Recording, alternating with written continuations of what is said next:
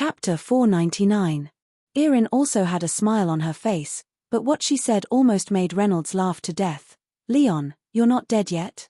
Leon still maintained his smile. "Thanks to Miss Erin, I'm still alive and well." To be able to maintain his composure after receiving such a vicious curse, this person's scheming was obviously very deep. It was the first time Reynolds met such a person since he came to King's Mainland. He couldn't help but take a few more glances at him, but he didn't know what kind of conflict there was between Erin and him. Erin smiled even sweeter. "That's good, but life is unpredictable. Mr. Leon, you have to be careful at all times every day. If you do too many guilty things, it's easy to be unlucky. You might even fall to your death while walking." No matter how deep Leon's smile was, he couldn't smile anymore. A cold light flashed in his eyes, full of resentment. Erin no longer paid attention to him and pulled Reynolds straight over. Because Reynolds was wearing a hermit's cloak last time, Leon didn't recognize that Reynolds was the one who knocked him out. The host of tonight's banquet was the owner of Tang Dynasty's famous consumer bank, Chen Duoduo. Almost all business and trade were under his jurisdiction. He had great power and could be said to be one of the top figures in society. Chen Duoduo was a middle-aged man in his 60s. Flushed with success, he raised his cup and enjoyed the blessings of every guest. Erin and Reynolds came in front of him and bowed slightly. "Mr. Chen Duoduo, thank you for your invitation. Let Erin have a pleasant night." "Mr. Dennis." Reynolds, who had just finished another business, let out a sigh of relief and once again put on a professional smile. He turned his head and saw two men, one fat and one thin, from the Big Ear clan. "Parker, Mr. Pei?" Because these two people's big ears were very similar to Zhu Baji in Journey to the West, Reynolds had a deep impression of them. They were a pair of twin brothers. The one with the big belly was the older brother, Parker, while the one who was as skinny as a bamboo pole was the younger brother, Pai. They were involved in the business of treasures, which included the expensive medicinal pills.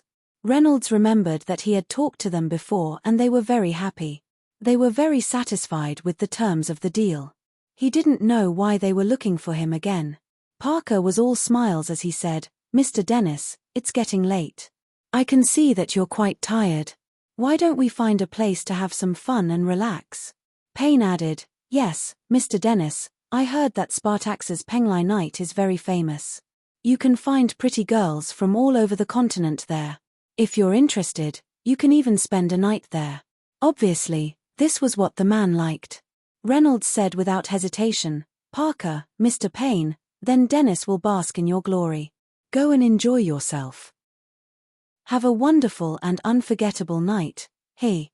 Reynolds didn't refuse, because he really needed something to relieve his stress. Otherwise, he would collapse in half a month. "No problem. Our brothers will pay the bill.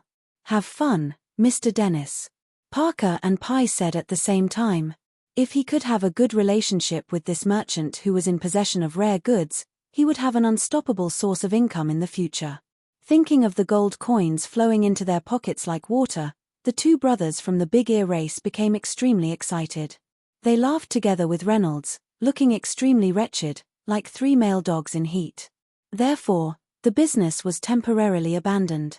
In the ambiguous topic of purely exchanging the experience between men, the three perverts who shared the same bad taste rushed to Penglai Night Capital, the most famous nightlife place in the supercity. One of the moons on the king's realm had already set in the east. The remaining white light lingered on the horizon reluctantly. Meanwhile, the other moon and star were in the middle of the sky. It was the middle of the night, which was equivalent to midnight on Earth. To the upper echelons who were used to enjoying themselves, nightlife had just begun. Penglai River was located in the middle of Spartax's Love District. It spanned 1,000 meters and was spacious. Countless flower boats of various sizes filled the river, and stars adorned the surface of the river. The river wasn't turbulent and flowed slowly. It was so peaceful that it was like an unmarried virgin. Under the moonlight, it was like silk, extremely beautiful. From time to time, a few small flying fishes would jump out of the water, adding some vitality to the mirror-like river. The fresh and comfortable river breeze was mixed with the smell of beautiful women's rouge. The wonderful music of string songs and dances floated to the shore, making people's spirits rise. As soon as they reached the riverbank, a beast tamer rode a water demon to pick them up. The two brothers, Parker and Pi, had participated in the trade fair before, so they were familiar with Penglai Night Capital. They immediately said the name of a flower boat, and the beast tamer quickly commanded the water demon to swim to the place they said. Penglai Night Capital's business was extremely good on weekdays, and this night, it was even more bustling. Merchants from all over the continent, other than those who had obtained the qualifications for the trade fair, also came uninvited. They brought people to Spartax's Road to look for opportunities, and this place was undoubtedly a good place to build connections. Therefore, there were countless flower boats of various sizes. However, most of them were fully occupied, and the sounds of cups clinking could be heard one after another. The water demon stopped under a huge flower boat. Unlike most of the other luxurious decorations that were decorated with jewelry, silk, and satin, and filled with the stench of money, this boat was more simple and elegant. However, it was located in a golden position in the middle of the river, and it was made of rare high-quality Nanmu wood, so it must be extraordinary and superior. When Reynolds first came to the king's realm, he always felt that those magic lamps floating high in the air were very special. However, after seeing many of them, he eventually felt that it was dull. This flower boat was different.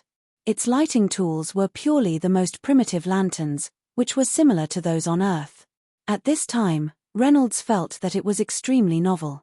A turtle man with a mustache on his upper lip immediately came to welcome them. This was the real definition of a pimp, responsible for pimping. The turtle man nodded and bowed, and said politely, "Welcome, distinguished guests. I wonder if you have already booked a room in advance." Parker nodded, room 902. They had already prepared for tonight. If they hadn't booked a room in advance, it would have been overcrowded. "Oh, okay. Everyone, please follow me." After bowing, the turtle man led the way under thousand faces, while the three of them followed closely behind. Standing on the deck, Reynolds realized that this flower boat was astonishingly big. Just its width alone was 60 meters, and its length was 500 meters. It was like a small aircraft carrier. The center of the boat wasn't an ordinary room with a flat roof, but a steeple. It had a total of 18 floors and stood tall, standing out among the many boats. Different from ordinary steeples, this steeple had a center as its axis, and many branching passageways extended out of thin air. They reached dozens of meters away, and connected to the end of the branch was a large room. It looked like a flying saucer in an amusement park, and it looked very thrilling. Chapter 500. Faint light seeped out from the windows of every room, accompanied by melodious music. At the top, there were 4 dazzling words on the signboard, 18 heavens. Taking a closer look, the 4 words seemed to be formed by round pearls, and there was a faint rustling sound coming from them. From the flickering and changing of the stars and the faint rustling sounds, it seemed to be something Reynolds had seen before, dream beads. Of course, they couldn't all be the top-grade beads that Dragon Lady Yae had obtained at the auction. However, it was rare to see so many dream beads, and they all looked to be more than 300 to 400 years old. Parker looked at Reynolds, who was looking left and right like a newbie, and said proudly, "Mr. Dennis, is this your first time here? 18 Heavens is one of the most famous flower boats in Penglai. It's famous because of its 18-story tower. We're lucky to be able to book a room on the 9th floor." Reynolds laughed involuntarily. He had only heard of the 18 levels of hell, but he didn't expect there to be 18 heavens in the king's realm. Pi explained, "There are a total of 18 elegant rooms on the first floor of 18 heavens. For every floor, there's one room. Every floor has different types of programs and beauties, especially on the 18th floor, where there's only one room. It's said that the level of luxury is unimaginable, and there are countless exciting programs. It's a pity that we've only heard of it and don't have the right to see it for ourselves. However, Mr. Dennis doesn't need to feel regretful. There are already quite a few programs on the 9th floor. I'm sure Mr. Dennis will be overwhelmed and forget to return. Hee hee. The people from this world really knew how to have fun." Reynolds said, "Then I'll wait and see." The turtle man led the 3 of them to the bottom of the tower. Then, the 3 pretty maids at the door bowed slightly. Ari Fu, Fan Lian, Michelle. We're honored to be able to serve our esteemed guests. Parker explained, Mr. Dennis, these are the maids who will be our personal commentators for all the programs tonight. They're also called Yumai. Other than commentating, they can also do anything for you. They've been trained for a long time and know a lot. They're very exciting. Reynolds looked at them impudently and slapped her butt. Beauties, are you really that amazing? Michelle was the most classy of the three. It was obvious that Parker and Pi had specially given her to Reynolds in order to please him. Mr. Dennis, you're so naughty, Michelle said shyly. 2 red clouds actually appeared on her face, as if she was really shy. Reynolds had to admit, whether she was pretending or not, that shy and coy look evoked his desire. Payne laughed, Mr. Dennis, don't be fooled by her appearance. You won't even know what's going on if she eats you. The 3 women protested coquettishly, but their faces were full of innocence. Although they were all on the 9th floor of the tower, the services in the 9 rooms were different. If it was mainly for business reasons, or if it was just to enjoy singing and dancing, then the maids and programs arranged would be different. The Parker brothers were here purely to have fun. They chose the most exciting type, and even the waitresses were very slutty. Smiling sweetly, the 3 seductive beauties led Reynolds and the others up the spiral staircase to the 9th floor. The walkway was actually made of jasper, and the handrails were made of white jade. Elegance and luxury coexisted. Once they entered the room, Reynolds realized that this was a 2-way sound barrier room. Reynolds took in a deep breath. It seemed like it was going to be a night of debauchery. The room was decorated very magnificently, forming a stark contrast with the elegant exterior of the ship. Pink lanterns, pink carpet, pink gauze curtains, pink walls. Everything in sight exuded a certain atmosphere, ambiguity. The stage was circular and was set in the center of the room. It was about 300 square meters and 10 meters tall. The space was enough for the dancers to dance to their heart's content. 3 long mattresses were evenly distributed at a 60-degree angle to the stage. They were naturally the seats for Reynolds and the others. There was a protruding blue button on the right side of the table. The curious Reynolds pressed it lightly. Then, a crystal hanging 5 meters above his head spat out a small black light screen. It extended out like a piece of cloth, completely enveloping Reynolds and the table. This was a 1-way sound barrier. The people outside couldn't see the people inside the barrier and their voices. Of course, they wouldn't know what they were doing inside.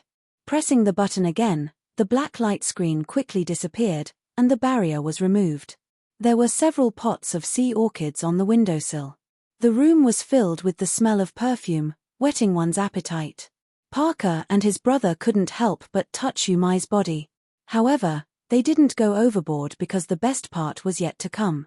If they were to indulge too much now, it would be like Zhu Baji eating ginseng fruit, it wouldn't be tasty at all. Although their big ears were very similar to Zhu Baji's, their wisdom and patience were worlds apart. Otherwise, they wouldn't have been able to become successful businessmen. Reynolds hugged his Yumai and sat down on the soft mattress without standing on ceremony. The table in front of them was already filled with a dazzling array of delicacies. There were fruits and seafood, fragrant wine, and other entertainment for the guests. The door was locked tightly, and there seemed to be no opening around the walls. Also, knowing that this room was suspended in midair, how did the performers get in?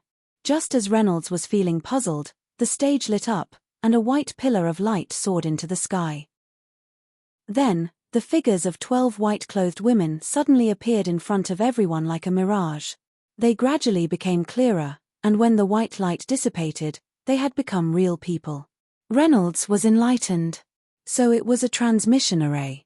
Damn it. It was indeed extravagant. The performers were actually using a small transmission array to kill a chicken with a butcher's knife. They were making a mountain out of a molehill.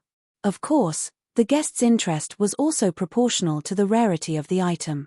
The boss of 18 Heavens understood people's psychology very well, so he spared no expense for this. Raging flames shot out from dozens of small holes around the stage.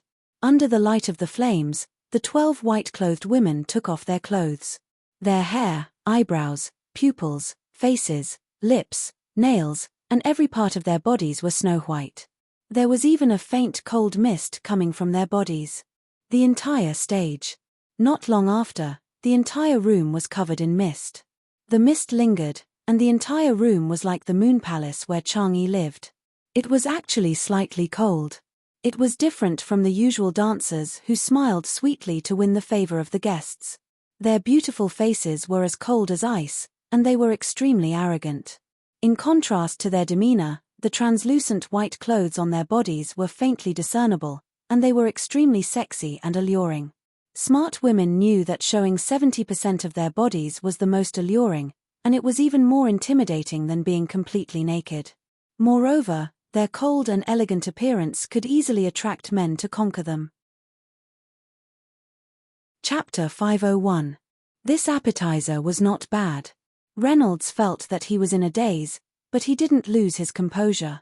The table was semicircular, surrounding the two people on the couch. The Parker brothers and the white-clothed woman, who were more than 20 meters away, couldn't see too much. However, with them present, they were secretly playing tricks on the couch, which was obviously a lot more exciting. Melodious music floated in the air. It was refreshing and natural. The lady in white danced along with it. The satin in her hands fluttered, making her look like a fairy. Although she was teasing, Michelle still had to do her job. She rubbed her hands on Reynolds's legs and said, "Mr. Dennis, this dance is called Goddess Longs for Mortals. As the name suggests, it's about a young goddess in the heavens who fell in love and came down to the mortal world to find her ideal husband." Michelle didn't explain much. There was no point in explaining too much. She mainly left it for the audience to figure out. Reynolds nodded. Yes, yes. However, his eyes didn't leave the dancers in front of him. Michelle pursed her lips and smiled. That's right. But I have to remind Mr. Dennis that these are all beauties of the Frost tribe. Their bodies are naturally cold, especially that part of their bodies. It might freeze you to death. Reynolds's eyes widened. No way. There's such a thing. Wouldn't that kill me? Michelle giggled. If you don't believe me, Mr. Dennis can try it later. Reynolds sat on the seat of the train and watched with interest as a rather cute young lady played with her mobile phone opposite him. Since there were only a few people in the carriage and it was empty, Reynolds could only look at her. She had long hair that draped over her shoulders, a delicate and cute face, and ample breasts. Her legs, which were clad in white silk, were crossed together. She should be a torturous little vixen. Although she was wearing headphones, he could tell that this lady was playing Mobile Legends.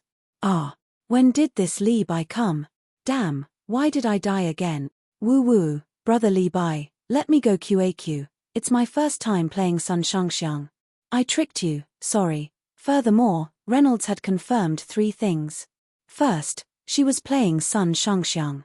Second, she was playing the game with her voice turned on. Third, the game was over.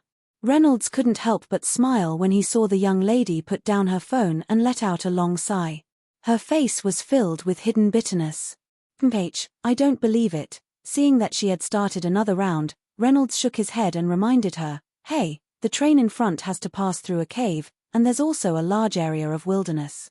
There won't be any signal, so it's best not to play." Apparently, this young lady did not expect Reynolds to speak to her. At this moment, he only glanced at Reynolds with slight surprise.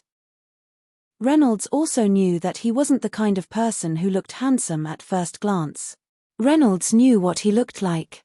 She had expected his reaction, so Reynolds didn't say anything. He just gave her a kind reminder. What happened after that had nothing to do with him. But I've already opened it. Unexpectedly, the young lady didn't ignore Reynolds. Instead, she pitifully said another sentence. Reynolds looked at her in surprise. She thought that Reynolds didn't believe her, so she got up and sat beside him, holding the phone in front of him. You see, this is a promotion match. You're only 1 star away from Diamond. You can't lose. What came to his face was a faint fragrance on her body. It was the lemon smell that Reynolds liked. Moreover, it turned out to be an iPhone fork. This young lady is quite rich. Reynolds looked at the screen and silently complained in his heart. Which character is you?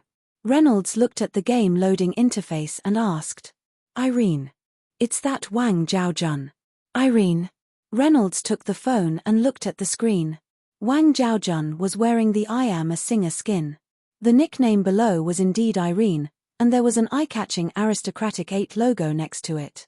What a rich girl. Reynolds thought to himself. Aristocratic 8 seemed to cost 5,000 yuan. For a poor college student like him who only lived on 1,000 yuan a month, it was really a big gap. Reynolds asked casually, Irene. Miss Irene, is that your real name? Yes, is there a problem? Looking at the young lady's puzzled face, Reynolds couldn't help but smile. He didn't expect that there would be people who used their own names in this game. What's wrong? What are you smiling about? Reynolds said, I'm smiling. Your lineup is sure to win. You have Wang Zhaojun as the mid laner, Lanling Wang as the jungler, Zhong Fei as the support, Neza as the top laner, and Di Renjie as the bottom laner. This lineup not only has super gank ability, but also super survival ability. Clearing his throat, Reynolds continued, look at the lineup on the other side. Deji as the mid laner, Han Xin as the jungler, Bianca as the support, Huang Zhong as the archer, and KY Tochibana as the top laner. They were practically a kitchen knife team. This kind of team had a high tolerance for mistakes. Moreover, most of them were heroes in the early stages of the game. None of them were tanks in the later stages of the game. All we had to do was to target Huang Zhong and make sure that he didn't dare to set up a cannon. However, we have to be careful of Bianca in the early game. This season, Bianca's early game damage is number 1. No one can beat him. Reynolds wanted to continue, but he glanced at Irene, who was sitting beside him, and realized that she was looking at him with stars in her eyes. You're so good. What's your rank in Challenger? Do you still need a disciple? Reynolds looked at Irene's admiring eyes and smiled. My rank is only Star Glory 1. Like you, I'm 1 star away from promotion. You're so good QAQ. After this round, can we add each other as friends? Looking at Irene's expectant eyes, Reynolds could only nod. He had to admit that the loading speed of the iPhone was really fast. He was the first one to reach 100%. Welcome to Challenger's Glory. With a mechanical female voice, the game officially started. Reynolds also focused on controlling Wang Zhaojun to start the game. Lanling Wang, leave a red for me. Di Renjie, no. Lanling Wang, F*CKU. Han Xin on the other side, I'm here to kill a bunch of teammates. Bianca on the other side, Welfare Bureau. Reynolds didn't care about these words. He just laughed and didn't do anything. First, he bought a pair of shoes that cost 250 gold coins and walked to the bushes on the right side of the middle lane. One had to know that the 3 bitches of the grass were not called for nothing. Deji, Angela, and Wang Zhaojun were 3 heroes who loved to squat in the grass to ambush others. Often, they could take down a hero on the other side with 1 set of skills.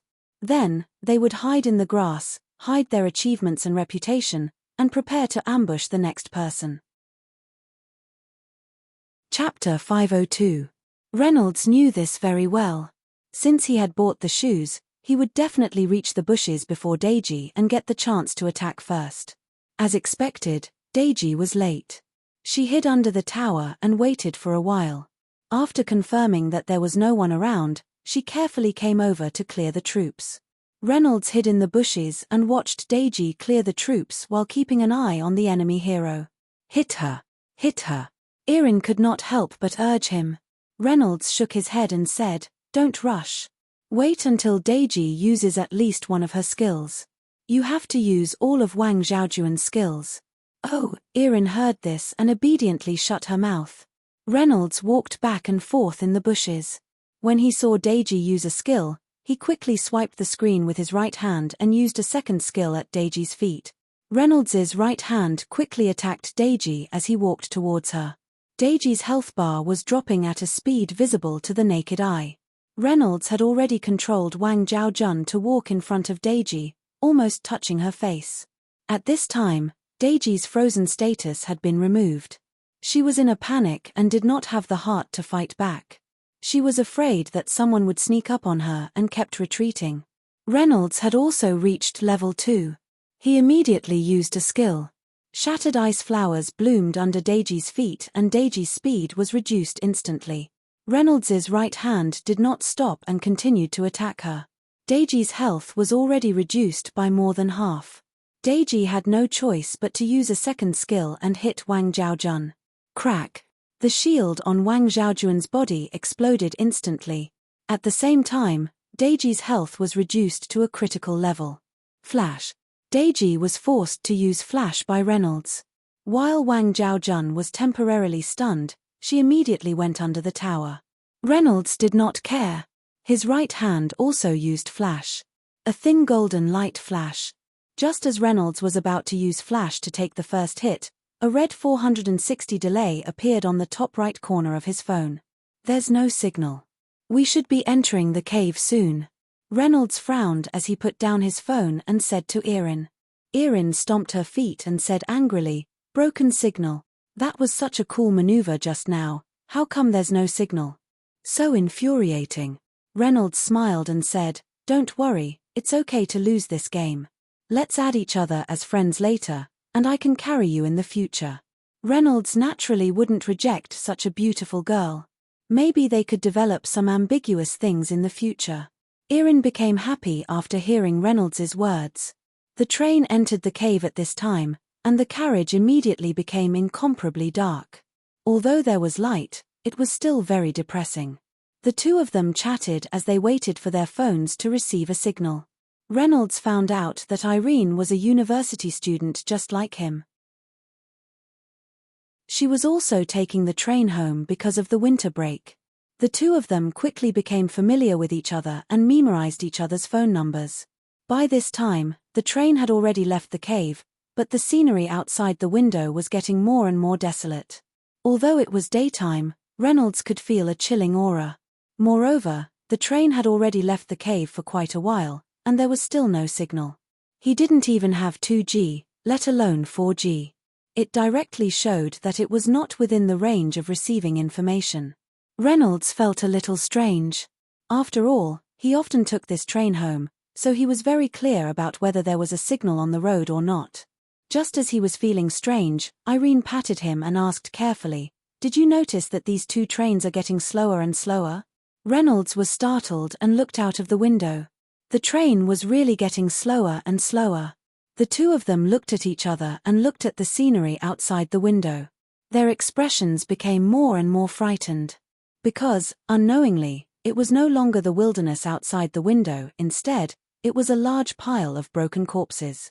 Reynolds asked curiously, "Who is it? Could it be that butterfly demon? Haha, then come to my room tonight, let's have a good chat." After saying that, he smiled and was very happy. The cold butterfly demon girl from before walked over and deliberately pulled the hem of her short skirt, revealing a white and tender thigh, and said teasingly, "Okay, Mr. Dennis. Unfortunately, that person is not me." Thinking of the kind of night he spent in 18 Heavens, Reynolds's mouth was a little dry. How come after not seeing them for more than 10 days, they were all so proactive? Black-faced ghost. Reynolds could tell who it was just by this name. Sure enough, Yi flew out of the courtyard the next moment. He said to the girls, "Ling you can go and cook first." The girls knew that he had something to discuss with Yi in private, so they all left first. Yi quickly arrived in front of him and anxiously said, "You're back, I was worried to death." Reynolds thought to himself, "What are you worried about? Father isn't your husband." "Look, I've become a lot smaller," she said as she stuck out her chest, showing it to Reynolds. Reynolds almost fell down. This kind of woman was really rare. If her father wasn't Mike Searle, he would have given her away sooner or later. He knew that this was a normal reaction from the medicine, so he casually said, "Don't make a fuss, I'll give you some medicine and you'll be fine." Yi heard that she wouldn't return to her original form and let out a big sigh of relief. Reynolds's heart skipped a beat. "That's right, Miss Yi. Is there any way to become an Akalin citizen, get her occupation badge, and get a high-level position?" Yi said in a surprised voice, "You still want power?" Reynolds laughed. "No matter what, I'm still a person with a bit of fame, But I don't even have her occupation badge in a Carlin, that's a bit embarrassing. Ye didn't have any schemes and didn't doubt it, there is. The first is to make a large contribution to the empire, so you can get a high-level position. The second is to participate in a Carlin's annual sea hunt. Sea hunt. Ye said with a nod, that's right, the sea hunt is also a tradition of our empire. Because a Carlin is a trading country, the smell of commercialization is too strong. In order to prevent people's sense of martial arts from being weakened, the empire will hold some competitions each year. The sea hunt is the most important one and lasts for a month, like a festival. Warriors that perform well in the sea hunt will be used by the empire. Seeing a glimmer of hope, Reynolds was very excited as he asked, what's the specific content? Listening to the name, it doesn't seem like a duel between warriors, right? Ye shook her head, no, it's hunting demonic sea beast. Reynolds was a bit scared when he heard this, fierce beasts, isn't that dangerous? Of course it is. Chapter 503. Ferocious beasts were also a type of magical beast, but they were much more ferocious than ordinary magical beasts and had a violent temperament. The glove-nimble movement that the pervert Philip had given him, which could greatly increase the speed at which he released spiritual power, was made from the belly of sea demon bandies. It was a pity that too many people had seen it in the Academy tournament, so he could not use it again. Otherwise, his identity would be easily exposed. Townsend rolled her eyes. Nonsense, do you think it's as simple as killing 2 water arrow prawns? If it was easy, who wouldn't climb up already? Seeing Reynolds shrink back, she gave a snort and said, black-faced ghost, if you're afraid, then give up on the idea and obediently be a profiteer. Ever since he had been chased, Reynolds' desire to win had become very strong. Hearing Townsend say that he was a coward, his heart filled with anger. But he said with a faint smile, who says I'm afraid? Miss Townsend, how about you give me some pointers and see if I have the qualifications? Townsend said without any hesitation, all right. She was thinking that this black-faced ghost actually dared to take the initiative to challenge her. Let this miss show off a few moves and scare him until he loses control of his body. Otherwise, who knows what an expert is? Speaking of which, she was not one of those vicious female demons who relied on the old man's power. She was very strong and was very famous in Akarlin. Her family's most famous blood inheritance, true dragon spirit energy, had already reached the 5th layer. She was one of the top figures of the younger generation. She proudly said, you just came back, so you must be very tired. To be fair, you should rest for a night. Let's fight tomorrow, I'll definitely make you convinced. Reynolds laughed, all right, then it's settled. Townsend thought of something and quickly said, after you lose, you can't hold a grudge and you can't do anything to the medicine you gave me. She was quite bad *SS, directly giving Reynolds a death sentence. Reynolds laughed, okay. Do I look like that kind of person to you? Townsend said with a frown, okay. Reynolds explained, it means there's no problem. Therefore, the duel between the two was decided just like that. In order to let more people see his little brat, Townsend spread the news to everyone at night. He told Irene, Helena, and the other girls, and asked them to go and watch the show. Reynolds didn't know whether to laugh or cry. Speaking of which, it would be embarrassing to lose in front of Erin, who had always admired him. He knew that Townsend was very powerful. Since he couldn't use the upgraded version of his innate skill and Randolph Stormkill, there was an 80% to 90% chance that he would lose. The next morning, they went to the tunnel stadium in the city and rented the most powerful spirit-suppressing barrier. As long as it was activated, the power of the people inside the barrier would be reduced to 1/10 of their normal power, but the toughness would not change. This way, they could effectively prevent casualties. Of course, the rent was also very expensive. The fee was calculated in seconds because maintaining this barrier required too much crystal stone energy. As soon as Reynolds stepped into the spirit-suppressing barrier, he felt a heavy pressure invading his body from all directions. In fact, it wasn't the gravity that increased, but the spiritual power in his body was greatly suppressed. Only people who were used to power would have an illusion. Townsend was very confident. In her eyes, Reynolds could only be the one being taken advantage of. Thinking of how she was taken advantage of by his gaze during the breast enhancement process, she had to take revenge now. There were only Irene and Helena in the audience, and they were the two people that Reynolds trusted the most. If they chose the tunnel stadium, they would be able to avoid Maxwell's surveillance to a certain extent. Reynolds also secretly asked Irene to set up a large number of scouting puppets to ensure that nothing would go wrong. For the sake of fairness, both of them wore daoist robes with the same defensive power. They were barefoot and had wide sleeves, and they looked a bit like karate practitioners on Earth. Townsend was quite handsome and cool, and she looked like a domineering flower. Conquering such a woman was the most interesting, but it was a pity that even someone as bold as Reynolds didn't dare to do it, because she wasn't an ordinary woman. Her father could consign him to eternal damnation at any time. Lin Ling and the other girls were watching the battle with great interest in their seats on the side of the double barrier. Although they also knew that Reynolds, who couldn't show his true strength, didn't have a high chance of winning, he had always had a lot of strange tricks, and no one dared to predict the result. Townsend didn't use the bone whip as a weapon. She was barehanded, and her daoist robes fluttered without wind. Her eyes were shining with golden light.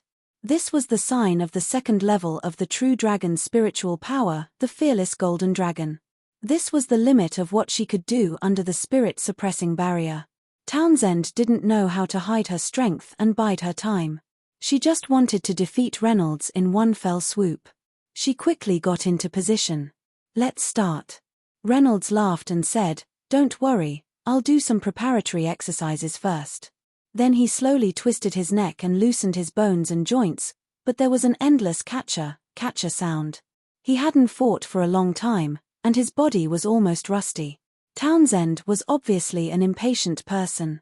Seeing that he was slow, she kept urging, "Blackface, hurry up, hurry up." However, Reynolds was very patient with the prelude. After nearly 5 minutes, he finally stood up. Townsend said helplessly, "Is this okay?" "Okay." Reynolds also got into position. He didn't like to use weapons, so naturally he was barehanded. Townsend heard this and raised the true dragon's spiritual power again. The golden light in her eyes reappeared. "Blackface, be careful." "Oh, right." Reynolds suddenly made a stop gesture. "I have a question." Townsend was startled, and the spiritual power in her body faded again. "What?" Reynolds said unhurriedly, "We have to agree on the rules." Townsend was obviously a violent person. "What rules?" "Whoever falls down and can't get up loses." Reynolds smiled and said, "If I go too far and get injured by you, Miss Townsend, I won't be able to recover in 8 to 10 days. It doesn't matter if it affects the business, but what if I can't refine the medicine you need?" Townsend thought for a moment and realized that it made sense. "Then tell me what you want. First of all, if you fall out of the arena, you lose immediately. Second, you can use any combat methods and attacks without any restrictions. Third, if either party admits defeat, the other party can't continue the battle." These 3 rules were almost all unfair rules that Reno had personally set for himself. If he fought them head-on, he would lose without a doubt, and the chances of Townsend being kicked out of the arena would be much higher, just like in the battle with Washlaki. If he admitted defeat verbally, he would be able to avoid getting hurt. Reynolds knew that he couldn't hurt Townsend, and he knew that. Townsend said without thinking, "Okay, okay, okay. I'll do as you say." "Is that all?" "That's right." Chapter 504. All right, then let's begin. Townsend began to use her true dragon spiritual energy again. It was a pity that Reynolds stopped her once again. Townsend was about to faint. Her aura had been interrupted 3 times, so she was very annoyed. "What is it now?" Reynolds giggled as he said, "It's too boring to fight like this without any stakes. How about we make a bet?" Townsend saw that her hormones were about to go out of control. "What bet?" "Miss Townsend, if you lose, you'll have to ask your father to recommend me to the sea hunt." This was because Reynolds had heard from her that for outsiders without a Carlin nationality to participate in the sea hunt, there had to be someone who could recommend them. Townsend never thought that she would lose to this black-faced ghost. She didn't even ask what Reynolds would do if he lost and immediately agreed, all right. Then when she mentioned the true dragon spiritual energy for the 4th time, she swore that if Reynolds talked like a girl again, she would beat him up without a care for anything else. But this time it really began and Reynolds had achieved his goal. Fighting was the same as fighting, 1 would be fierce, 2 would be exhausted, and 3 would be weak. Townsend's aura and fighting spirit had already been blocked, so she wasn't as fierce as before. With her condition dropping, the strength she could use would also decrease, so Reynolds' chances of winning would be much higher. With a thought, spiritual energy surged through his body and Reynolds changed from his usual wretched appearance to a majestic one. Looking at Reynolds, who seemed like a different person, Townsend thought to herself, this black-faced ghost actually has some strength. No wonder he dared to challenge me, but this young miss is stronger. Her slender feet stomped on the ground and she flew straight up. 2 golden dragon heads with their mouths wide open appeared in her hands. She slammed them towards Reynolds with a faint dragon roar that could shake one's mind. Reynolds used his most proficient spiritual energy weapon, a fire hammer, to smash the dragon heads. With a quang sound, Reynolds' fire hammer shattered and the dragon heads only paused for a moment before continuing forward. This move was called Frightening Dragon Slaps the Shore and could shatter metal and stone. Even if Reynolds' spiritual energy weapon's elemental density was unparalleled in the world, he still couldn't contend against it. Reynolds had already expected this result and immediately retreated. With 1 strike, Townsend was very proud. A golden light flashed from her butt, but it was a dragon tail. It wasn't a part of Townsend's body, but rather something formed from spiritual energy. Reynolds fled to the left, but when Townsend caught up, he quickly turned to the right, trying to use inertia to shake her off. However, the dragon tail beneath Townsend's feet also swayed along with it. In an instant, he had already urgently changed directions and continued to chase after Reynolds. The Dragon Clan's light body technique was also very famous. This move, called Divine Dragon Swings, its tail could change direction very quickly. It was very difficult for the opponent to get rid of it, and it was very easy for the opponent to be suppressed to the point of suffocation. Although Townsend was impulsive and hot-tempered, he was a smart man in battle.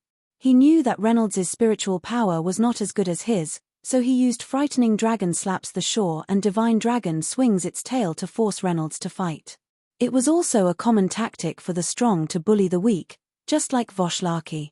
Reynolds was flustered, and after a while, intentionally or unintentionally, he retreated to the edge of the arena. Townsend was not stupid. He hesitated for a moment. Could it be that his opponent wanted to lure him to the side of the field, dodge in a hurry, and then knock him out from behind? However, Townsend soon let go of her worries because she had absolute confidence in her light body technique and spiritual power. At least, she wouldn't lose to this black-faced ghost.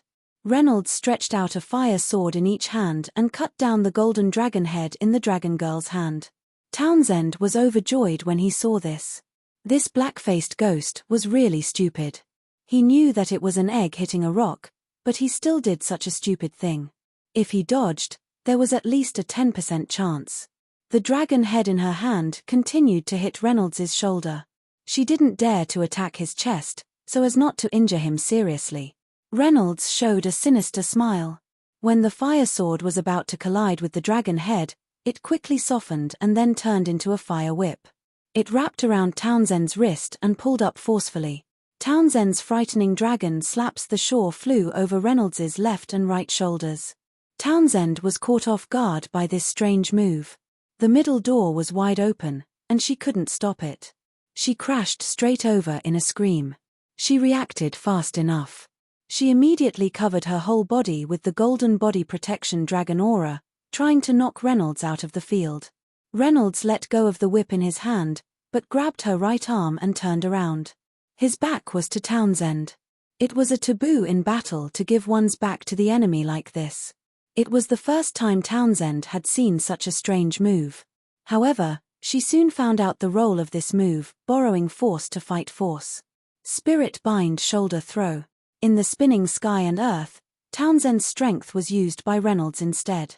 In the spinning sky and earth, she fell out of the field with 3 slow ropes tied to her body. She didn't know when Reynolds got them. It was well known that protective spiritual power was much weaker than ordinary skills in defense of binding skills. In addition, Reynolds's slow ropes were made of super-condensed spiritual power and were not easy to break free. Seeing that Townsend was about to fall to the ground, Reynolds smiled proudly. There was a soft couch under the field, and the dragon girl's spiritual power was strong. He didn't have to worry about her falling and getting a concussion. Unfortunately, he was happy too early. A few golden dragons suddenly emerged from Townsend's body. They opened their mouths and were bitten off by the slow ropes, and then retracted. Reynolds was shocked. Life protection spiritual power? Like the active protection spiritual power, the life protection spiritual power was an extremely rare defensive spiritual power. It was related to the bloodline of each race. Other races' life items may be different, but the dragon's life item must be a dragon. Therefore, Reynolds recognized it at a glance. Townsend spat out a golden balloon from her hands. When it hit the ground, it bounced back like a rubber ball. She flipped her body, gently touched the ball, and rushed back into the field again. If he used solid ice power, Reynolds had some confidence that she wouldn't be able to return to the stage, just like Voslaki. However, he couldn't expose his ice spiritual power at this moment, so he had to give up. Townsend was too arrogant and had almost been defeated by Reynolds in the first round. He was a little angry and did not hold back. After landing on the ground, he clapped his hands. 8 grey chi wriggled under the dojo and surrounded him. Reynolds was slightly surprised. It was the first time he saw Townsend use a real dragon spiritual power of a second color. He didn't dare to face it head-on and flew back. However, the grey energy was faster and soon surrounded him in all directions. Reynolds saw this and quickly jumped up high. However, at this time, 8 earth dragons on the ground quickly roared and went behind Reynolds. They used their heads and tails to hit his body towards Townsend like a baseball. His whole body shook, but it wasn't as painful as imagined. Townsend's 8 earth dragons' spiritual power was mainly used to maintain the speed and drive the escapee back. The real killer was the master in front. Seeing that Reno was flying towards him while waving his arms and legs, unable to change his direction in the air, Townsend was pleased with himself. Black-faced ghost, let's see if you'll lose this time. She used her dragon power. Chapter 505. Reynolds, who had been very flustered and seemed to be at a loss, suddenly stopped his meaningless actions when the distance between the two was only 6 or 7 meters. At this time, he was calm and collected, without a trace of panic. He raised his hands, thumbs up, and the other 3 fingers connected with his palms. Huh! Townsend was a little confused, because she had never seen this kind of strange move before. She had seen the special property of Reynolds's spirit bind shoulder throw just now, so she was a little afraid. She didn't know what it would be this time. However, her family's true dragon chi was invincible, and could even contend with dark spiritual power. Townsend believed that people with weaker spiritual power than her would not be able to take advantage of her in a head-on fight. If one observed carefully, they would find that Reynolds's gesture was very similar to pulling the trigger of a gun, and the next moment, he actually laughed slyly and said, "Bang." Of course, there were no pistols in the king's realm, but with his shout, a thin needle of fire energy came out from the tip of his index finger, and pierced towards Townsend more fiercely than a bullet. A flying type of needle spiritual power? This was the first time she heard that the extremely demanding needle spiritual power could actually be used as a flying type skill. Townsend was shocked. This pervert was attacking her vital point, her chest that was gradually developing with great difficulty. If it was pierced, who knew what the consequences would be? Townsend was worried, and she didn't dare to say that her true dragon spiritual power would be able to completely break the needle spiritual power. She could only give up on the target and quickly dodge, so Reynolds avoided a certain defeat. Townsend missed a great opportunity, and said with shame, anxiousness, and anger, You pervert." Reynolds thought proudly, but he said, "Miss Townsend, didn't we agree a moment ago? I can use any attack means and moves, and you also agreed." Townsend was speechless. She had fallen into this guy's trap, but she couldn't say anything. Damned profiteer. Damned profiteer, Townsend cursed a dozen times in her heart, and then said in a flustered and exasperated manner, "Okay, I want you to be convinced." As soon as her voice fell, a black three-tailed three-headed dragon with the same body as a face emerged from her palm with a roar. Its eyes were glaring angrily. With one look, one could tell that this was a ferocious move. It was obvious that she was serious. Townsend's face was covered with frost. Without saying a word, she drove the three-headed dragon to attack Reynolds. She was so proud and arrogant that she had been frustrated twice. She had to take down this hateful profiteer in front of her as soon as possible to relieve the anger in her heart. Otherwise, she would soon have a hormonal imbalance. Reynolds used the same trick again, sending out the needles to neutralize her attack, but this time it did not work.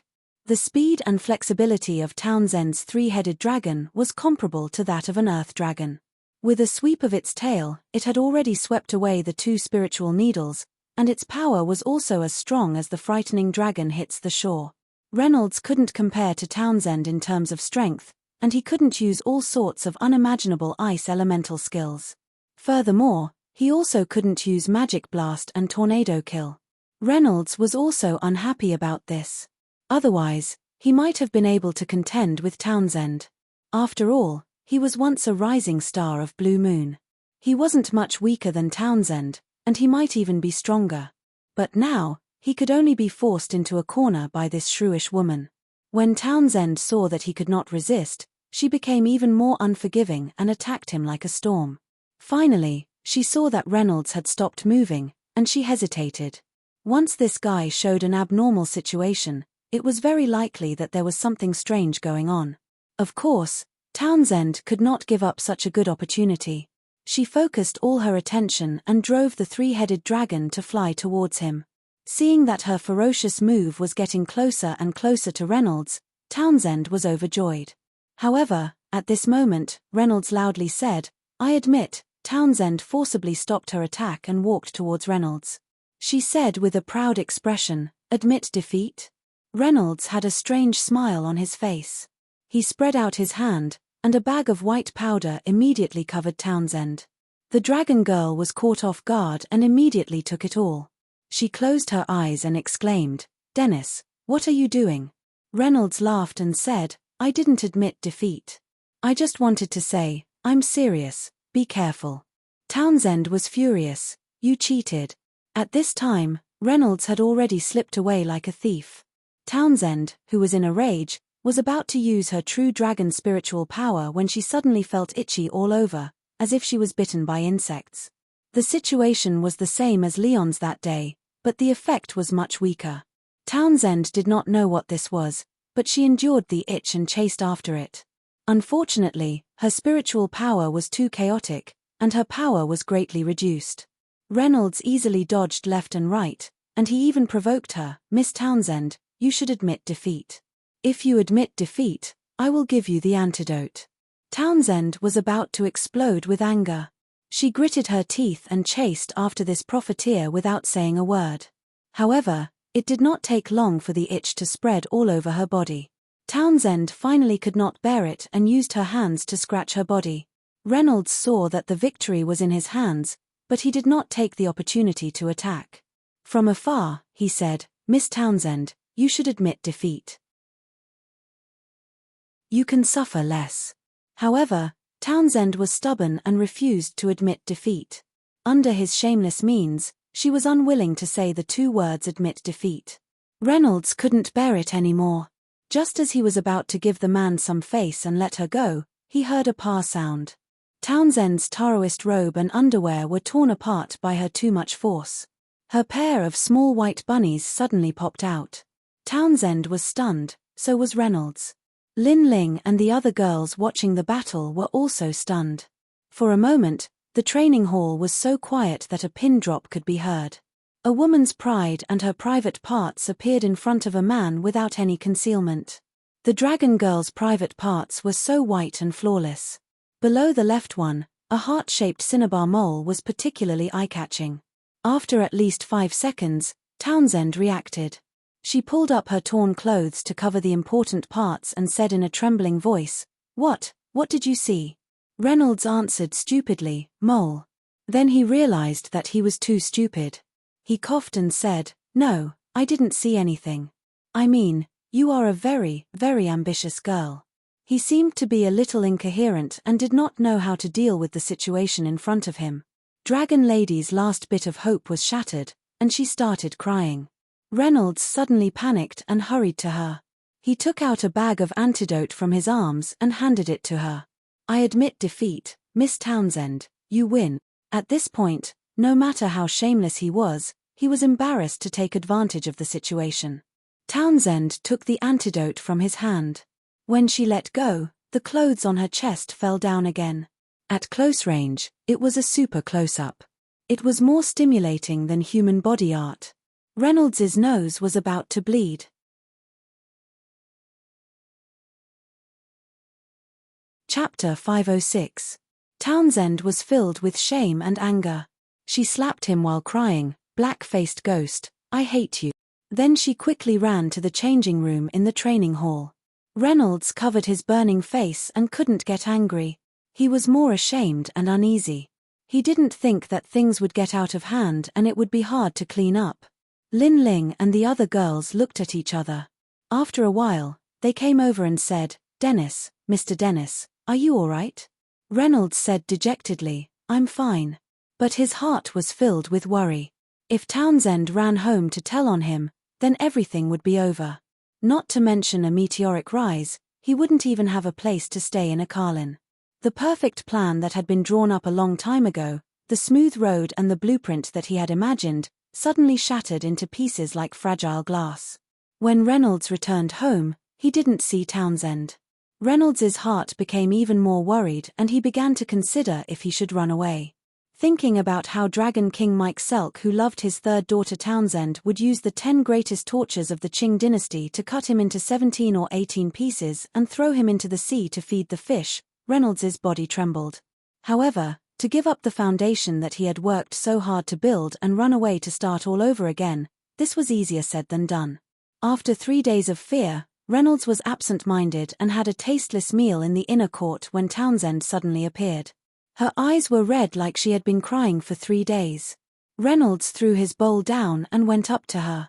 He begged with a crying face, "Miss Townsend, great aunt. Please be magnanimous and forgive me this time. I deserve to die, I'm despicable and shameless, I'm a slut, I'm not human. But Lin Ling and the others are good friends with you, so please don't let your father know about this. Otherwise, I'm dead. As for how you want to punish me to appease your anger, that's up to you." Reynolds saw that things had taken a turn for the better. He quickly told Lin Ling and the others to beg for mercy. Lin Ling and the other girls were all clever people. Without Reynolds' reminder, they all went to Townsend's side to comfort her and beg for mercy.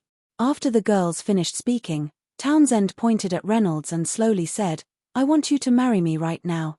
These words were like hundreds of thunderbolts striking Reynolds's heart at the same time. He stammered, "Miss Townsend, you really know how to joke, haha." But he was even more panicked inside. Could it be that her endurance was too weak and she had gone crazy after receiving such a heavy blow? If that was the case, he would be dead for sure. Moreover, he would die without a complete corpse. The women also looked at Townsend in astonishment, finding it hard to believe. Looking at Dragon Lady's serious expression, Reynolds couldn't laugh anymore. He asked, "Miss Townsend, may I know the reason?" Townsend coldly spat out, "Because you saw the mole under my left breast. When I was 6 years old, I swore to the Dragon Sovereign that the first person to see it other than my father would be my husband." Reynolds almost fainted. Just because of this simple reason? He immediately thought of Journey to the West. With a dry cough, Reynolds continued, "But we don't seem to have any feelings for each other." Townsend still said, "You saw the mole under my left breast." Reynolds said, "I'm a despicable and shameless profiteer. I can't afford to compensate you, Miss Townsend." Townsend said, "You saw the mole under my left breast." Reynolds, after a series of questions and answers, Reynolds was sure of one thing. Townsend was very shrewish on the surface, but she was one of the most conservative women in the king's realm. Just like the women in ancient times on Earth, as long as they were seen with their bodies, They would not marry anyone other than a soldier, whether they liked it or not. Therefore, such an incredible change occurred. Although her temper was a bit bad, Reynolds had to admit that Townsend was a very attractive woman. Her appearance, figure, and straightforward personality were all to Reynolds's liking. There was no doubt about this. However, Reynolds didn't dare to accept this generous gift. Even if Townsend was willing, Mike Searle wouldn't be willing.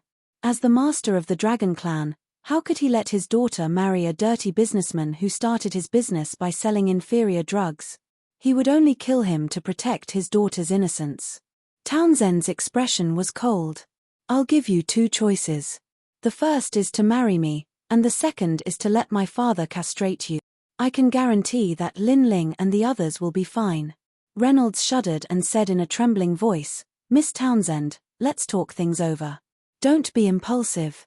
Townsend said with unusual dissatisfaction, "Am I ugly?" Reynolds hurriedly waved his hand. "No, Miss Townsend is a natural beauty. You're the most attractive woman I've ever seen." Although Reynolds thought Lin Ling was more beautiful, he didn't care so much now that he had to flatter her. Townsend said, "My figure is not good." Reynolds flattered again, "Miss Townsend's figure is like a devil's, charming and irresistible. When I see it, I want to." Reynolds found that he had gone a bit too far and had a tendency to develop into lewdness. This was not the right situation, so he quickly stopped talking. Townsend said, "You want to *CK me, right?" "Yes, no, no. Reynolds's tongue was like a lotus flower, and he didn't know how to answer properly. If he didn't know, he would definitely mistake Townsend for a shameless girl based on her words. Reynolds was no exception. He thought to himself, when did this evil woman become so open-minded? Just because he saw that mole, she really thought of herself as a member of the Chen family. Townsend continued to ask unyieldingly, "My family is too poor to be worthy of you." Reynolds thought that if the dragon race was poor, there would be no rich people in the king's realm. He said with a sad face, "Let's put it this way, Miss Townsend. It's because your family and yourself are too outstanding that I don't dare to have the thought of marrying you. Otherwise, your father would definitely kill me." Townsend snorted and said, "I don't care. In short, you have to think of a way for me. Otherwise, let him kill you. At worst, I'll be a widow." "Damn it," Reynolds cursed in his heart. It was said that after mating, female spiders would bite and eat the male spiders. This dragon girl was almost as vicious as the female spiders. Seeing Townsend's determined look, Lin Ling and the other girls were helpless. They could only stare at Reynolds and see how he would solve it. Wiping his sweat, Reynolds's mind turned quickly, and he quickly thought of a feasible solution. Then he said, "Miss Townsend, how about this? I will secretly get engaged with you first. Then, when I have a successful career and stand out in a Carlin, it won't be too late to marry you. At that time, you won't lose face, and your father will be able to accept it. Wouldn't that be the best of both worlds? Oh right, before this, Miss Townsend must not tell your father, otherwise, you will really be a widow." The central strategy of his words was one word: delay. Chapter 507. Townsend thought for a while and said, "Okay, I'll wait. But if you want to break the engagement, I'll hunt you down and kill you even if you have to run to the ends of the earth." Reynolds smiled. "How can that be? Miss Townsend is so beautiful. This is Dennis Fortune." Looking at her temper, Reynolds didn't mind. Now that she was his fiancée, she was like a wild horse with a rein. How long could he pull it? With a little bit of training, wouldn't she be more docile than a Persian cat? Getting this girl who was extremely important to his future was simply a gift from the heavens. It came too easily, almost like an illusion. Reynolds bit his tongue hard. The sharp pain reminded him that he was not in a dream. At first, he thought that an unintentional mistake would turn into an unexpected disaster. But in the end, it was a dramatic happy ending. Reynolds could not help but think of an old saying from Earth: "Misfortune may be a blessing in disguise." In Reynolds' dictionary, there was no such thing as lewd, only more lewd. Thus, even after Townsend became his fiancée, he still slept with Lin Ling and the other women. Generally speaking, in the king's realm, other than the wife, the concubines could not sleep with their husbands every night. They could only wait in the side room. But Reynolds did not care about this rule. He could do whatever he wanted. This was the rule. The dragon lady also let him do whatever he wanted. She did not object at all. Reynolds admired this very much. He thought that it would take some time to train this shrewish woman to be obedient. He did not expect things to be so simple. Reynolds asked Lin Ling to set up more scouting puppets in the inner court. He also personally set up some traps. In short, Michael Searle must not know about Townsend. The last time he was forced to investigate, it was because he said that he wanted to observe the effect of Townsend's breasts in the outer court. That was why there was a problem. Now, in the inner court of the Heavenly Network, Reynolds believed that even if Michael Searle came personally, he would not be able to enter the most secure central area without being discovered. The Dragon King had always been shrewd, but he had made a mistake this time. According to his usual behavior, Reynolds was just a timid little merchant who was careful to maintain his newly established business and would never dare to do anything to his daughter. But he was wrong, and very wrong. Reno had always been a bold person. He dared to kill Leon in front of guys. How arrogant he was could be imagined. Mike Searle's miscalculation had led to his third daughter falling into the wolf's mouth. To be more precise, Townsend was the one who initiated the marriage, and Reynolds was the one who was forced into it. It was just that he accepted it willingly and joyfully. Because Townsend's devotion was based on a certain deep-rooted concept, without emotional support, marriage would not be stable. It was like a double-edged blade, and a slight carelessness could hurt oneself. In order to win her favor, Reynolds tried his best to make her happy, such as watching the stars and the moon, giving her flowers, accompanying her shopping, or personally cooking for her. It was really difficult for Reynolds. He was a rookie when it came to picking up girls. He used all the pitifully few methods to pick up girls. But the most useful method was to recite poems. He took a few ancient poems from Earth that praised love and recited them to her under the moonlight, and it had a miraculous effect. When Townsend saw the cinnabar mole, she had already accepted her fate. In her preconceived subconscious, she only wanted to make up for her regrets with the good qualities of her future husband.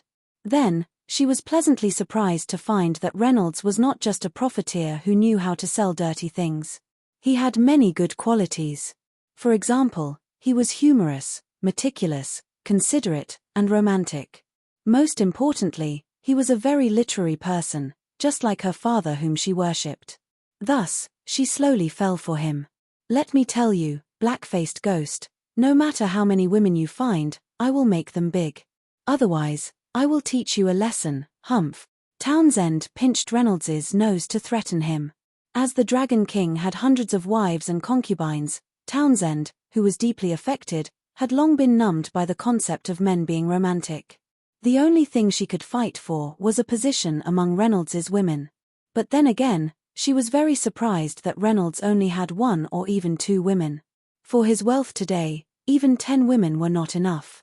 Holding Townsend on his left and Lin Ling on his right, Reynolds felt like he was dreaming. With the Dragon Girl, many troublesome things were suddenly solved. Especially in politics, things that could not be solved by ordinary friends could be solved indirectly with her help. Reynolds was in a good mood. He stared at Townsend's chest and said, "TSK, TSK, you want to make it big with such little capital?" Townsend became angry out of humiliation. She pinched him hard on the shoulder and said, "What are you saying? Are you mocking me?" Lin Ling watched the two of them flirt from the side and laughed. She didn't know why, but she didn't feel jealous at all. She knew very well how important Townsend was to Reynolds. Of course, in Reynolds's heart, Lin Ling's position would never be shaken.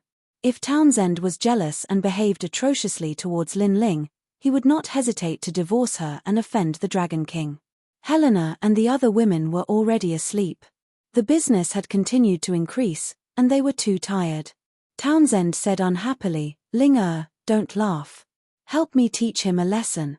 And Debbie, Molly, and Helena, come too." Townsend was not stupid. He had seen many fights in the dragon race. He knew how important Lin Ling was to Reynolds, and also Reynolds's temper. He did not dare to treat her badly. She was like a sister to him. If he could get a capable helper to fight for Reynolds's favor, it would be very useful for his plan to make it big in the future. Linling giggled. Of course, she would not listen to Townsend to deal with Reynolds. As for Lorna and the other women, they did not dare to offend him. Reynolds smiled and said, "I'm sorry, but you are no longer Miss. You are my woman." Townsend was not convinced. "So what if I am your woman? Don't even think about it if you want to manipulate me like a puppet. Just give up." Townsend was indeed not like Linling, who was obedient to Reynolds. She was a woman with a certain degree of independence. However, when it came to important matters, she would never dare to go against him. She would even do her best to help him. This was caused by the deep-rooted mentality of follow the husband's orders that she had cultivated since she was young. Reynolds looked at Townsend and felt that she was very interesting. A woman like her should be spoiled. At first, he was just being used by her, but now, Reynolds was slowly starting to like her. Reynolds patted the dragon girl's shoulder and said, okay, miss, whatever you say, ha." Townsend pursed his lips and said, "I brought you some good news to cheer you up." Chapter 508. Reynolds's mind shook. "What good news?" Townsend snorted, "I won't say it, you're making me angry." Reynolds could faintly guess what it was, but he had to confirm it with his own ears. "Good madam, don't keep me in suspense. Just say it." The word madam worked well on Townsend. It was also Reynolds's well-tested trump card. The Dragoness immediately softened. "Forget it. I'll tell you. I've already asked my father to help you with the sea hunt." As expected, Reynolds was overjoyed as he kissed her on the lips. "Haha, good, very good." Townsend's beautiful face blushed for the first time as she complained, "You're taking advantage of me again." Although she said this, her heart was filled with joy. Reynolds looked at her delicate and beautiful face and his lust was aroused. However, he did not dare to act rashly. If he saw Townsend's cinnabar mole, the Dragon King would definitely see it and it would be troublesome. Therefore, Reynolds could only act quickly. Townsend said, "Dennis, you have to work hard at the sea hunt. If you can get a good result, our marriage will be much smoother." Reynolds said, "Relax, I definitely won't disappoint you." That's right. I heard that the sea hunt is also a son-in-law selection event, right? The sea hunt was a place to show off and it would attract a large number of Akarlin girls to watch. A brave warrior would easily gain the favor of a beautiful woman, creating a happy ending. Over time, many large and small families or families with a bit of fame would bring their daughters to join the crowd, looking for a good son-in-law. This had already become an ancient tradition of Akarlin. Townsend nodded, "That's right." Reynolds grabbed his chin. "I heard that the Ori family's Avina will also appear at the sea hunt. I don't know if that's true or not. I heard that Avina is an ice beauty that won't melt even after 10,000 years. I never thought that she would be there. Hey. Seeing his lecherous look, Townsend said angrily, "Do you want her to take a fancy to you?" Reynolds saw Townsend become jealous and was a bit surprised. She had already said that she didn't care if he took a concubine, so why was she so agitated now? He asked in surprise, "What's wrong with you? Do you have a grudge with this Avina?" Townsend snorted and said, "I don't care about anyone else, but not her." The Ori family was a large family second only to the Dragon clan in Akarlin. As one of the most famous people of the younger generation, Avina was famous whether it was in terms of beauty or martial arts. She could compete with Townsend and was seen as the strongest competitor by the Dragon girl. Adding in the fact that the two of them had different views since they were young, they didn't get along. Townsend thought that Avina was pretending to be virtuous and hypocritical, but Avina retorted that Townsend was too wild and unladylike. Women were narrow-minded, so they had a grudge against each other. Of course, they wouldn't fight or even duel like men. They just didn't like each other. Reynolds still didn't quite understand the grudge between the two. Anti-advertisement. Why? Townsend frowned and said, "Don't ask so many questions.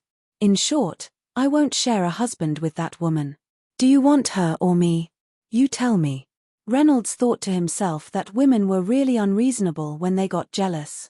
He had just casually mentioned the name of Ina, and they hadn't even met, but Townsend was already so nervous that it was as if someone was trying to steal his husband away from him. He laughed and said, "Of course I want my wife. What does Ina count for? She's just a pile of shit in my eyes." Townsend's heart filled with joy when he heard this. She took the initiative to give him a kiss, which was rare. It could be seen just how happy she was. Reynolds's interest was piqued. What kind of woman was Ina? She was just too low-key. She was as famous as Townsend, but she had never appeared on the news before. At least he had never seen her before. The day of the sea hunt was approaching, so he should know then. Although Townsend was very disgusted with her, Reynolds did not give up on seeing her face because Ina's nickname made him think of another woman, a woman who was also known as an ice beauty. During this period of time in Reno, he was very carefree and proud of his success.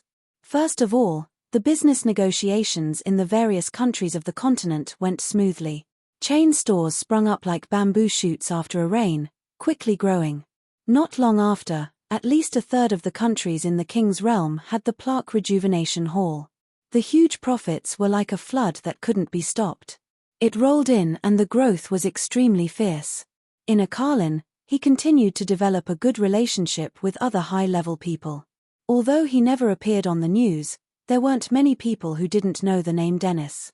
There was also the upcoming sea hunt, which might push his popularity and status to a higher level. Chen Lin's luck could be said to have bounced back. From being chased like a stray dog, he was now a famous person in Akalin. Although he couldn't call the wind and summon the rain, no one dared to look down on him. After taking Yi into his pocket, Chen Lin's life was even smoother. He was almost never hindered in his work. He even began to wonder if Yi was his lucky star, a legendary woman who could bring good fortune to her husband and children. In addition to being busy with business, Chen Lin was also vigorously training talents.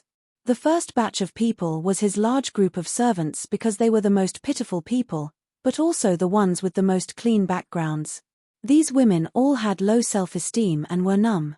It was very difficult for them to become capable people with self-awareness, but this didn't make Chen Lin shrink back. The pervert used the methods of training female spies on Earth, personally instilling a large amount of new ideas into them every day. First, they had to be absolutely loyal to their master, then they had to be led through actual combat to develop their self-confidence. If they were competent, they could obtain money, status, respect, and more freedom than a servant. This was undoubtedly a very tempting opportunity. A lowly servant suddenly seeing the light of hope that could change her fate, there was no need to mention how attractive it was. With both ideas and material, this group of women were very focused on learning. They could be considered trusted people, but Chen Lin didn't know if they would succeed. Their innate conditions were too bad, so he was afraid that their thoughts would be imprisoned. They would be so obedient that they would rather be a slave than struggle. Because of this, they were still in the experimental stage. If they succeeded, Chen Lin would have them replace him and use the same method to train the next batch of people. Then the next batch would do the same thing. Of course, this process was very long, especially in the beginning. The help that a few people could bring was very limited. Everything was going according to plan, developing in the direction he imagined. The only regret was that Chen Lin's martial arts were progressing very slowly. It couldn't compare to the others, perhaps it was because of the limitations of the world. Although his cultivation technique was unmatched on the continent and he had a high starting point, which was already leaps and bounds compared to others, Chen Lin was still not satisfied. Then again, the sea hunt was already in the countdown. Chapter 509. In the blink of an eye, there were only 5 days left until the sea hunt. All of Akalin's households were decorated with decorations and shops selling mascots on the streets suddenly increased. Every household was in a festive mood. Chen Lin's residence in the first-class city of Gatuchuozhong was even more lively. She was dressed up beautifully by the servants, as if she was a substitute bride. However, it wasn't just to send Chen Lin off to the sea hunting grounds tomorrow. More importantly, today was Lin Ling's birthday. After today, she would be 20 years old. Lin Ling, who was dressed up, was beautiful and cute. Other than her black hair, she was wearing a purple dress. Her figure was curvy and she looked like a violet flower that had just bloomed. She shyly showed her extraordinary beauty to the world. Even the other girls were amazed by her beauty, not to mention Chen Lin. Chen Lin didn't spread the news of Lin Ling's birthday.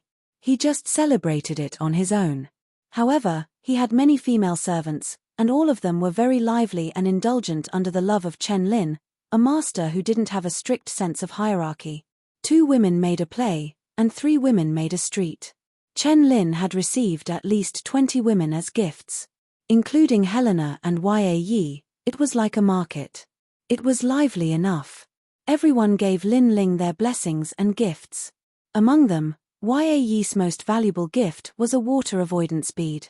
After wearing it, one's ability to move in the water would be doubled and they could breathe through their pores. To the residents of the Sea Kingdom, it was easy to imagine how important it was.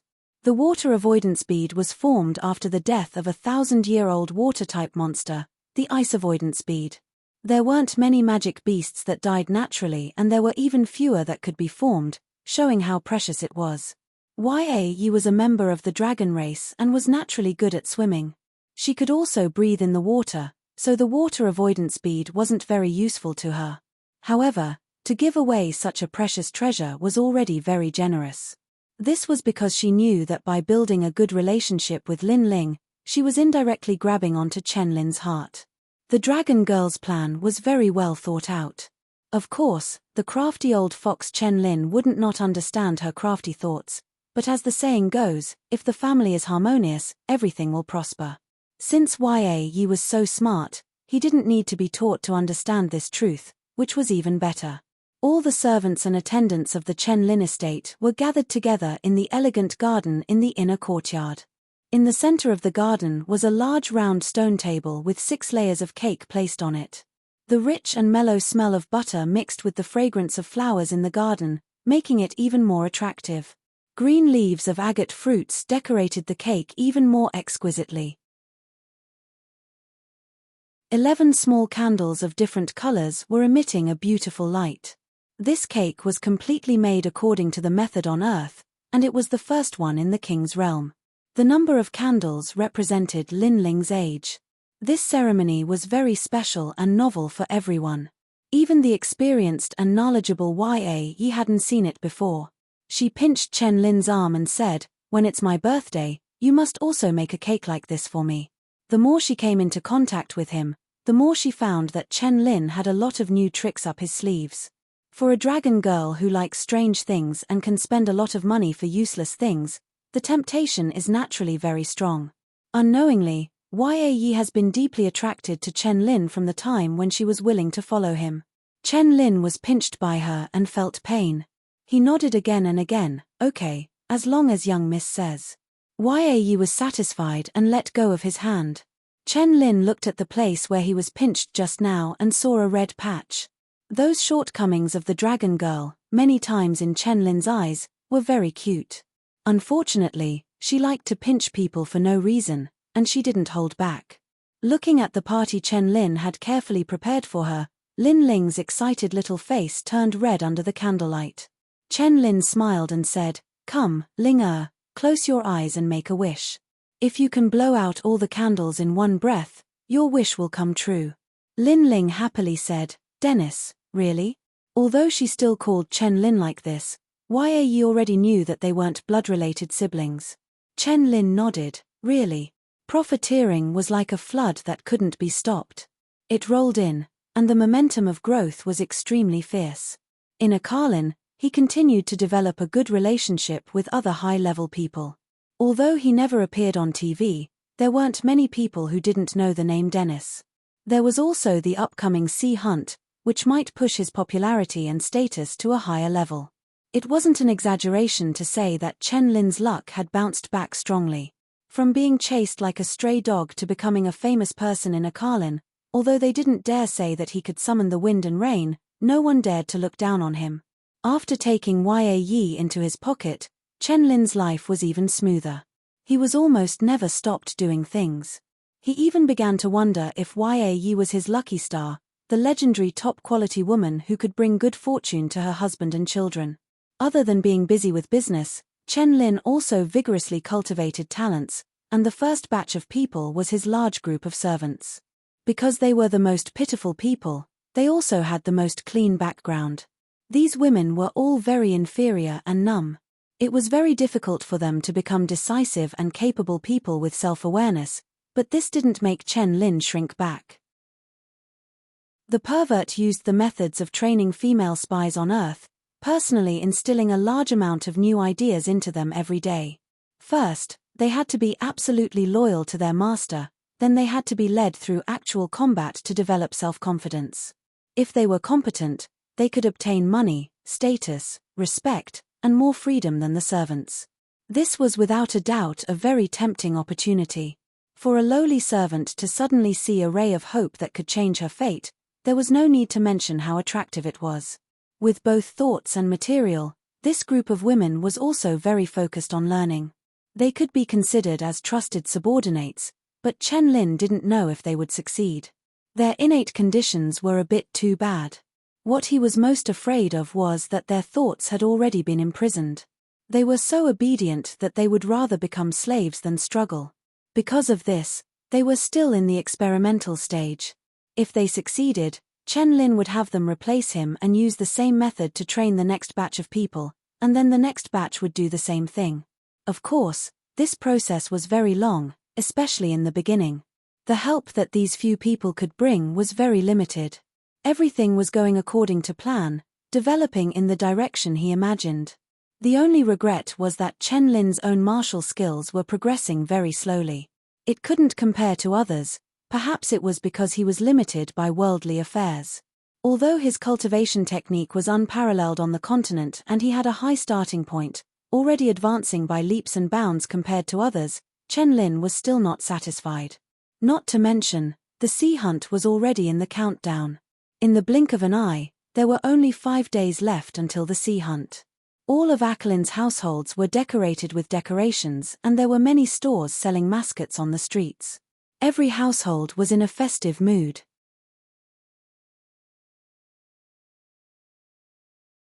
Chapter 510.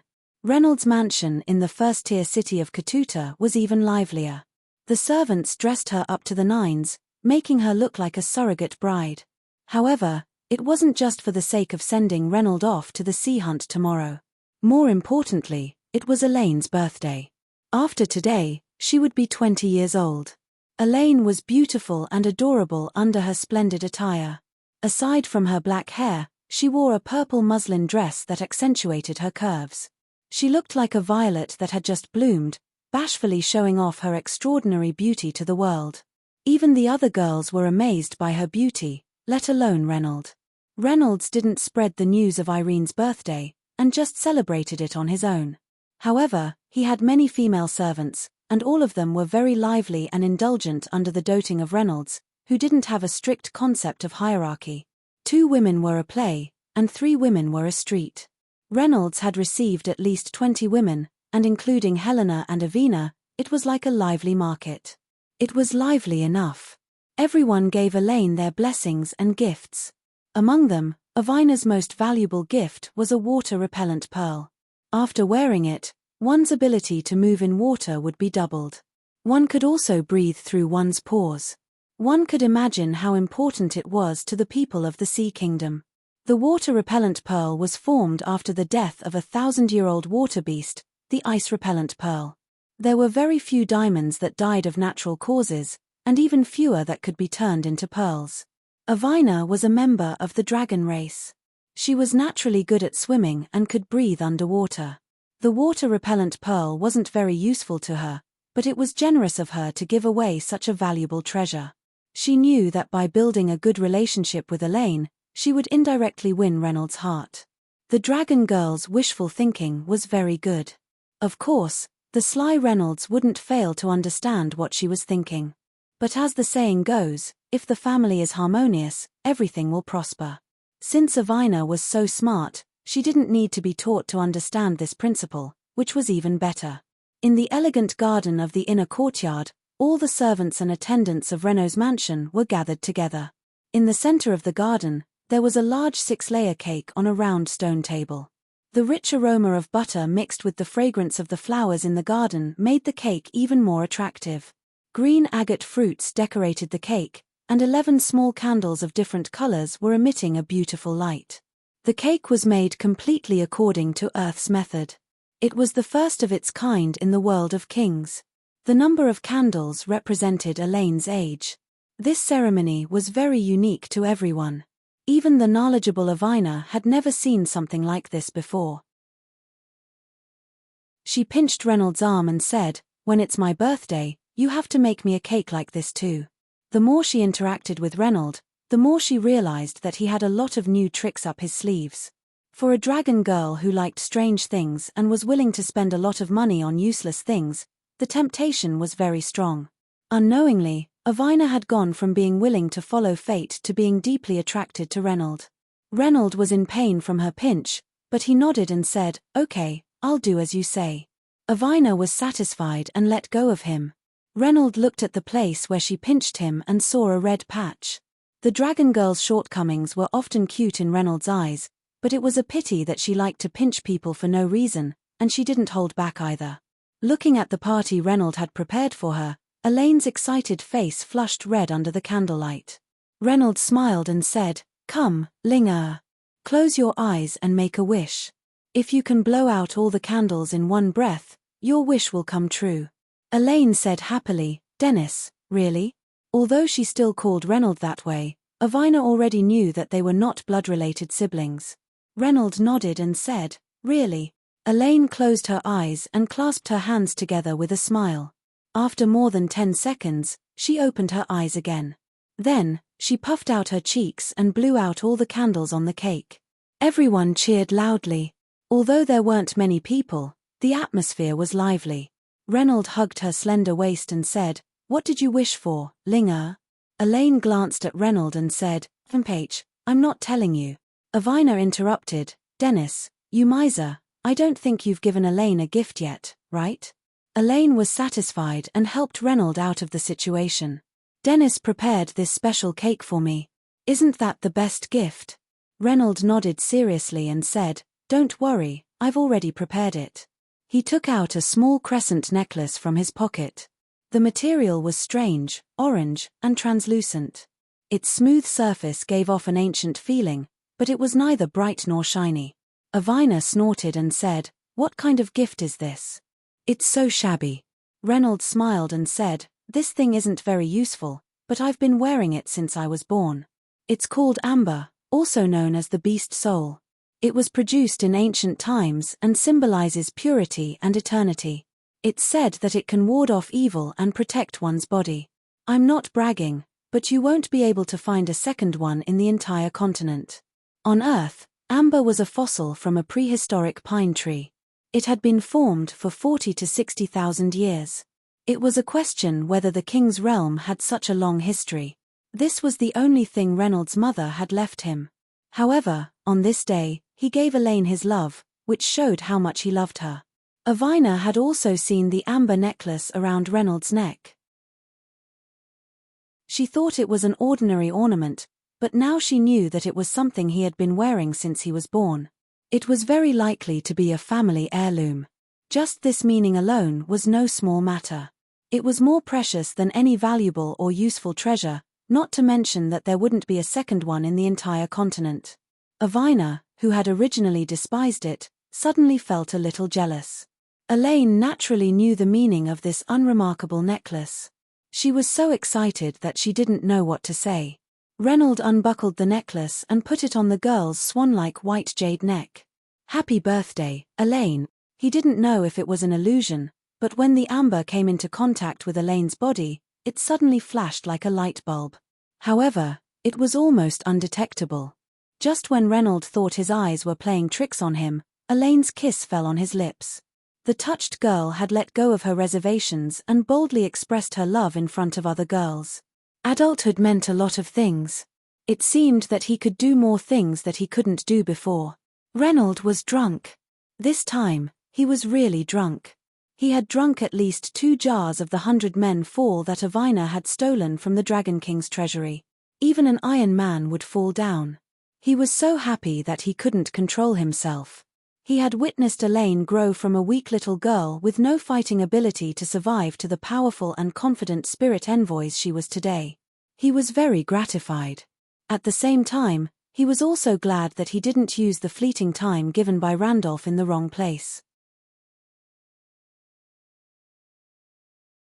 Chapter 5:11.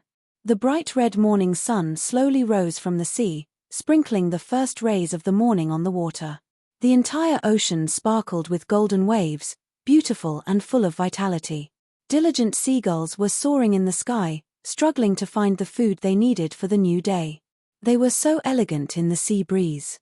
Small swordfish with colorful wings leaped out of the water for more than 10 meters before diving straight back into the sea. A group of young sea lions were chasing and playing on the waves. Countless amphibious bantams were swaying their fat butts as they climbed ashore to breathe the freshest air or lay flat on the beach, exposing their big round bellies to bask in the sun. They were so relaxed and contented. This was the Kuan-Shaw Island of the Dara Inland Sea. It was also a small level 4 city in the Akalin Kingdom. Everything was full of vitality, and everything was full of vitality. However, a loud and distant sound of war drums broke the peaceful scene in front of them. All kinds of small animals were frightened and nervous. Even the bold sea lions quickly dived back into the safe embrace of the sea. The bantams were even more panicked as they clumsily ran towards the ocean. Only the seagulls were still flying freely without fear, but they all opened their eyes wide, waiting for the arrival of the uninvited guests. The sound of war drums came closer and closer, followed by a high and continuous sound of horns. Not long after, hundreds of small islands came into sight. To be more precise, it was a huge creature that looked like a floating island, a sea worm. As the largest means of transportation in the king's realm, it was shocking to see hundreds of them. At the front of each sea glutton, several hundred half-naked crabmen were furiously beating the large drums made from the skin of the billowing rhinoceros, while sweating profusely. Below the stage were 2 rows of smaller platforms, each occupied by squid men. Holding the half-meter-long horn in his hand, he puffed up his cheeks and blew it with all his might. Such a grand sea show could only be the Akalin Sea Hunt. No one could think of anything else that could be said to be pleasing. The vast ocean seemed to be conquered. What a magnificent scene it was. The warriors on the sea worm all felt their blood boil. Renault's heart was stirred. He saw a heroic spirit, a brave and heroic spirit. No wonder the Akalin people were so passionate about the sea hunt. It was indeed a hot-blooded activity, as exciting as the Olympic Games. Erin's face was also flushed red as she snuggled up to Reynolds. She had just experienced the happiest moment 3 days ago. After completing the transformation from a young girl to a woman, the girl was even more beautiful and moving after the rain and dew. In addition to her skin being whiter and more tender, there was also a layer of faint white fluorescence on the surface of her body. Apart from Irene, Lisa-Lona and Helena were also part of the hunting team.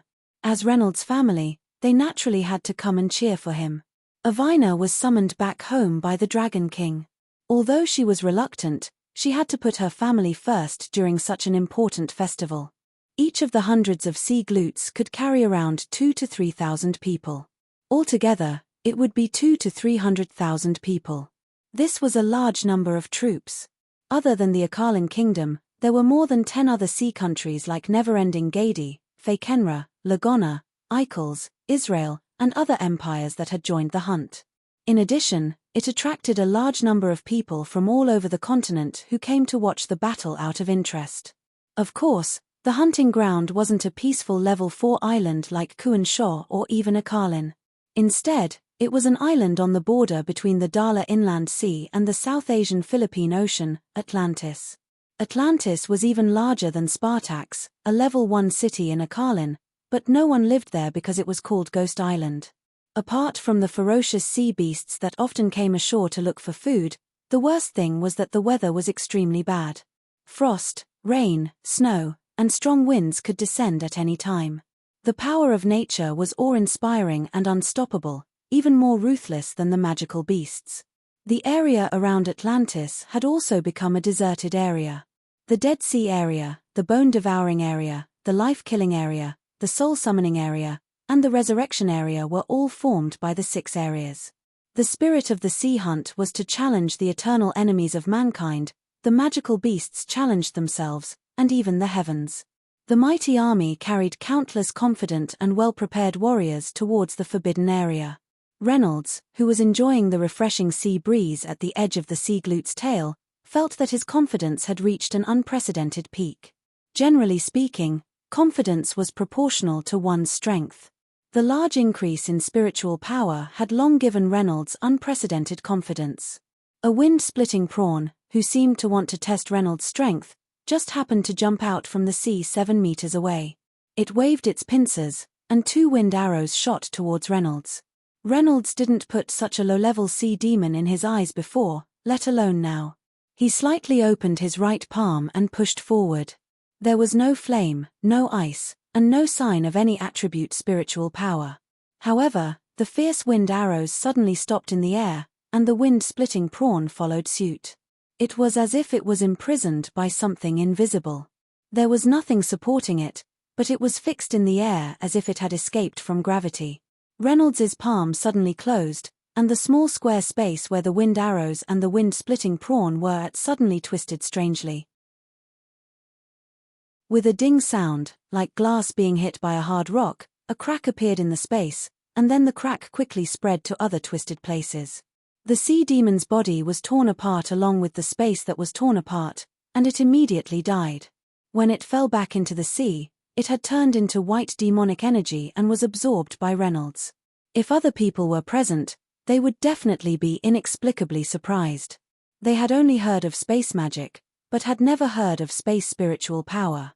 Generally, space magic only had auxiliary functions such as teleporting and carrying items. It was simply unheard of to use it to attack directly. However, there was no one else in this area. Only Irene, Lone Orissa, and the others were arranging the camp and setting up the tent.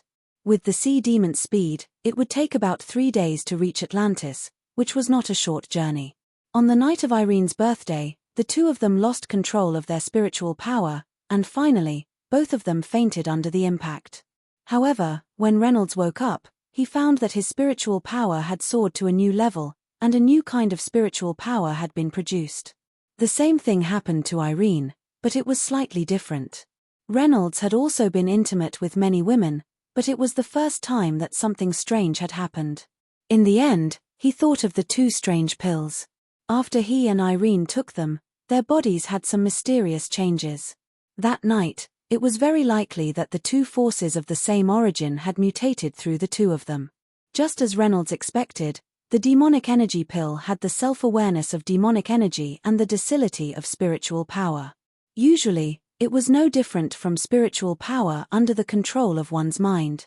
However, under special circumstances, it would be activated, just like that night when it was attracted by Irene's forces of the same origin, it would be activated. The other activation situation was that when its life was threatened, it would automatically resist external forces. This was the source of Reynolds's active protective spiritual power. Chapter 512. For the time being, Reynolds was still unable to understand all of the effects of this spatial spiritual power. The spatial shattering just now was only the most proficient skill that he had mastered in a short period of time. He felt that his understanding of this spiritual power was still at a very superficial stage. It was like a partially opened treasure house with many benefits waiting to be excavated. With power in his hands and a beauty in his arms, Reynolds's mood at the moment could only be described with one word: high-spirited. "Let's go back, Ling-Er." Irene nodded meekly and leaned in his arms as they slowly walked back to the camp to savor the moment when the 2 of them were together. Before returning to the camp near the head of the Sea Glutton, Reynolds heard the exclamations of the crowd. At least 1,000 people were leaning against the railing to watch.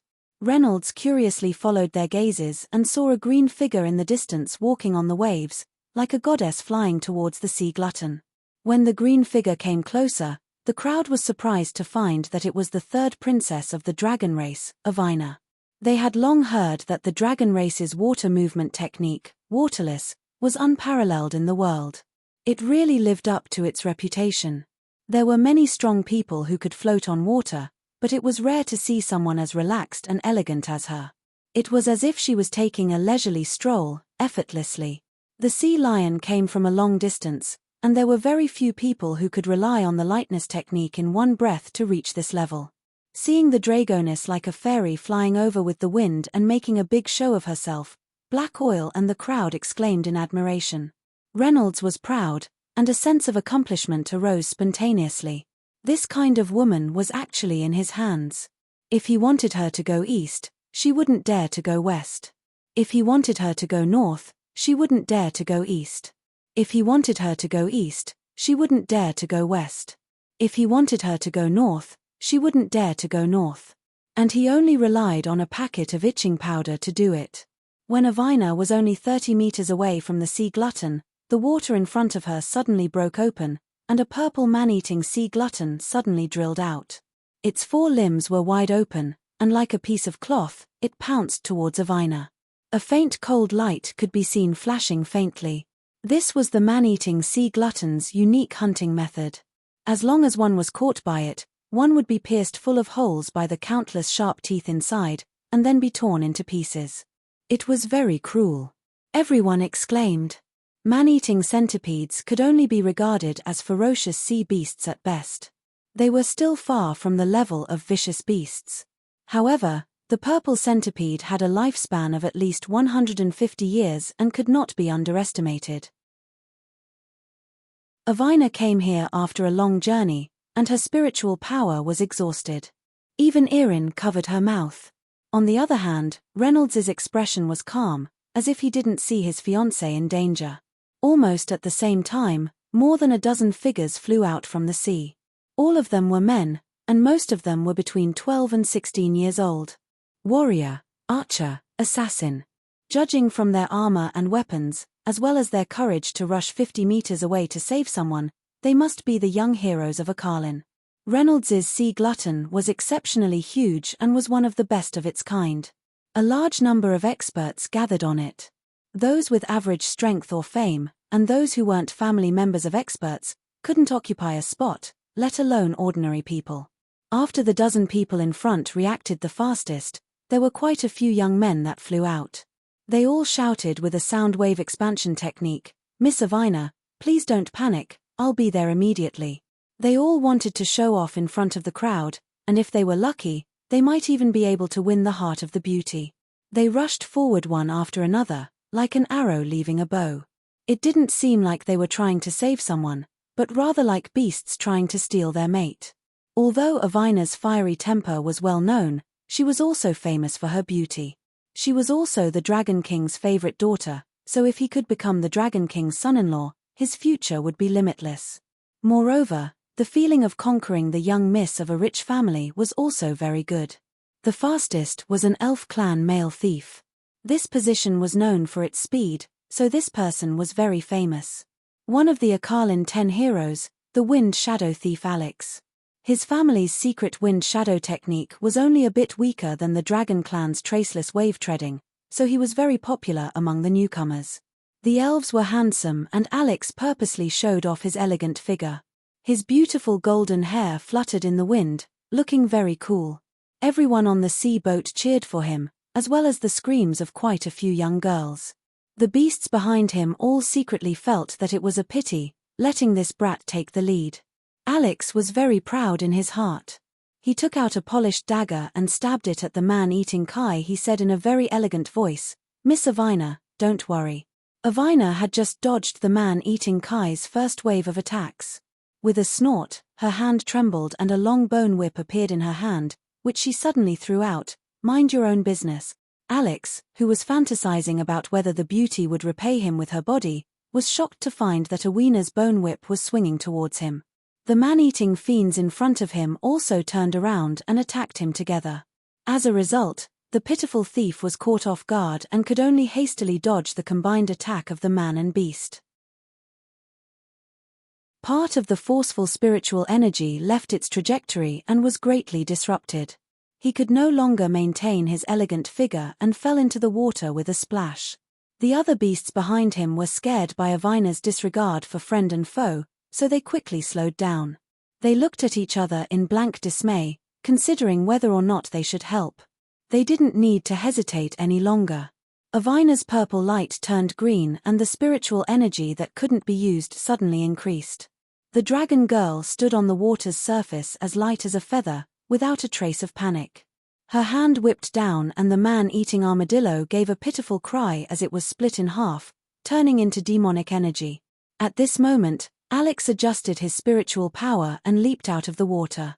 As a native of the sea country, his life was not in danger in the water. However, he had lost a lot of face. He had originally gone out to save people, but under the gaze of thousands of people, he had crawled back like a drowned rat. He was simply ashamed. The other beasts who had the same idea of picking up girls as him had personally experienced Avina's strange temperament and were secretly glad that they were not the first to bear the brunt. Avina ignored everyone's gaze and approached the sea glutton with a few jumps. At this time, another dog-tooth shark jumped out recklessly, wanting to challenge the dragon girl's power. Avina didn't care and raised her bone whip again. Even if there were 100 of such monsters, they still wouldn't be her opponent. Just at this moment, 2 beautiful blue flame flowers flew out, turned from both sides, and landed right in the eyes of the dog-tooth shark. However, there was a kai sound. Amidst the sound of ice and fire colliding, the dog-tooth shark fiercely flapped its tail in pain, creating a large splash, and then sank into the water. The eyes were a vital part, so this dog-tooth shark would never be able to recover. In the future, it could only wander in the sea like a headless fly until it died. The helper's method was very clever, but people thought that he was very stupid. It was obvious that Avina didn't like to be helped by others. There was a precedent just now, and in the next moment, there was another person who wanted to hurt her. It seemed that this guy was tired of living. Ari Wayner's brows were tightly furrowed, and her pretty face was covered in frost. Her bone whip trembled until it was perfectly straight, but when she followed the trail of the flame flower to find the person who had come to her aid, her jade-like face immediately thawed and turned into a warm smile. She lightly jumped to his side. "Dennis." She saw that everyone was watching. Then she added 2 words, "Mr. Dennis." The helper was her future husband, and he had the responsibility to protect his wife. Naturally, Avina was not angry, but happy. Chapter 5:13. As soon as Reynolds brought Mithrin to the small garden, he saw her flipping open her notebook and firing questions like a machine gun. After the modification of this divine art, the effect is a little different from what I expected. What should I do? The use of the power of faith here is theoretically possible, but why can't I do it well? I also feel that it's very difficult here. I wrote you a letter, why didn't you reply to me? When facing other people, Mithrin felt that speaking a word was tiring, but in front of Reynolds, she didn't feel this way at all. She even felt that she could talk for half a day. Perhaps this was because Pastor Reynolds had a reassuring aura. The girl thought so. Reynolds carefully flipped through the contents of the notebook, which was a record of Mithrin's research on the modification of the divine art after she returned. Mithrin sat beside him, her hands on her legs, her palms holding her head like a flower. She silently stared at Reynolds's face, patiently waiting for him to flip through the pages. But after reading only 2 or 3 pages, Reynolds found several problems. Finally, he couldn't bear it anymore and complained, "Wow? You can't even do this, dummy. You're so stupid. This is just a 2nd-level divine art, why can't you just cast it after more than a week?" Mithrin lowered her head, feeling wronged, and reluctantly defended herself. But this is a modified divine art. After the modification of the divine art, the level and difficulty could no longer be based on the original standard, but it wasn't like 1 + 1 is equal to 2. The specific level needed to be specifically evaluated to know. And this disease cure divine art was a 2nd-level divine art before the modification. According to the standard of a normal person, the original version would take half a month or even a month to master, and the process would also require a lot of practice and guidance, not to mention the modified version. It only took Mithrin a week to be able to cast the spell. This speed was worthy of her title as a genius of magic. Unfortunately, This was still some distance away from Reynolds's standard. "Dummy, have you been slacking off this week? You didn't spend all your time on this, did you?" Reno asked again. Mithrin blinked her big eyes, somewhat unsure of how to answer. She felt that she was working hard, right? He spent a lot of time studying the divine arts every day. However, it was true that she didn't spend all her time on this. After all, she was still a bishop. Even though Bishop Yek had arranged for people to help her with the mundane affairs, there were still many things that she had to deal with personally. Reynolds saw that she didn't speak. After thinking for a while, he felt that he had probably guessed the reason. He reached out and touched her head. "Sigh. Actually, I understand you. After all, you're a girl. There are always a few days every month when it's inconvenient for you. I can't be too strict, however, you have to remember that people like us who don't have good talent must not feel sorry for ourselves. Instead, we have to work even harder to catch up to those geniuses. If it was my senior brother, forget it. Let's not talk about these useless things. Let's continue." Mithrin nodded vigorously and rubbed her head against Reynolds's palm. Reynolds then began to answer her various questions, and very patiently helped her reorganize her thoughts. Mithrin, on the other hand, was making notes in her notebook by the light of the magic lamp in the little garden. Bishop Yek had already gone back. He seemed to be very assured of the two young people and was not afraid that they would do anything out of line. Of course, it might be better if they did. Unfortunately, when Mithrin returned very late, the two of them were still engaged in a very simple academic discussion. After sending Mithrin away, Reynolds and the old bishop had the opportunity to open the money pouch that Bishop Yek had given them. Good heavens, a total of 50 gold coins. Who would have thought that the record for the highest amount of offerings set in the morning would be broken so quickly? These people really don't treat money as money. Reynolds couldn't help but sigh.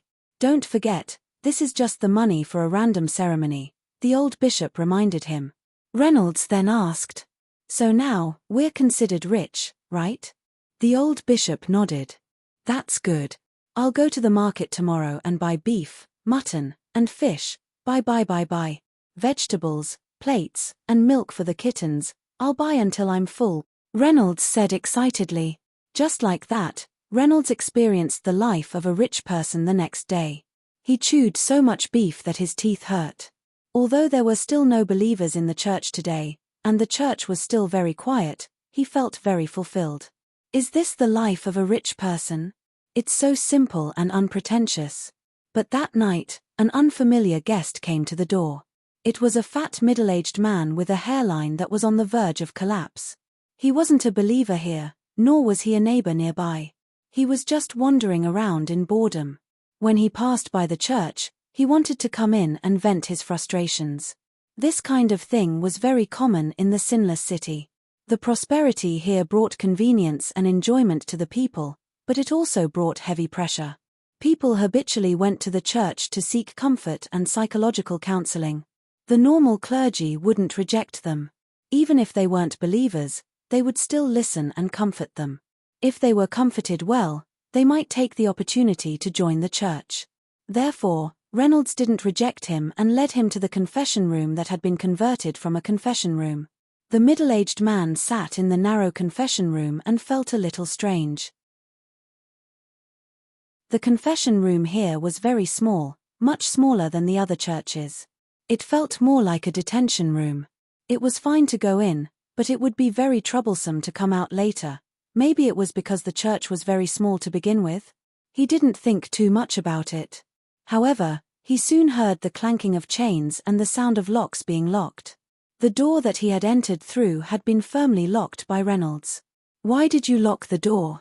he hurriedly asked. "Oh, this is a ritual of our church. It symbolizes locking in your troubles and suffering. When you come out, they will leave you." Reynolds answered outside the door and turned to the other side of the confession room. He opened the window in the middle. The confessionals and confessionals of other churches were separated from the clergy by beautiful glass or hollow patterns. But here, they were separated by metal rods as thick as fingers. It looked like a prison or a cage. This was Reynolds's modification request, and it was very puzzling as to why it was designed like this. Okay, what's troubling you? Tell me.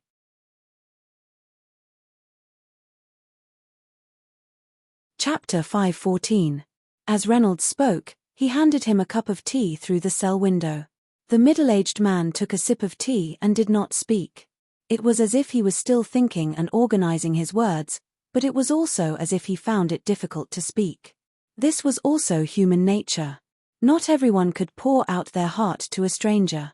At times like this, a qualified priest needed to conduct some simple guidance to open the person's heart and let them pour out their heart to him. Although Reynolds had never done such a thing before, he had still learned the theoretical knowledge from the Lord. Thus, he took the initiative to speak and tried to guide the other party. Name, age, occupation, address. The middle-aged man was stunned, but he still answered truthfully, "My name is George. I'm 45 years old. I'm a small foreman. I live on 4th Avenue behind 3 streets. Seeing that the other party had finally spoken, Reynolds continued to guide. "What's your motive and purpose for coming here?" Actually, I have a friend. He hasn't been doing well recently." The middle-aged man was halfway through his sentence when Reynolds suddenly interrupted. "Tell me honestly, is this friend of yours?" This is me. That's right. Confess and you'll be lenient. Tell me what's troubling you." Only then did the middle-aged man explain his situation in detail. It was roughly the common midlife crisis. His job was not going well, the competition was too strong, the pressure was too great, the relationship was not harmonious, insomnia, frequent urination, hairline, and so on. Reynolds listened silently, interrupting from time to time to ask about the details. "What's going on here? Explain it clearly. Why are you engaged in vicious competition with your peers? Do you know that this is against the law? Why didn't you report something like this in time?" As the middle-aged man spoke, he felt that something was wrong. Why did this seem like an interrogation? And there was an iron window in the middle. It really did feel like that. However, in the end, he still gave a rough explanation of the situation. Reynolds stood up, organized his words, and said, "I understand your situation. I understand your situation. Don't be afraid. I won't help you repent. There's a way to solve your troubles," Reynolds said as he helped him unlock the chains and iron lock on the confessional door and let him out. The middle-aged man could not help but heave a sigh of relief. Renaud, in turn, assumed a serious air, and said in an impassioned tone, "Don't be afraid when you encounter difficulties. Face them with a smile. The best way to overcome worries is to face them. Perseverance is victory. Do your best." He wanted to motivate and encourage the other party. The middle-aged man was stunned when he heard this. He paused for a moment before replying, "Mr. Pastor, I understand your reasoning, but, you mean, I should go to the bar for a drink? Or find a woman to vent? Of course not. Why would you think that? Forget it. Come with me," Reynolds said as he led him all the way to the entrance of the church. At this time, it was already night outside, and the moonlight was bright, rendering the surrounding streets silvery white. If you want to forget your troubles and relieve your stress, the easiest way is to run, Reynolds said. Running? The middle-aged man couldn't help but widen his eyes, but wasn't it already night time? Reynolds did not answer. Instead, he cast 2 divine spells on the middle-aged man. It was a level 3 protection divine spell, endurance and frenzy. When combined, it was equivalent to a weakened version of Veilous Inspiration. It was the same as the level 5 divine spell that Reynolds had cast on the jewelry in Sir Donald's manor. The group version of this divine spell was the Veilous Prayer that Reynolds had wanted to cast yesterday but was stopped. However, when casting the divine spell, Reynolds felt a little bit off. It seemed that the process was not as smooth as before, and there was a slight obstruction. He did not think much about it. Maybe it was because he had not used this kind of low-level divine spell for a long time and was rusty. The middle-aged man who was blessed by the magic spell suddenly felt a surge of hot blood in his body. His whole body felt like it was on fire. He even felt that he had become several years younger. He couldn't help but shout loudly, "Don't worry, I'm going to kill you. Arth. My youth is back. Go. Release your hot blood and youth, sprinkle your sweat and passion, and run towards the moon," Renaud added, giving him another push on his back.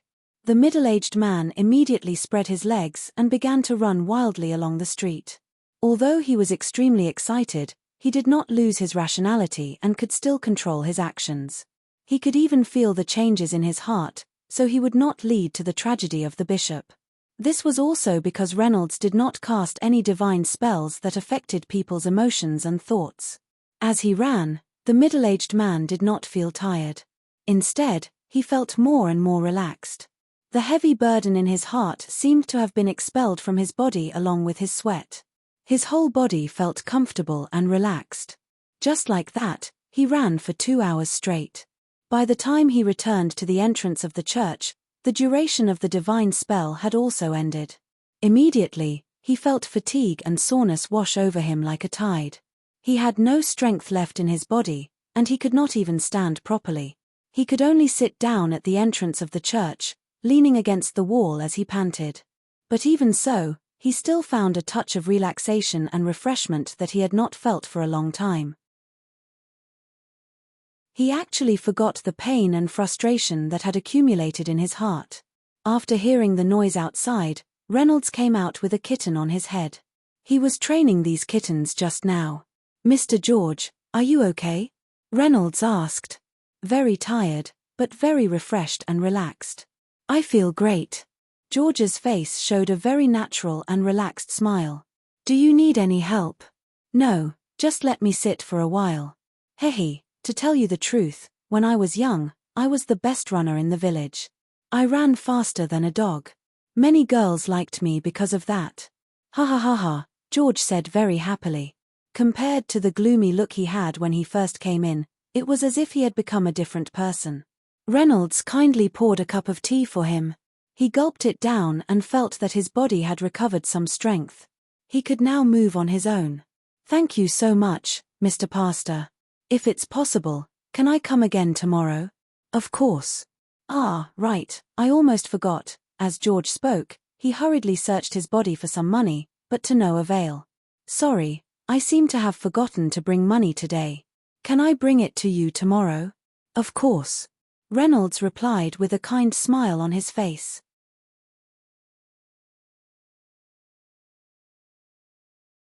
Chapter 5:15. When Reynolds smiled, his smile was always gentle and gentle. It was the most standard kind of smile, and no one could find fault with it. However, George felt an inexplicable feeling in his heart when he saw that smile. Even his back felt slightly cold.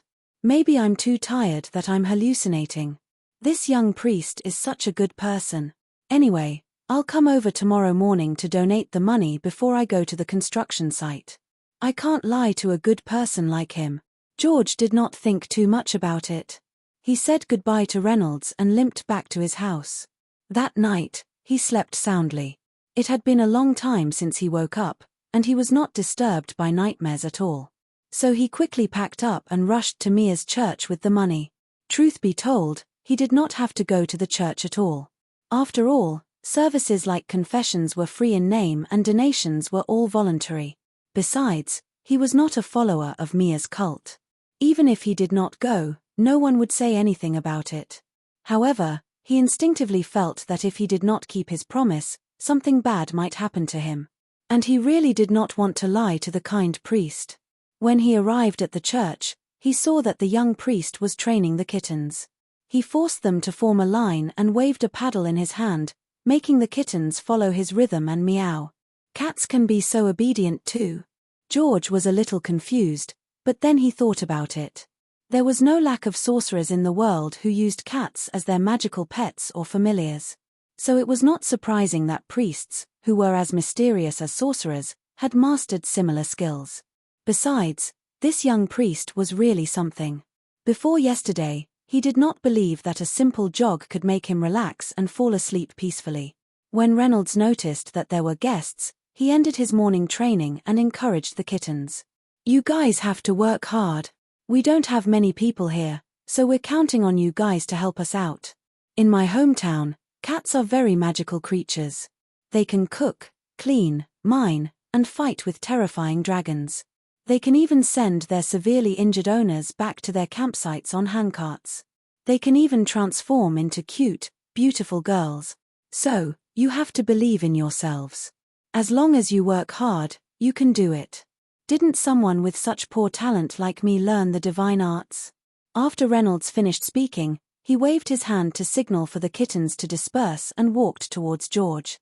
George hurriedly handed him 10 silver coins and promised to come back at night. However, he did not mention anything about joining the church. He turned around and left in a hurry. Reynolds wasn't in a hurry. This person couldn't run away. Once he was addicted to the thrill of exercise, it wouldn't be easy to stop. Just like himself, if he didn't exercise every day, he would feel that something was missing in his life. The old bishop, on the other hand, was more cunning. Every time Reynolds asked him to train with him, he would always use all kinds of excuses to refuse. For the next 3 days, George would come over every night and bring money with him. However, Reynolds did not cast any more magic spells on him. He only asked George to do what he could and not try to be brave and hurt himself. Training was, after all, one's own business. What one relied on was one's own body. If one relied on divine arts, how could it be called training? Although George did not run as well as he did on the first night, the results were not bad. The worries in his heart began to lessen. He could sleep soundly every night and was much more energetic during the day. Everything was going well. He even planned to tell a few of his friends who were also experiencing a midlife crisis to run with him and then find a suitable opportunity to join Mia's church. Unfortunately, George did not come on the 4th night. On the morning of the 5th day, Reynolds suddenly received news of his death. The news was brought by Undine. George had died in his own house. "I'm sorry. I've been so busy recently that I didn't have time to visit you. Who would have thought that something like this would happen to me today? Let's talk about the details on the way," Undine said softly. She threw another 20 silver coins into the gift box. Half of it was a gift for moving into the new house and the other half was Reynolds's salary for the day. On the way there, she briefly explained the case. According to the neighbor's description, George was acting a little strange yesterday. He came home early from the construction site and locked himself in his room. He did not go out for a run at night. His face, which had obviously improved in the past few days, became gloomy again. In the end, he died in front of his desk that night. Then, he lived alone. It was only when the servant came to clean the house that they found that he seemed to be writing a letter to someone. However, the letter had turned into ashes and was scattered everywhere. It was as if he had burned it himself. "Have you informed his family?" Renaud asked. "His wife has a boy toy outside and the child is not her own. His parents have passed away long ago and he has not contacted any other relatives for many years. We don't know who to inform at the moment." What a pitiful man. Undine couldn't help but sigh. She then said, "That's right. I heard from his neighbor that he has been coming to your church a lot recently and has been getting a lot of relief and guidance. You seem to be trying to turn him into a believer." Reynolds nodded and said truthfully. He wanted to invite a few more friends to join the church, but this happened. He may have all kinds of small problems and used some competitive business methods, but he still shouldn't have died like this. While the two of them were chatting, they soon arrived at George's residence. His body was still in its original state, lying on the desk. There was an empty bottle of wine beside it. He was only wearing pajamas. There were no visible wounds and no bleeding. Even his expression before death was very calm. There were no signs of sudden illness at all. His death was very strange, so the case was handed over to Undine for investigation. As soon as Reynolds stepped into the bedroom, he immediately felt something. He quickly walked behind the body and reached out to tear open his pajamas, revealing his back that had begun to show black spots. Reynolds then cast the divine insight spell, causing his eyes to light up like a flashlight, projecting 2 light spots on the back of the corpse. As his gaze swept across the body, a dark green pattern suddenly appeared on the back of the body. It was a pattern of a dagger piercing through the heart, right at the position of the heart. Reynolds did not need to speak. Even Undine, who was beside him, recognized this notorious pattern. This is a level 5 evil curse, heart-stealing piercing. Chapter 5:16. As one of the most notorious curses, the number of people who had been harmed by it was enough to circle the entire sinless city. This curse was insidious and hidden, and its incubation period was especially long. It could last for as long as a month, and its fluctuations would be eliminated with time, making it almost inaudible. It was very difficult to be detected, and the victim would not be able to sense it. At the same time, it also had some advantages that curses had, such as long-distance control, making it difficult to trace the source of the curse after it was activated, and so on, further enhancing its stealth. Among the various curses, its concealment was definitely ranked at the top. The only weakness of the curse was that it was a little weak.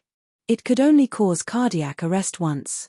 If the victim was strong enough or had something to protect them from the curse, they might be able to survive. If the victim was treated in time after the attack, there was also a chance that the victim could be saved. This was the price of concealment, therefore, it was obviously impossible to use this curse to deal with important people and powerhouses. However, it was easy to deal with ordinary people like George. It's these cultists again. Why are they so rampant recently? It would be great if there were a few more cranium crushers in this city. Undine frowned and said unhappily. She then turned to one of her subordinates and asked, I remember the information said that this curse can only be planted after close contact. Can you investigate who the deceased has been in contact with recently? This is basically impossible. The deceased was a foreman with dozens of workers under him. He had to come into contact with many people every day. Moreover, this curse has an incubation period of up to a month. It's impossible to investigate, the subordinate said with difficulty. The incubation period was too long. It was difficult for the sheriff to find anything with his investigation methods. Undine placed her hopes on Reynolds again and quickly asked, What do you think? Reynolds pondered for a moment and suddenly recalled a detail that he had almost overlooked a few days ago. When he was blessing George with the divine spell, he felt a slight obstruction. At that time, he didn't think much about it and thought that it was because he hadn't used these low-level divine spells for too long. But now that he thought about it, it was very likely that the divine spell had collided with the curse and dispelled it. In other words, George's body had been cursed earlier. It should have been a long time ago, so Reynolds did not feel anything strange. After that, it was accidentally dispelled. The murderer planted it again and finally killed George with a curse. If it was a newly planted curse, its evil energy wave would not dissipate so quickly, and the concealment effect would not be too excessive. At least, Reynolds was confident that he would be able to detect it. However, when he saw George a few nights ago, Reynolds did not notice anything strange, which meant that the second curse should have been planted yesterday. Therefore, the moment Reynolds entered the room, he immediately felt that something was wrong. This way, the scope of the investigation could be greatly reduced. According to the neighbors, George seemed to have gone out in the morning yesterday and did not go out after that. Reynolds thought to himself, and quickly sorted out the logic. He then hurriedly mentioned this important discovery and asked the sheriffs to continue investigating based on this clue. Undine's spirit couldn't help but be refreshed. She couldn't help but praise. Although your thoughts are occasionally strange, when it comes to human lives, you're still very reliable. Working with you was the right choice. After that, she quickly assigned tasks to her subordinates, asking them to question George's workers and neighbors to find out where he went yesterday. Reynolds looked at the sheriffs busy. First, he cast a soothing theurgy to send George's soul to rest in peace. This time, he did not imitate Mithran's method of doing anything fancy. Instead, he used the simplest soothing theurgy. George had made offerings to the goddess and had plans to join the church. He could be considered a quasi-believer of the church, so he should follow some of the church's teachings, be humble, and keep a low profile. He was not suitable for such a grand occasion. As the soothing theurgy was cast, the shadow of George's soul appeared out of thin air, looking exceptionally peaceful. It's okay. I'll send the murderer to see you soon and let him repent to you, Reynolds said in his heart. In fact, he had noticed a detail before, but he did not tell Undine and the others. The murderer could plant the curse without anyone noticing. Obviously, he had a very clear understanding of its performance. He should also know that the curse just planted would not be so subtle, but he still could not wait to activate it. It was very likely that George had discovered some important secret, so the murderer had to kill him quickly to silence him. If he couldn't catch the culprit quickly, he would have to escape with the secret. I remember George said that he took on the job of an archaeologist a month ago. Reynolds continued to ponder. Archaeologists had always been one of the cultists' favorite disguises. They often used archaeology as an excuse to hire people to secretly dig up the tombs of evil gods or build altars. After that, they would sacrifice all the workers. Similar tragedies had happened many times. A month's time coincided with the incubation period of the curse. He asked Undine for the investigation report and looked at it. There was a statement from George's assistant, mentioning that they had worked for an archaeologist named Sandro. Because the ancient site to be excavated was a little far from the Sinless City, the progress had been very slow. Many people's hands were held back, and George was very anxious about it. Reynolds had heard of Sandro before. He was considered a somewhat famous person in the city, and he often saw his name in the newspapers. It was just that his academic achievements were far inferior to his social achievements. No one had heard of him producing any outstanding academic results. On the contrary, he often attended various public events to make himself known. It was said that he had a close personal relationship with many important people in private. For a small sheriff like Undine, it was difficult for her to investigate this kind of person. George was just a small fry, and other than Reynolds, no one would care about his life or death. Therefore, this kind of thing should be left to Cranium Crusher, Reynolds said in his heart, but he did not mention it to Undine. After the routine work here was done, Undine quickly brought her men to continue the investigation. Reynolds returned to the church alone and told the elderly bishop about the matter. The elderly bishop listened in silence and habitually took out his divination tools, but he quickly reminded Klein, "Don't worry." However, he quickly reminded, "The other party is a person of status. Won't it be bad for you to just go there? Don't worry. Do you think I'm the kind of person who doesn't know what's important?" Renaud said confidently.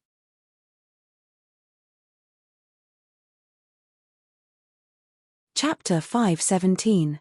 The results of the old bishop's divination indicated that the historian called Sandro was currently in the northwest of the Sinless City, near a place called the Ruins Excavation Site, about 50 kilometers away from the city. Even further to the northwest, there was a huge wasteland known as the Abandoned Ruins of the Gods. It was extremely vast and extended all the way north to the Arctic icefields. There were countless secrets and dangers hidden within it. Even now, humans had not been able to see the full picture of it. The Ruins Excavation Site was only at the outermost edge of the Abandoned Ruins of Gods. It was considered relatively safe, so it attracted many archaeologists, explorers, and tomb raiders. Reynolds arrived at the location provided by the old bishop in the evening. It was not in the ruins excavation site, but at the edge of the area, next to a beautiful lake. There was also a secluded grove and a villa nearby. Someone had actually built a villa in such a place. Although it was surrounded by mountains and rivers, and the scenery was pleasant, it was next to the dangerous and mysterious abandoned ruins of gods. Who knew if some monster would suddenly jump out and snatch someone away? It was also because of the location of the abandoned ruins of gods that even in the faraway Sinless City, the land prices in the north and west were the lowest. Only the poor lived there, while the rich and middle class lived in the south and east. There is indeed something fishy. Even I would not live in such a place. Reynolds found a secluded hillside nearby and squatted down. He activated the divine spell, Insight, and observed the villa from a distance. As expected, the interior was filled with lush greenery that complemented the scenery outside. This was a cult's stronghold. How filthy. How evil. No wonder they are not afraid of the monsters emerging from the ruins, because they are demons themselves. I really want to activate the heavenly punishment sacred sword and wipe them all out. But no, I am a person who knows my priorities. I have to find out the conspiracy and purpose of these cultists first. I'd better wait for it to get dark and sneak in. Although I am a priest, My skills in infiltration have reached perfection. Reynolds muttered to himself, lying down on the hillside and taking out his dinner for the day. Now that his days were better and he had money in his pocket, he could live a little more extravagantly. He did not have to eat potatoes anymore, so Reynolds's dinner today was a sandwich. It was made for him by the old bishop, not by the kitten. The meat inside was also fried beef, not the meat of the kitten. Reynolds ate slowly, patiently waiting for the sky to darken. Amia, who had come with him, sat on the ground like a duck. She carefully stretched out her thick fingers, trying to catch a grasshopper hiding in the grass. After the sky turned dark, Reynolds changed into Cranium Crusher's attire and instructed Amia. I'll go in first. You stay outside and wait for orders. Remember to act according to the situation. Amia didn't answer. He didn't know if she understood. Reynolds then walked towards the villa. However, halfway through, he turned around and looked at Nana helplessly. It hunched its huge body and curled its arms, trying its best to imitate the tiptoeing manner of humans as it followed closely behind Reynolds. Didn't I tell you to wait for orders and act according to the situation? Amia's eyes lit up as if she didn't understand. Forget it. Since you want to follow me, then watch carefully. Learn well and remember to act according to my mood. As Reynolds spoke, he cast a few more divine spells on Amia to make her voice softer. Reynolds had not heard of any other church that had divine spells that facilitated stealth.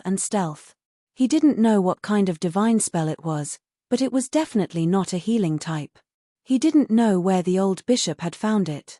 He felt sorry for the priests of other churches who didn't even know how to sneak around.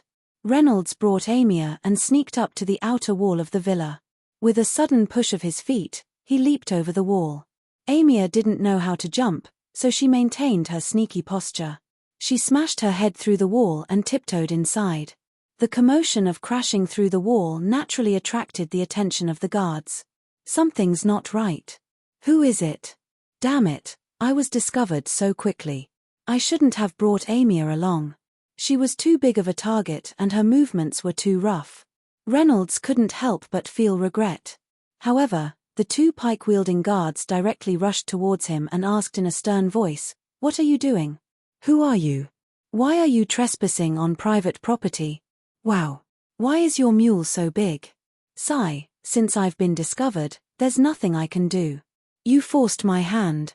As Reynolds spoke, he snapped his fingers twice in a row and said in a clear voice, "Repent of your sins." The faces of the two guards instantly twisted. Their eyes gradually became confused. Their bodies were enveloped by a faint white light as they slowly knelt on the ground. However, a green mist suddenly gushed out of their bodies and confronted the white light. "Why aren't you willing to repent of your sins and welcome a new life?" Reynolds said in confusion.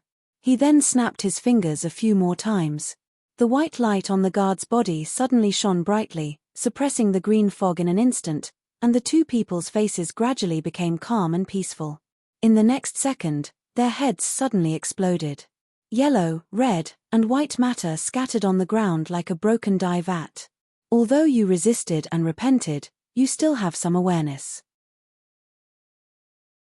You know that you don't have the face to live in this world and chose to commit suicide, Reynolds muttered under his breath. Although he had successfully taken care of the two guards, the commotion caused was enough to alert the others. Cries of alarm rang out in the villa. Ah. There's an intruder. Prepare for battle. Protect Master Sandro. There are only two intruders. Oh no, there's only one person and a mule. Following the cries of surprise, over 100 guards swarmed out of the not-so-large villa and surrounded Reynolds and Amia in layers. In addition to conventional weapons such as spears and machetes, some of them were holding heavy crossbows and were even wearing heavy armor. As everyone knew, heavy crossbows and heavy armor were military-controlled items. They were not something that civilian guards could possess. A normal person would not bring more than 100 guards with them at all times. Seeing that Reynolds was a turtle in a jar and could not escape, the owner of the villa, the historian Andrew, appeared on the balcony on the second floor of the villa under the protection of two mags wearing robes and holding staffs.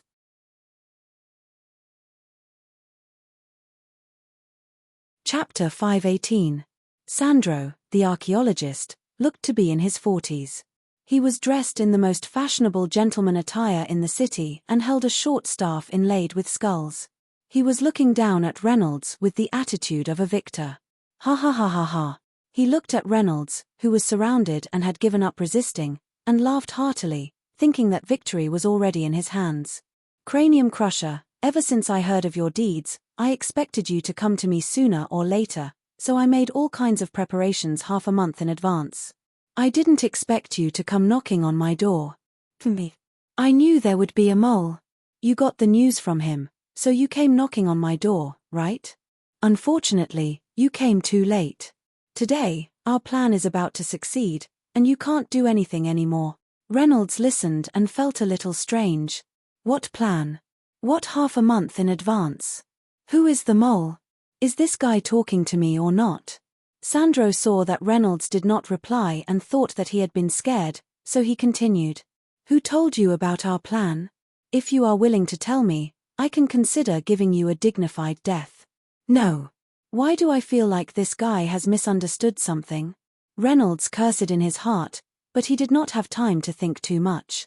He immediately replied, all of you, listen up. You are surrounded by me.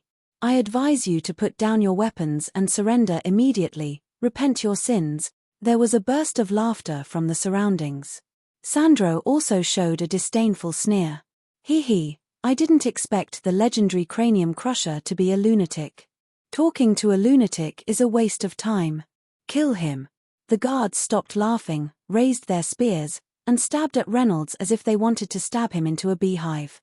But suddenly, more than 10 triangular shields appeared in front of Reynolds and spun rapidly around him, blocking the spears one by one. Oh! Divine art. So you are a paladin. Unfortunately, there is a limit to divine art. I have so many people here, how long can your divine art last? Kill his mule first. Sandro ordered with a cold smile. Reno abruptly raised his head and retorted with great indignation. How can you be so evil? You killed my believers and now you want to kill me. You won't even let my donkey go. You're so evil. There's no need to talk about morality when dealing with an evil demon like you. Amir, let's attack together. Amir, hurry up and use the water splash. Oh no, hurry up and use 100,000 horsepower. Upon hearing Reynolds's command, Nana's eyes turned red. She no longer maintained her sneaky posture and stood up straight. She stretched out her arms and crossed them in front of her chest, ready for battle. However, from an outsider's point of view, it was as if a mule had stood up on its hind legs and raised its front hooves, looking as if it was about to fight with someone. To be honest, this scene was a little comical. Even the circus couldn't train such a mule. It made people want to laugh. But in the next second, they saw the mule's legs kick hard and charge into the crowd like a cannonball. In an instant, several guards were sent flying and fell to the ground weakly. Their chests caved in and they stopped breathing on the spot. Then, Amir raised her arms and spread out. Her upper body spun at high speed and her huge body turned into a whirlwind of death, sweeping towards the remaining guards. The guards were shocked. They shouted in unison, and the green evil mist rose from their bodies. But although this mist could block divine arts and slightly strengthen their physique and strength, it could be considered as a buff. But Reynolds had cast more than 30 divine arts on Amir. Among them, there was no lack of powerful divine arts such as Veilous Inspiration, Veilous Hymn, Divine Strength, Vanquisher's Blade, Agility, and so on. All of them were level 5. Reynolds didn't like to use low-level divine arts. But Amir was his beloved donkey. How could he not protect her? If these divine arts were cast on a human, they would probably lose their mind in an instant and become a tireless and fearless war machine. They wouldn't stop until they died of exhaustion. But Amir was a magic puppet and was not affected by these side effects. She could let Reynolds do whatever he wanted. And how could the simple strengthening effects on these guards be compared to her? Not to mention that their original strength and physical strength were not as good as Amir's magic puppet. Therefore, even though these guards had turned green and looked rather frightening, the moment Amir touched them, the crisp sound of bones cracking and a series of wails would be heard. The guards were like weightless dust as they were blown away in batches. They tried to fight back, but the weapons they waved and the arrows they shot seemed to have hit a stone. They only splashed out a little sparks and didn't leave any trace. In less than a minute, the 100 or so guards who were aggressive were killed. Amir was like a terrifying meat grinder, cleaning them up like the autumn wind sweeping away fallen leaves. Some people wanted to escape, but how could they compare to Amir's speed? Even the crossbowmen who were standing a little further away had their skulls crushed in its hands. Amir, who had been blessed by Reynolds with divine arts, did not even have the flaw of being cumbersome. She was even more agile than a human and could be called a perfect war machine. So if it wasn't for the other party forcing him, Reynolds wouldn't have wanted to use her. And he was also wary of any tricks Zendral had up his sleeves. He was also wary of the two sorcerers who hadn't made a move yet, so he didn't rush to make a move. When dealing with a cunning sorcerer, he had to be extra careful, extra cautious. On the rooftop, Zendral was dumbfounded. What kind of mule is this? Why is it so fierce? Is it a chimera disguised as a mule? If a mule is so strong, how strong would a cranium crusher be? Is this kid really that terrifying? Zendral was almost scared out of his wits. He quickly ordered the 10 heavily armored elite guards to stop Reynolds, while he let the two sorcerers carry him away. He hadn't lost yet. He still had a trump card. As long as he found that lord, be it a mule or a cranium crusher, they were all ant. The two sorcerers quickly cast levitation spells, one on the left and one on the right, and flew in the direction of the ruins excavation site. Reynolds was stunned when he saw them escape. He quickly scolded, "Run away. If you can't win, then run. You can't be as bad as you." As he said that, he picked up a broken spear from the ground with one hand and started making hand signs with the other.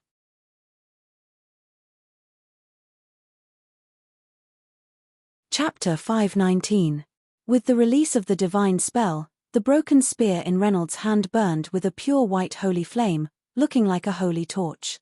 Eric, who was being held back by two sorcerers, had been paying attention to Reynolds' movements. He quickly shouted, "Be careful." The two sorcerers were slightly stunned. They quickly worked together to hold up a magic barrier, and quickly comforted him. "This is a long-range defensive barrier, enough to block any." Unfortunately, before they could finish their words, Reynolds had already waved his hand and threw out the broken spear. The broken spear drew a thin white line in the night sky and hit the barrier in an instant. The barrier was as fragile as an eggshell in front of the enormous power and the burning holy flames. It was easily penetrated, and the mage's chest was pierced through. The mage's unfinished words were stuck in his throat, and in the end, he turned into a flash of light in the sky. The sorcerer fell from the sky powerlessly. In the process of falling, the holy flame spewed out from the wound on his chest, turning his body into dust in an instant. Eric was a little dumbfounded. That was a living person, a noble sorcerer who was the disciple of the great sorcerer Venner. Yesterday, they were chatting, drinking, and playing with women, but in the blink of an eye, there was not even a corpse left. He felt a deep sense of fear engulfing him. Even when he was facing that noble and powerful existence, he did not have such a feeling of fear. What the hell is this cranium crusher? Why is he so terrifying? He quickly grabbed the other sorcerer's shoulder and urged sternly, "Faster, faster. While the elite guards are holding him back, we must hurry back to the ruins. Only that lord can protect us." The mage could only nod his head with difficulty. He was only a grade 4 advanced mage, and had not mastered levitation for long. If he were to fly by himself, he could guarantee his speed, but with a heavy burden, there was no way he could increase his speed. If he had not noticed that the cranium crusher was not chasing after him, he would have left Eric behind and fled back to Venner's sorcerer tower. The reason why Reynolds was not in a hurry to chase after him was not because he was stopped by the heavily armored guards, but because he was cautious. He felt that Eric was too decisive in fleeing. He didn't even have the slightest bit of fighting spirit. He hadn't even made a move yet, and he was already in a hurry to escape. Where are your hot-blooded courage and friendship? There might be a trap here. The other party was a cunning cultist and had a sinister mage by his side. He had to be careful. But of course, he couldn't let him go just like that. He was such a cruel and vicious cultist, and he definitely couldn't let him go. It wasn't easy for him to recruit a follower, and if he was killed by him, who knew if he would hurt other followers? Eric had to die. So he patiently waited for Amir to turn the elite guards into bloody tin cans. Only then did he jump onto the magic puppet's back, pointed in the direction Eric had fled, and commanded, "Let's go. Let's chase." After saying that, he quickly formed a hand seal and released a few holy flames, which landed on the surrounding corpses.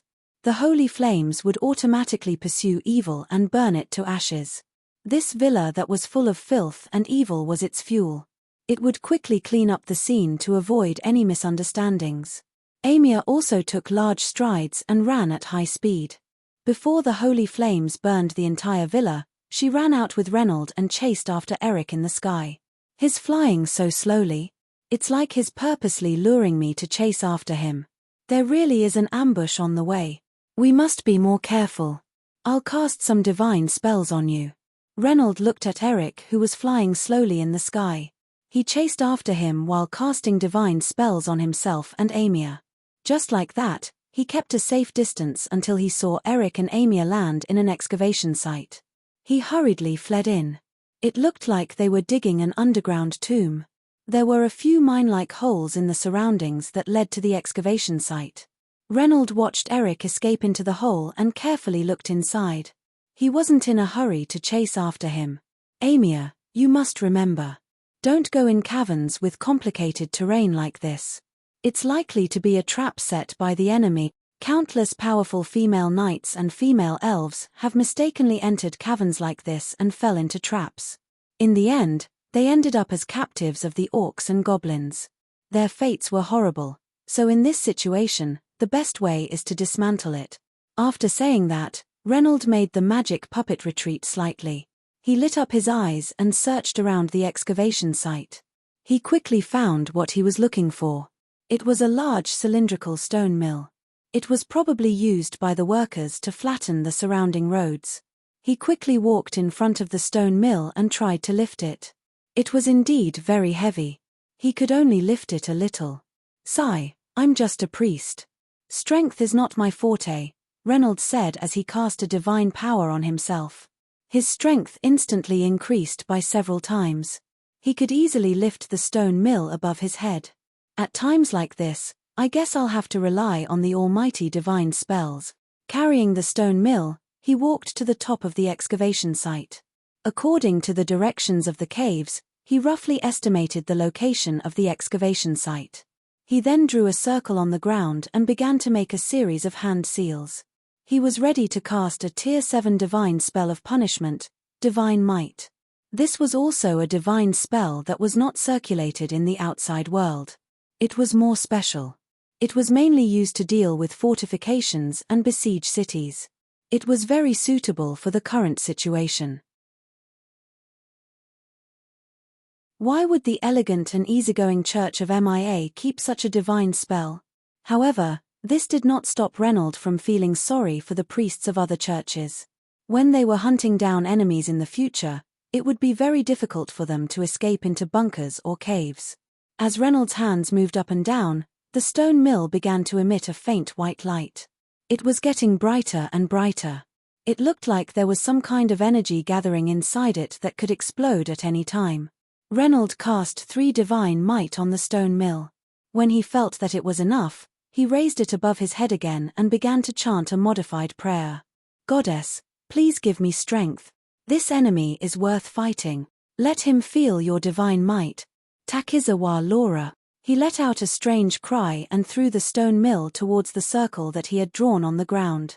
Then, he quickly turned around and ran with Amir towards a nearby ravine.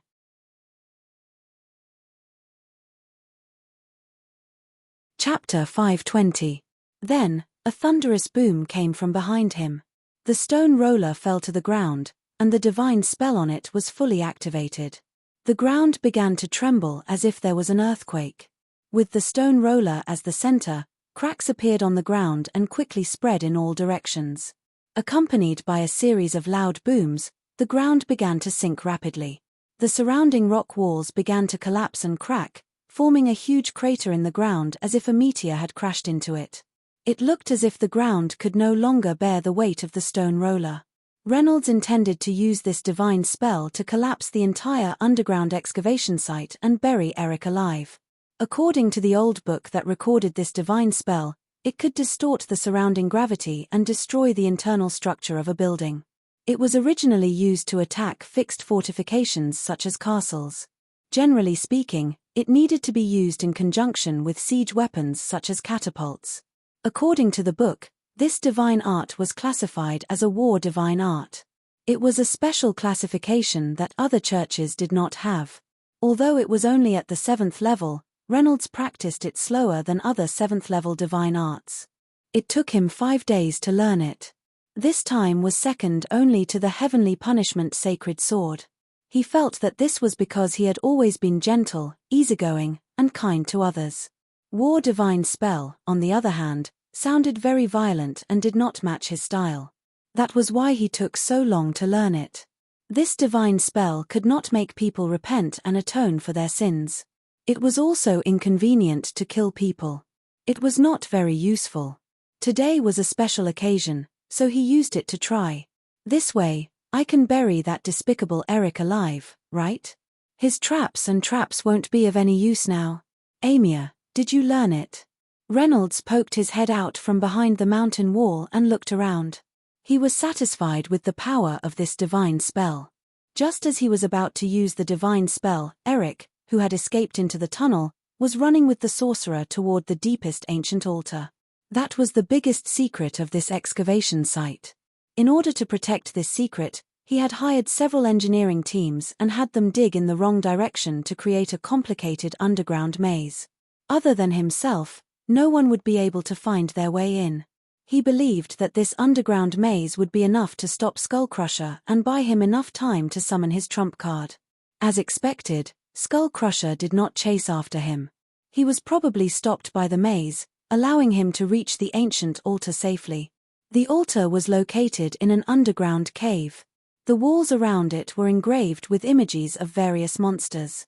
In the middle of the cave stood an arched door made of black stones. There were all kinds of complicated and evil runes carved on it. Beside the black stone arch, there was a demon statue with horns on its head and wings on its back. It was the statue of the 7th demon king of the abyss, Cyrus. Even though it was a demon king of the abyss, its power and status were no weaker than the weaker evil gods.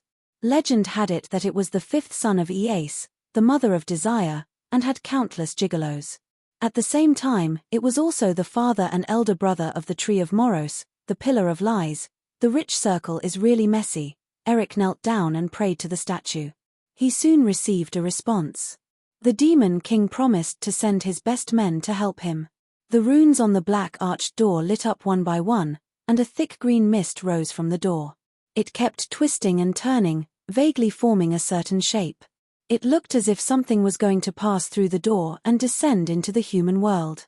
At that moment, the cave began to tremble violently. It looked like it would collapse at any moment. But Eric did not panic at all. He thought that this was a normal reaction when a demon descended into the world. It meant that this demon was very powerful and could definitely crush Skullcrusher and his donkey. As the trembling intensified, rocks and sand fell from the ceiling. The sorcerer was not careful and had his head crushed by the rocks. He died instantly. But Eric was still fearless.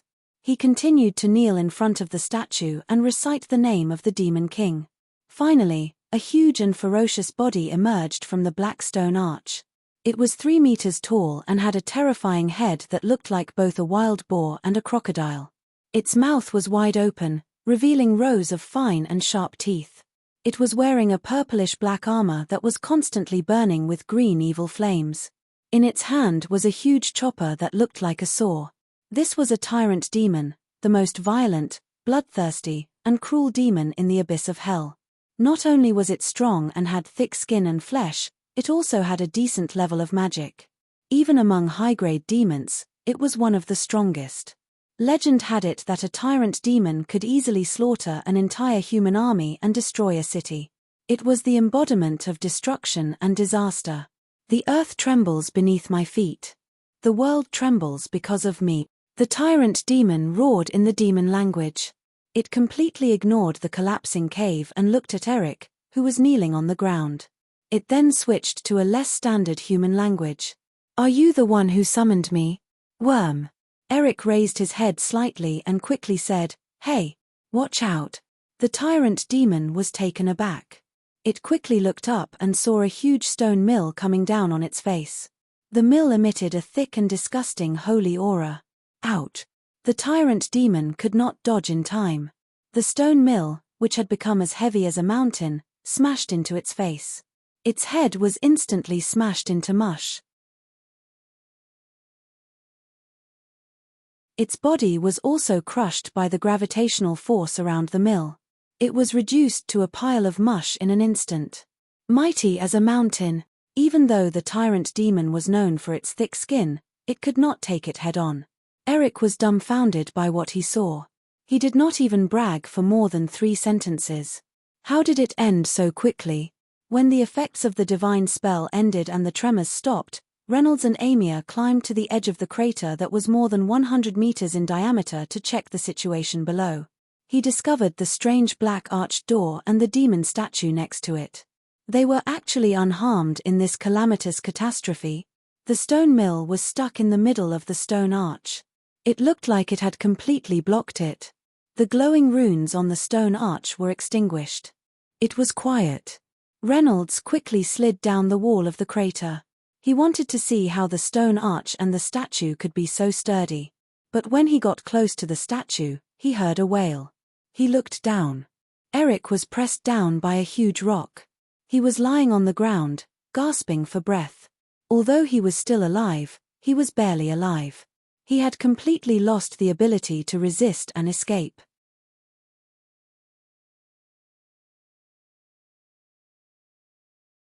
Chapter 521. Reynolds moved the boulder on Andre's body away, giving him some strength to speak. Andre wept bitterly on the spot and begged him for mercy. Please, I beg you, spare my life. I'll tell you everything. I'll give you all my wealth. How could he dare to resist? The stone grinder that fell from the sky had instantly shattered his hopes. The trump card in his plan had been crushed into powder before he could even say 3 words. He could not figure out how this person could accurately smash the stone roller into the tyrant devil's face from such a deep rock formation. In fact, it was not that Reynolds was accurate. It was just that Divine Might Mountain, a divine art that could destroy enemy fortifications, had a simple guidance function. It would automatically head to the key area inside the building, which was the black stone arch. The tyrant devil just happened to be standing in front of the door.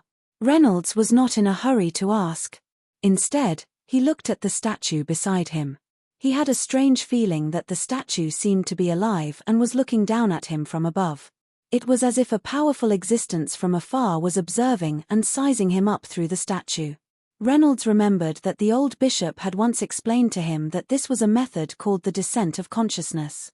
Those powerful beings could divide some of their consciousness and vision, and through the medium of sculptures and tokens, they could observe, peek, and communicate from a distance. They could even use part of their power. Reynolds looked up and met the gaze of the statue. He felt that there was a strong anger in its cold eyes, as if it was warning him. Reynolds was frightened. He hurriedly sprayed a stream of holy flame on the statue's face. The consciousness that descended through the air instantly disappeared, and the originally sturdy statue instantly turned into a sand sculpture, disintegrating into a pile of powder on the spot and dissipating with the wind. Even the black stone arch behind it collapsed, and the entire ancient altar was completely destroyed. In fact, they had been crushed by the divine art's gravitational distortion. They were barely holding on by relying on the Demon King's consciousness. Reynolds was slightly relieved. He sighed softly in a voice that only he could hear. These demons are indeed ferocious. Its gaze just now was as if it wanted to kill my entire family. I only have the old bishop and the kitten at home. I have elders and children to take care of. How could it not let me go? But I, Reynolds, will not be afraid. I swear to fight it to the end. When I get back, I'll write an anonymous letter to the 3 major churches and expose the crimes of this devil king. Andrei, who was lying on the ground, was scared witless. This strange and terrifying cranium crusher was actually able to disperse a strand of the demon king's consciousness. Although that wisp of consciousness wasn't powerful, it originated from a genuine abyssal demon king, the descendant of an evil god. Its status was extremely high, and it wasn't something that could be dealt with by brute force. When ordinary powerhouses faced it, due to the difference in status, they would instinctively kneel down and worship it, not daring to resist at all. But not only was this skull crusher not afraid, he even dared to resist. Just what level of expert was he? Legendary? Was it some archbishop of the Orthodox Church? Andrei quickly tried to recall which sect's archbishop would be so free as to come to the Sinless City to play a role-playing game. However, Reynolds did not give him much time to think. After dealing with the statue, Reynolds immediately turned around and said to him, "Tell me everything you know." In order to survive, Andrei endured the pain on his body and told Reynolds everything he knew. He wasn't an unyielding member of the evil cult. Instead, he was a typical fence-sitter who went with the flow. Before he started working for the evil cult, he often considered himself a devout member of the Holy Light. That was why he was able to survive in the upper-class circle of the Sinless City. However, when he discovered the ancient altar during the archaeological process, he betrayed his original beliefs and began to act according to the will of the Demon King. As far as he knew, the Demon King Cyrus and the evil god Tree of Moros seemed to be planning to prove their worth to their mother and lover, the child mother of desire, Eace. They were planning to make a big news in the Sinless City. The two of them secretly developed their strength and cultivated believers. They actively responded to the prayers and carried out their respective plans. Sending out evil cult members to rope in and collude with the low-level officials of the Sinless City, as well as reactivating the ancient altar, were all part of the plan. They were the preliminary preparations. However, a cranium crusher suddenly appeared and killed all of Moros' believers. Then, he destroyed the ancient altar, completely ruining their plans. Andrei couldn't figure out who leaked the information to the cranium crusher, allowing him to know so much about the plan. Every time he made a move, he would destroy the key points of the plan. He didn't dare to ask, but the cranium crusher took the initiative to ask. "Why are you looking for trouble with the shining sword?" The shining sword? Andrei was stunned. It took him a while to remember what was going on. He quickly explained. It turned out that interfering with the Shining Sword's bidding was just a small interlude in the process. The evil cult members needed a large amount of funds for their activities, so they set their sights on the Shining Sword. The Shining Sword's business was booming day by day, but they didn't have any backing. They wanted to force the owner to submit to them. They took the initiative to bribe the owner and even split the high profits of the order with them. However, the owner, Bart, was a righteous man and didn't submit. Just as they were planning to kidnap the owner's family and teach him a lesson, the cranium crusher suddenly appeared and killed an important adorer. The evil cult members thought that their plan had been exposed, so they quickly dealt with the officials that they had recruited and prepared to lay low for a while. In the end, they still couldn't escape the cranium crusher's clutches. The newly established evil cult was uprooted overnight. Andrei never thought that the cranium crusher would kill over such a small interlude. "If we knew that the shining sword was your property, we wouldn't have dared to do anything to it. Speaking of which, aren't you a clergyman? Why are you so violent?" Reno then asked. "Why did you kill George?" George? Andrei thought for a while before he remembered the name. That little foreman accidentally discovered the secret of the altar. To silence him, I had no choice but to kill him. In his eyes, George was just a small fry, an ant-like existence. It didn't matter if he killed him. He also didn't think that this person would be related to the cranium crusher. Andrei then realized that the cranium crusher probably didn't even know about his plan. Why did he come looking for trouble over such a trivial matter? No, as a powerful and influential figure, why would you pay attention to such trivial matters?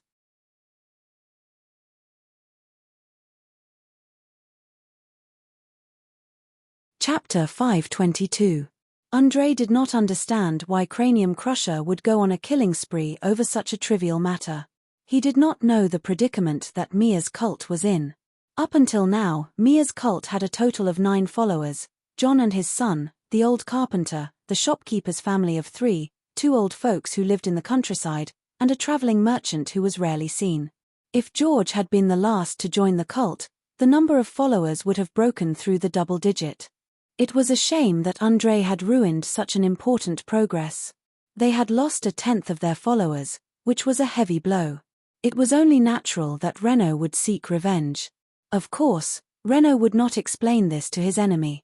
He continued to ask other questions, including what Andrei was doing in the hole.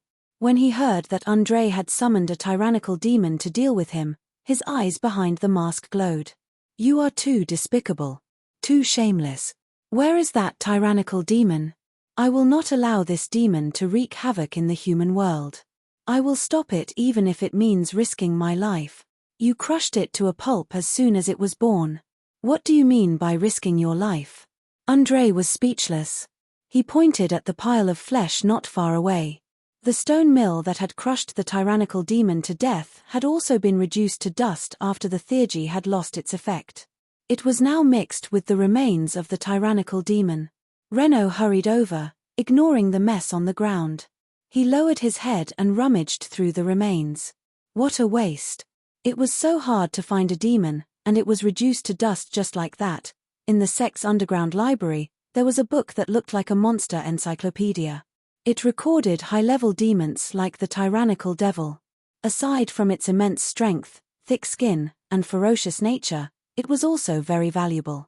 Many of its organs and tissues could be used to make high-grade equipment.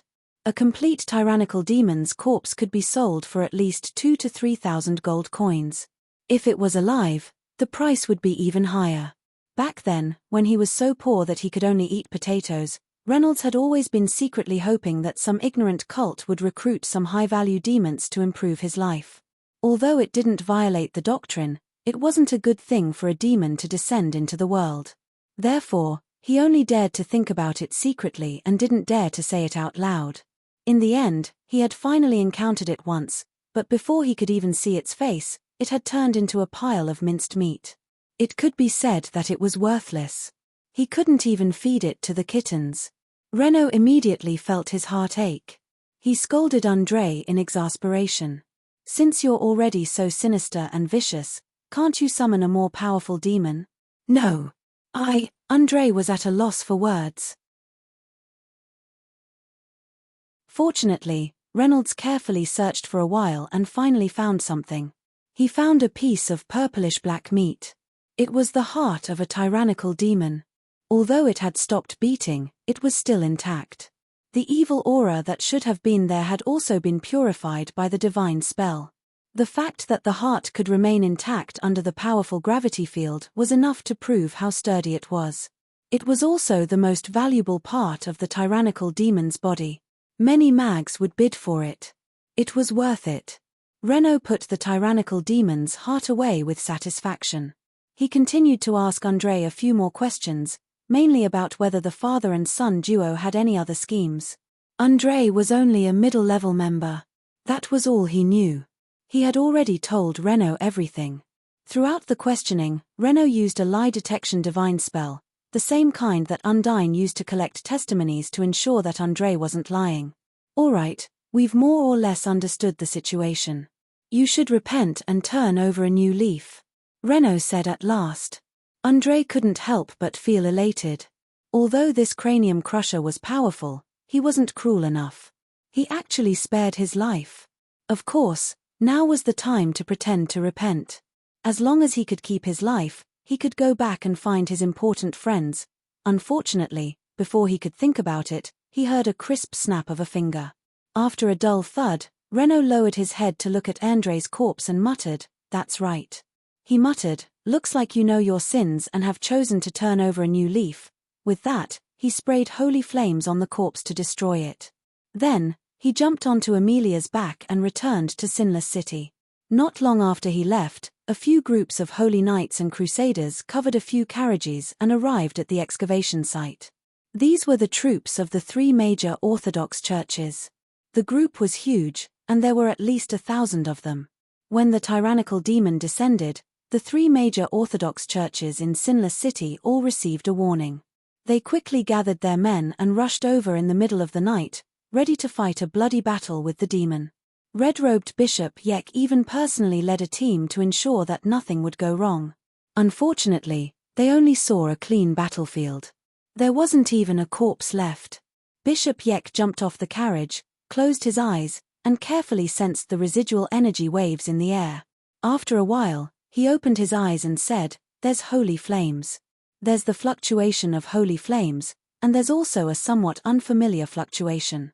If I remember correctly, it seems to be an ancient war divine spell." War divine spell? There's such a type of divine spell? A primordial chaos knight captain asked. He was the leader of the primordial chaos knights. Divine spells originate from faith and the power of the gods. They are omnipotent. Of course, there are more than 4 types. It's just that many of the less commonly used ones have been lost, and the remaining ones have been reclassified. That's why there are only 4 types left. The bishop of the Supreme True God religion who had met Reynolds once before explained. Then, he turned to Bishop Yek and asked, "Lord Yek, are you sure this is the effect of a war divine spell?" He pointed at the huge sinkhole in front of him, his eyes filled with deep fear. He couldn't help but mutter to himself, with such power, it's no wonder that war divine spells are forbidden by the gods. Bishop Yek pondered for a while and finally gave a definite answer. As far as I know, other than war divine spells used to invade cities, no other divine spells below level 8 can cause such an effect. And if a level 8 divine spell was used, we would definitely be able to sense it. In truth, several hundred years ago, when the gods were still at war and the churches on the surface were still fighting against each other, war divine spells were still very common. But later, when the war between the gods came to an end, the gods reached a tacit agreement. The religions tended to coexist peacefully, and all kinds of destructive war divine spells were forbidden by the gods. But no one expected that today, someone would suddenly break the ban.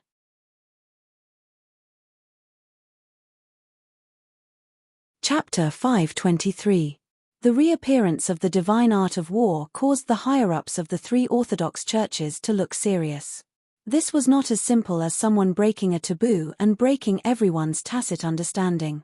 No one would be so naive as to think that this was the personal action of a certain clergyman. If there was no instruction from a certain god behind this, how could he learn the long-lost divine art of war? But which god was he serving? What kind of considerations did this god have? Just as the 3 higher-ups were deep in thought, a crusader came over with a puddle of black powder. "This is abyss crystal." Bishop Yek recognized the origin of the black powder at a glance. This is the key material to construct the abyss portal. So this is a demon altar. Those filthy monsters intend to invade the human world from here. And a powerful clergyman discovered their scheme and used the divine art of war to destroy the altar. The bishop of the Supreme True God was very good at drawing inferences from one case and had a rough idea of what had happened. From this, it seems that a certain god has sent his adorer to help us in secret. It seems that he is a low-key good god. The knight captain could not help but sigh in relief and praise. TSK, TSK. This power is really enviable. This adorer was able to destroy a demon altar by himself. He is undoubtedly a powerful being. How fascinating.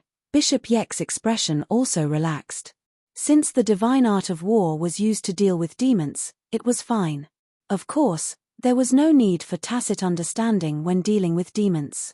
But he still opened his mouth to remind him. But as far as I know, the divine art of war is extremely difficult to cultivate. Even if it is not forbidden, not many people can learn it. This adorer is undoubtedly a genius in the divine art. But we have not heard anything about him before, a genius with outstanding strength and mastery of powerful divine arts who is willing to conceal his identity and serve a secretive god. His intentions and motives may not be purely to protect the sinless city.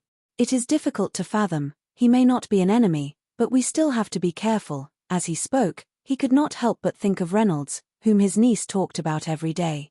That kid seemed to be a genius in the divine art who concealed his identity and served a mysterious goddess, but when he thought about it carefully, he didn't equate Reynolds with this blessed. Although Reynolds was talented, it was only in the area of modifying divine spells. If he wanted to learn and use war divine spells, even the most talented person would have to spend more than 10 years. Otherwise, he wouldn't even have enough faith power to cast divine spells. This was the limit of a human being, and it was recorded in the history of the church. Reynolds was only in his teens, so it obviously couldn't be him. However, that kid's talent was also very good. If he was given better resources and more opportunities, he would definitely be able to achieve great things in the future. At that time, he would marry his niece and have a few super genius babies. He would then choose the cutest and most obedient one and teach it carefully from a young age. As Bishop Yek thought about it, a kind smile appeared on his face. Lord Yi Ku, why are you suddenly laughing? Could it be that there's an answer to the problem? The knight captain asked in confusion. No, I just remembered something happy. Bishop Yek quickly put away his smile and said seriously. What happy things? The Bishop of the Supreme True God asked. My niece gave birth to, oh, no, it's nothing, let's not talk about that. Let's look around and see if there are any traces of footprints. Bishop Yek forcefully changed the topic and ordered his men to search the area carefully. Unfortunately, Reynolds was a veteran, and he had accumulated a wealth of anti-reconnaissance experience when he worked with the sheriff. Of course, he wouldn't leave any clues for others, or Undine would have caught him long ago. Thus, after a night of hard work, everyone could only return home in exhaustion. Reynolds, on the other hand, was already fast asleep. The next morning, Reynolds was not in a hurry to open the door. Instead, he went to the old bishop and showed him the tyrannical demon's heart. How much can this sell for? The old bishop looked at it carefully and shook his head. I'm afraid not much. The most valuable thing about this thing is the dark energy in it. Mags can convert it into magic power and use it to create something like a magic core. Like the red thing on Amy's stomach, it was made using a similar method.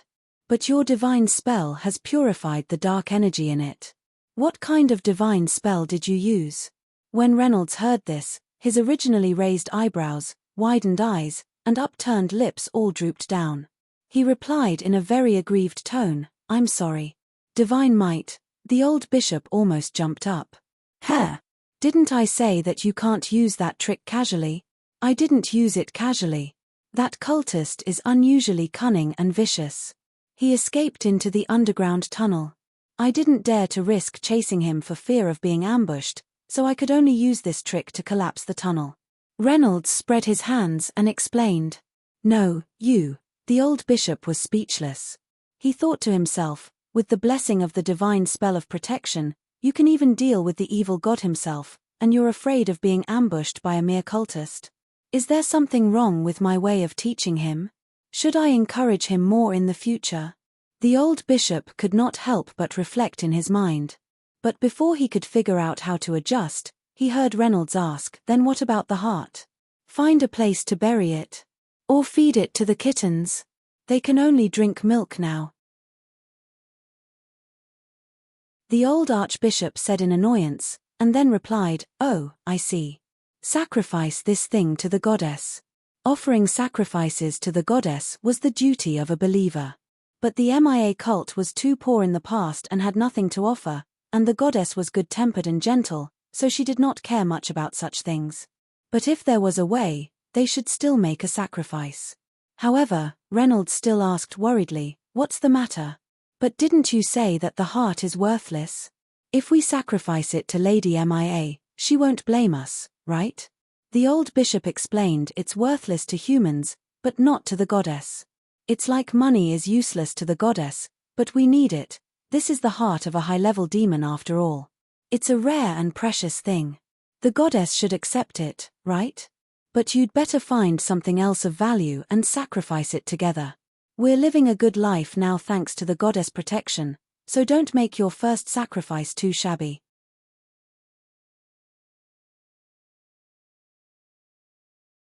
Chapter 524. Following the old bishop's suggestion, Reynolds hurriedly rummaged through the church. Our church may be a little poor, but we have 9 figures of believers, and everyone has given us a lot of things. If we look carefully, we'll be able to find something. Reynolds muttered as he rummaged through the cabinets. Soon, the table in front of the old bishop was filled with various items that Reynolds had found. Toys from his childhood, beautiful pebbles from John and his son, a wooden sculpture from the old carpenter, a vase from his former neighbor, a small flower that Amelia had picked from outside, a card with an address from the dark elf lady from the weapons shop, a monocle from Baron House's nephew, and a pair of white stockings of excellent quality. These items were all part of Reynolds's beautiful memories, and they were proof of his friendship with everyone, so he had kept them. Except for the white stockings, which seemed to have been left behind by Myrthren, Reynolds had kept them well, but had not found a chance to return them to her. That's about it. Is there anything else that you think I can offer as a sacrifice? Reynolds asked seriously. This is it. The old bishop did not know whether to laugh or cry as he looked at the various treasures that Reynolds had collected, and finally reluctantly took out the monocle. He remembered that it was a simple magical item that could be used to check the condition of an opponent, but it could only be used at a very close distance. It could only be used as a toy, and could not be put to any practical use, but it was the most valuable item in this pile of junk. It's my first time offering, but there are only 2 offerings. It's still not enough, the old bishop said with some difficulty. Not enough? Then we can only... As Reynolds spoke, his gaze fell on the little kitten beside him. The little kitten immediately sensed that something was wrong. As it mewled, it quickly ran away. Forget it, forget it. Let's add these. As the old bishop spoke, he picked out the simple slingshot, wooden figurines, and glass marbles that Reynolds had played with when he was young. After he was reborn, he had been raised by the old bishop, and the church's conditions were not good, so he only had these simple toys to accompany him through his childhood. Fortunately, Reynolds was reborn and was not very playful. Other than using the slingshot to shoot pebbles into the offering box, he did not have any other hobbies. He preferred to read quietly by himself, or listen to the old bishop tell stories about his senior. Let's leave it at that. The old bishop rubbed his eyes and placed the toy, the heart, and the monocle at the feet of the statue of the goddess. He then knelt side by side with Reynolds before the statue, reciting the doctrine and reciting the goddess's honorific name.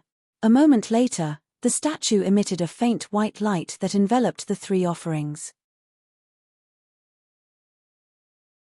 When the white light dissipated, the 3 offerings disappeared, and a small wooden hammer appeared at the foot of the statue. This meant that the goddess had accepted their sacrifice and was very satisfied with it. She had returned the favor. The old bishop could not help but feel a little surprised.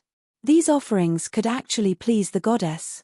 It seemed that he valued that demon's heart very much. He hurriedly asked Reynolds to bring the small wooden hammer back. This wooden hammer was only the size of a palm, small and cute.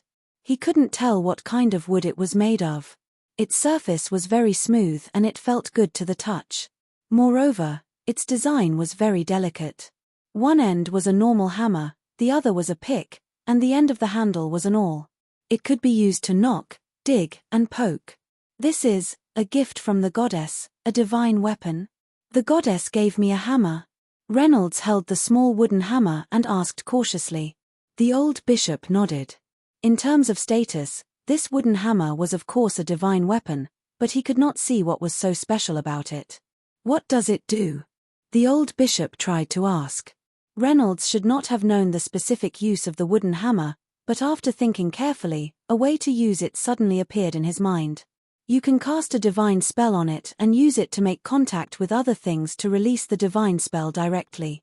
As Reynolds spoke, he tried to cast a hardening divine spell that he was most familiar with on the wooden hammer. He then grabbed a small kitten that was hiding under the cabinet and gently rubbed the hammer on its head.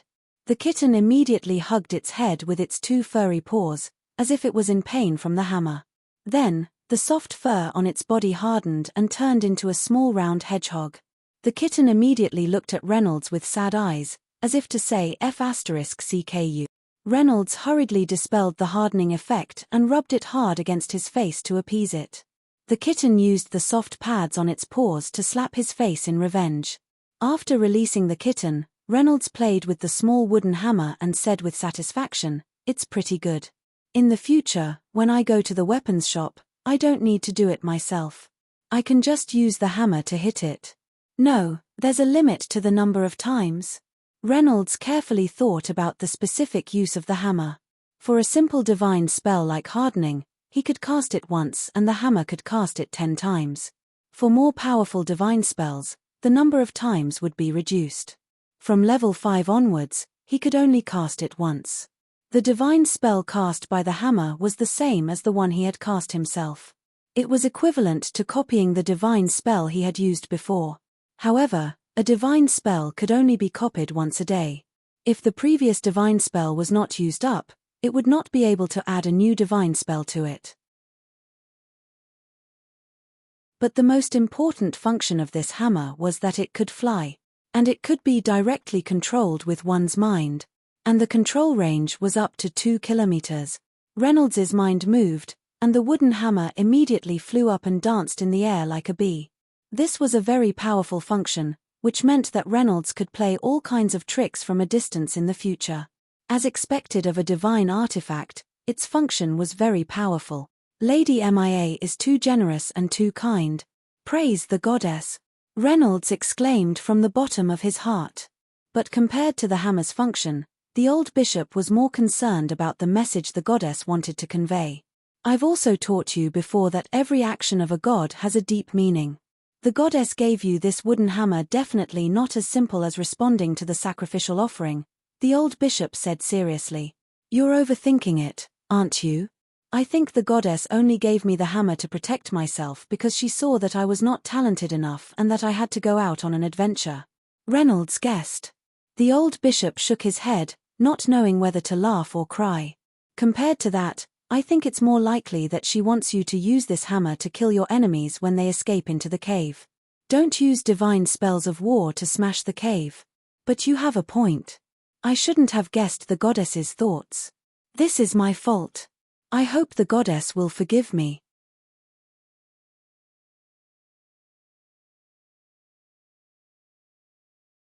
Chapter 525. In short, Reynolds used a demon heart that he could not sell and some other things that he had no use for in exchange for this fun divine artifact. The goddess was so generous. He immediately controlled the wooden hammer and flew in the sky to play with the kitten, familiarizing himself with the control of the hammer. He even gave the hammer a name, Blessed Hammer. But as he played, Eric suddenly came to visit. Reynolds hurriedly put the hammer away and went out to greet Eric. The old bishop had warned him not to let outsiders know about the existence of this divine artifact. It might attract the covetous eyes of criminals. It would not be too late to tell her when Eric was no longer an outsider. Die. "Oh no, Bishop Eric, may the goddess protect you. Is there anything I can help you with?" Reynolds greeted him formally, probably because Eric was dressed very formally today. He was back in his bishop's robe, wearing a mitre, holding a scepter in his hand, and following behind him was a follower who scattered flower petals and laid out a carpet. The only difference was that the white stockings on her legs had been replaced with a thicker one. It could no longer reveal the color of the flesh inside, but it was rounder and smoother. It looked like snow-white cream, making people want to lick it. Eric walked all the way to Reynolds and explained in a low voice, "Uncle Eric called me here. Uncle Yiku told me to come over. He wanted me to be more formal to express my respect and gratitude to you." "Thanks." The modification of the divine artifact was successful. Eric's blue eyes showed a hint of joy, and he turned his head to give the follower behind him a look. The follower hurriedly carried a large box from the accompanying carriage, carried it to Reynolds, and opened it. Inside were silver candlesticks, gorgeous vases, golden cups, and other home decorations, as well as male accessories such as a pocket watch, a cane, a top hat, and so on. Every item was beautiful and exquisite, and the price would not be cheap. Eric explained in a low voice, "The slow healing of the divine artifact has been slowed down. The modified dispelling technique with a slow healing effect has been put into use. It will definitely help a lot of people and bring them good news. When more priests master this divine artifact, we will announce it to the other churches in our names. In order to thank you for your contribution, Uncle Yi-ku has been preparing these items for a long time. Bishop Yek had originally planned to give him money directly, but he felt that it was too vulgar. Besides, Reynolds didn't seem to be in need of money. He also noticed that Mia's church was too plain, and Renault's attire was also very simple. Therefore, he carefully selected these decorations to enhance the appearance of the church. One could say that he put a lot of thought into it. And that wasn't all, Eric continued, I'm sorry. Uncle Yi-ku also said that he hopes that you can continue to work hard and strive for more benefits for the people of the world in the future. If that's the case, he will give you a big gift. Big gift. But he didn't say what it was. He just stared at me and smiled. In short, please allow me to represent the Church of God's Light to extend our highest respect to you. We will remember your contributions. As Eric spoke, he took a few steps back and solemnly drew an inverted 8 in front of his chest. He then bowed slightly to Reynolds in greeting. The lackeys behind her also saluted Reynolds in unison. Reynolds looked at this scene in silence. His expression was a little absent-minded, as if he saw more patients and pastors who benefited from this thanking him. Their faces were filled with smiles of happiness. Even a person like me can help so many people. That's great. He secretly sighed in his heart. After the simple thanking ceremony, the lackeys hurriedly moved the large box into the church. Then, they left in the carriage as per Eric's instructions.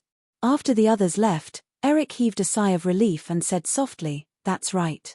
I've been busy teaching the other pastors how to master this divine art. I've talked a lot, it's exhausting. There was a slight change in her originally calm tone. It sounded like she was acting coquettishly and asking for comfort. This was actually something she learned from the love strategy books. Acting coquettishly when appropriate would make her appear more adorable in the eyes of boys. For this reason, she had secretly practiced it a few times. Will Reynolds find me more adorable? She didn't seem to be very confident. Fortunately, Reynolds's reaction was similar to what the book said. Feeling tired? Then why don't we not talk about the divine art today? Let's do something else to help you relax. In fact, other than giving gifts and thanking Reynolds, Eric also wanted to discuss the divine art with him. She still had many questions to ask. When she was with Reynolds, she felt very at ease. She didn't even feel tired talking. This in itself was a kind of relaxation. However, Uncle Yek said that he hoped that she and Reynolds could be closer. So, she planned to practice the knowledge in the book and test the results of her practice outside of the divine art. And Reynolds's reaction made her a little happy. According to the book, this reaction means that he cares about me, and I can take the opportunity to invite him to go to the park, hand in hand, or eat dessert together, silently looking at each other. Eric's thoughts ran wild. She felt her cheeks heat up. But just as she was about to practice the knowledge in the book, she heard Reynolds continue. So, let's put aside the divine art today and train our bodies. This is not an option in the book. What should I do? Eric started to panic. Do you want to run together? Reynolds asked again. Eric was even more panicked. She would fall down if she wasn't careful when walking. If she ran, fortunately, she was quick-witted. She lifted the hem of her robe slightly, revealing the white high heels on her feet. The shoes are nice. Won't you get dirty if you run in them? Reynolds said seriously. Well, so, let's talk about the divine art? Eric hurriedly suggested. She actually wanted to suggest that they go to the park together, but when the words came to her mouth, she still talked about the divine art. The elderly bishop, who had inadvertently overheard their conversation, could not help but sigh and lament in a low voice, Don't worry. This is too difficult. So, Reynolds led Eric to the back garden, poured her a cup of tea, and borrowed a kitten for her to hold. Eric rubbed his face against the kitten and started to talk about what happened last night. Something seemed to have happened outside the city last night. Uncle Yek rushed there overnight, but when he came back, he gave a gag order. I don't know what happened. Maybe someone used some powerful divine art? I slept very well last night. I didn't know that something big happened. What could it be? I'm so curious. Reynolds answered without changing his expression.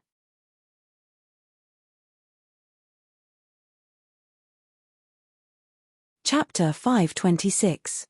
Reynolds did not expect that the commotion at the excavation site last night would have alerted even the cardinal. It seemed that the old bishop was right.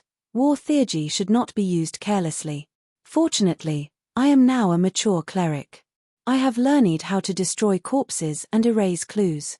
But now that I have the magical wooden hammer, I will not have to be afraid of enemies escaping into the pit.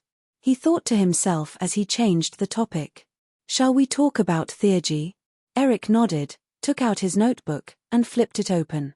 In the process of modifying the theurgy, she had accumulated many new problems that she wanted to discuss with Reynolds. Thus, Reynolds began his lecture. Eric sat obediently like a student and listened attentively. And so, the normal teaching of theurgy continued until noon. The old bishop had prepared lunch and warmly invited Eric to join him. The lunch was sumptuous. There was cream of mushroom soup, pan-fried steak, crispy pancakes, fish head pie, and a fresh salad. The old bishop had always been good at cooking, but due to his poverty, he could not show his culinary skills. But now, things were different. The MIA sect was rich, and the days of eating potatoes were over. The three of them sat at the table and ate. The kittens crouched under the table and drank milk. It was a picture of familial warmth. As the three of them ate, they chatted about what they had seen and heard. Although Eric listened silently most of the time, listening to the conversation between Reynolds and the old bishop, he felt an inexplicable warmth in his heart. It had been a long time since she ate with others. Bishop Yek was very busy and did not have much time. Her followers would not sit at the same table as her, so she ate alone most of the time. Although the food of the Holy Light sect was better than that of the MIA sect, Eric still felt that the food here was more fragrant. There was a special, warm taste to it. The heartwarming and sumptuous lunch was soon over. Reynolds was busy clearing the table while Eric leaned on the bench in the garden with the kittens in his arms. His big eyes were slightly drooping, as if he wanted to take a nap. Logically speaking, she should not be wasting her time here as she still had to return to the church in the afternoon to deal with various chores. But for some reason, Eric was a little stubborn today.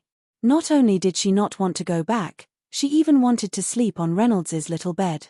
Just as she was letting her imagination run wild, she suddenly felt something poking her gently.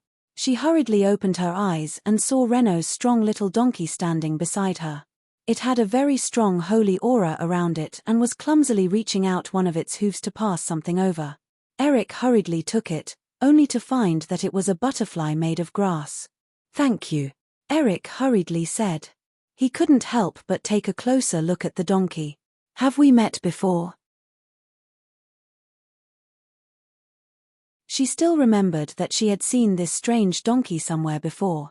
Its aura had left a deep impression on her, but she did not expect it to be Renault's mount. This made Eric very curious. She could not help but wonder what kind of donkey it was. How could it be so holy? It was like a legendary holy beast. Unfortunately, the donkey did not pay her any attention. It did not even give her a second look. It just shrunk back to the other side of the garden. One had to know that animals were different from people or objects. Their aura was innate. It could not be cultivated, nor could it be strengthened. Therefore, Eric speculated that the donkey was a natural-born holy beast. It had an innate holiness and nobility. It was a very rare and precious animal. Even the three major churches did not have many holy beasts like this. No wonder it was so strong and so smart. Mia's cult is really something. Not only is the food delicious, the kittens are cute, and they even have holy beasts. Pastor Renault is also very handsome, very knowledgeable, and very gentle. Eric lowered her head to look at the grass butterfly in her hand. It was very delicate, fully demonstrating the craftsmanship of the creator. She suddenly realized that the people and animals of Mia's cult were all very smart. Reynolds, of course, was the smartest person she had ever met. The old bishop was also a wise elder. The kittens were obedient and clingy. She heard that they could already help Reynolds with some simple household chores. Even the donkey was just as nimble with his hands. Could it be that the goddess Mia was a goddess of wisdom? But isn't the god of wisdom Fal? Is he Fal's follower? I wonder if he can give me wisdom and make me smart too. A dangerous thought suddenly appeared in Eric's mind. But fortunately, she quickly realized the mistake of this thought. She quickly shook her head and threw this ridiculous thought out of her mind. Reno had just finished washing the dishes. He walked over and asked in confusion. Why are you shaking your head when you're alone? No. Eric did not know how to explain it to Reno. She could only let out a cute whimper, trying to get away with it. Reno let her go just like that. He noticed the straw butterfly in her hand. Is this a gift from Amia? Eric nodded and asked, You're right. Amia? Is that its name? It's cute. It sounds like a bunny's name. Haha, that's the name I gave it. Reno smiled proudly and said, That's right.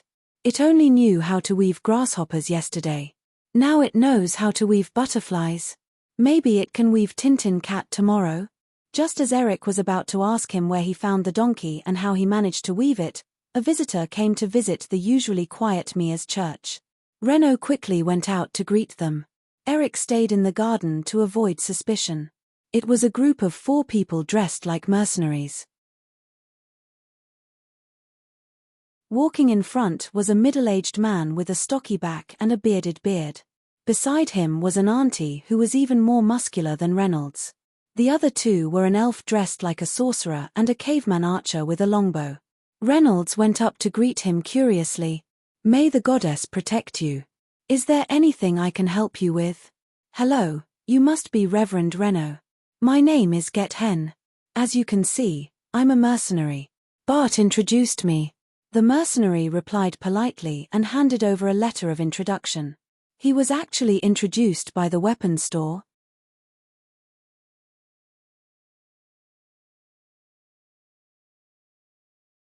Chapter 527. Reynolds led the mercenaries into the church and sat down. Then, he opened the letter and read it. The letter was written by Bart. It said that the mercenaries were called Laughter and Victory. They were quite famous and powerful and had a good relationship with Bart. They had just received a commission from Sir Donald. They needed to go to Yorktown, a mining town outside the city, to pick up a bag of raw gemstones and send them back to the jewelry store in the city for processing. It would take about 2 days of travel. Normally, the journey would be very safe. The team had received the same commission twice before, and there were no problems. It was just that Sir Donald would rather spend more money to ensure the stability of the supply of raw gemstones. That was why he kept hiring them. The original healer in the group, a grassland witch doctor, had returned to his hometown to get married. The mercenary leader, Jerson, was also very cautious and responsible. He insisted on looking for a priest to fill the vacancy before leaving. So, Bart recommended Reynolds. It was a mission that was not dangerous. It was just a little difficult and the reward was not much. Reynolds could only get 1 gold coin. However, money was not the main point. The main point was that the mercenaries were non-believers. At the same time, they were also well-known figures in the circle. If they could use this commission to build a good relationship with them, the Church of Mia would gain a very valuable connection. Mercenaries had always been a frequent customer of the church. Since they lived on the edge of the blade, they often needed to work with the church. They were an important source of income for many of the churches. It was just that Mia's cult was too destitute in the past, so they were unable to make contact with the church. But now, the shop owner was kind enough to deliver the opportunity to them. Reynolds naturally understood the shop owner's good intentions. It would be best if they could turn these mercenaries into believers. Then, the number of believers of the church would be significantly increased by as much as 50%. Even if the mission failed, he could still build a good relationship with them. Wouldn't that be great? So, he kept the letter and said, I understand the situation. I've already understood the situation. Do you want to hire me to make a trip? Yes, Bart said that you are a very good priest. Your skills are superb and can be said to be excellent. So, we would like to trouble you. The mercenary leader, Jerson, quickly flattered. No one would mind getting to know a few good priests, especially mercenaries. They needed to maintain a good relationship with them. So, they came with the intention of making friends. But during the day, Reynolds was in a submissive state. He hurriedly said modestly, "No, no, no. You flatter me. I'm still young. I still need to work hard." Ha ha ha, just as Bart said, "You are a very humble young man," Sen smiled. Reynolds had left a good first impression on him. He had seen a lot of young people.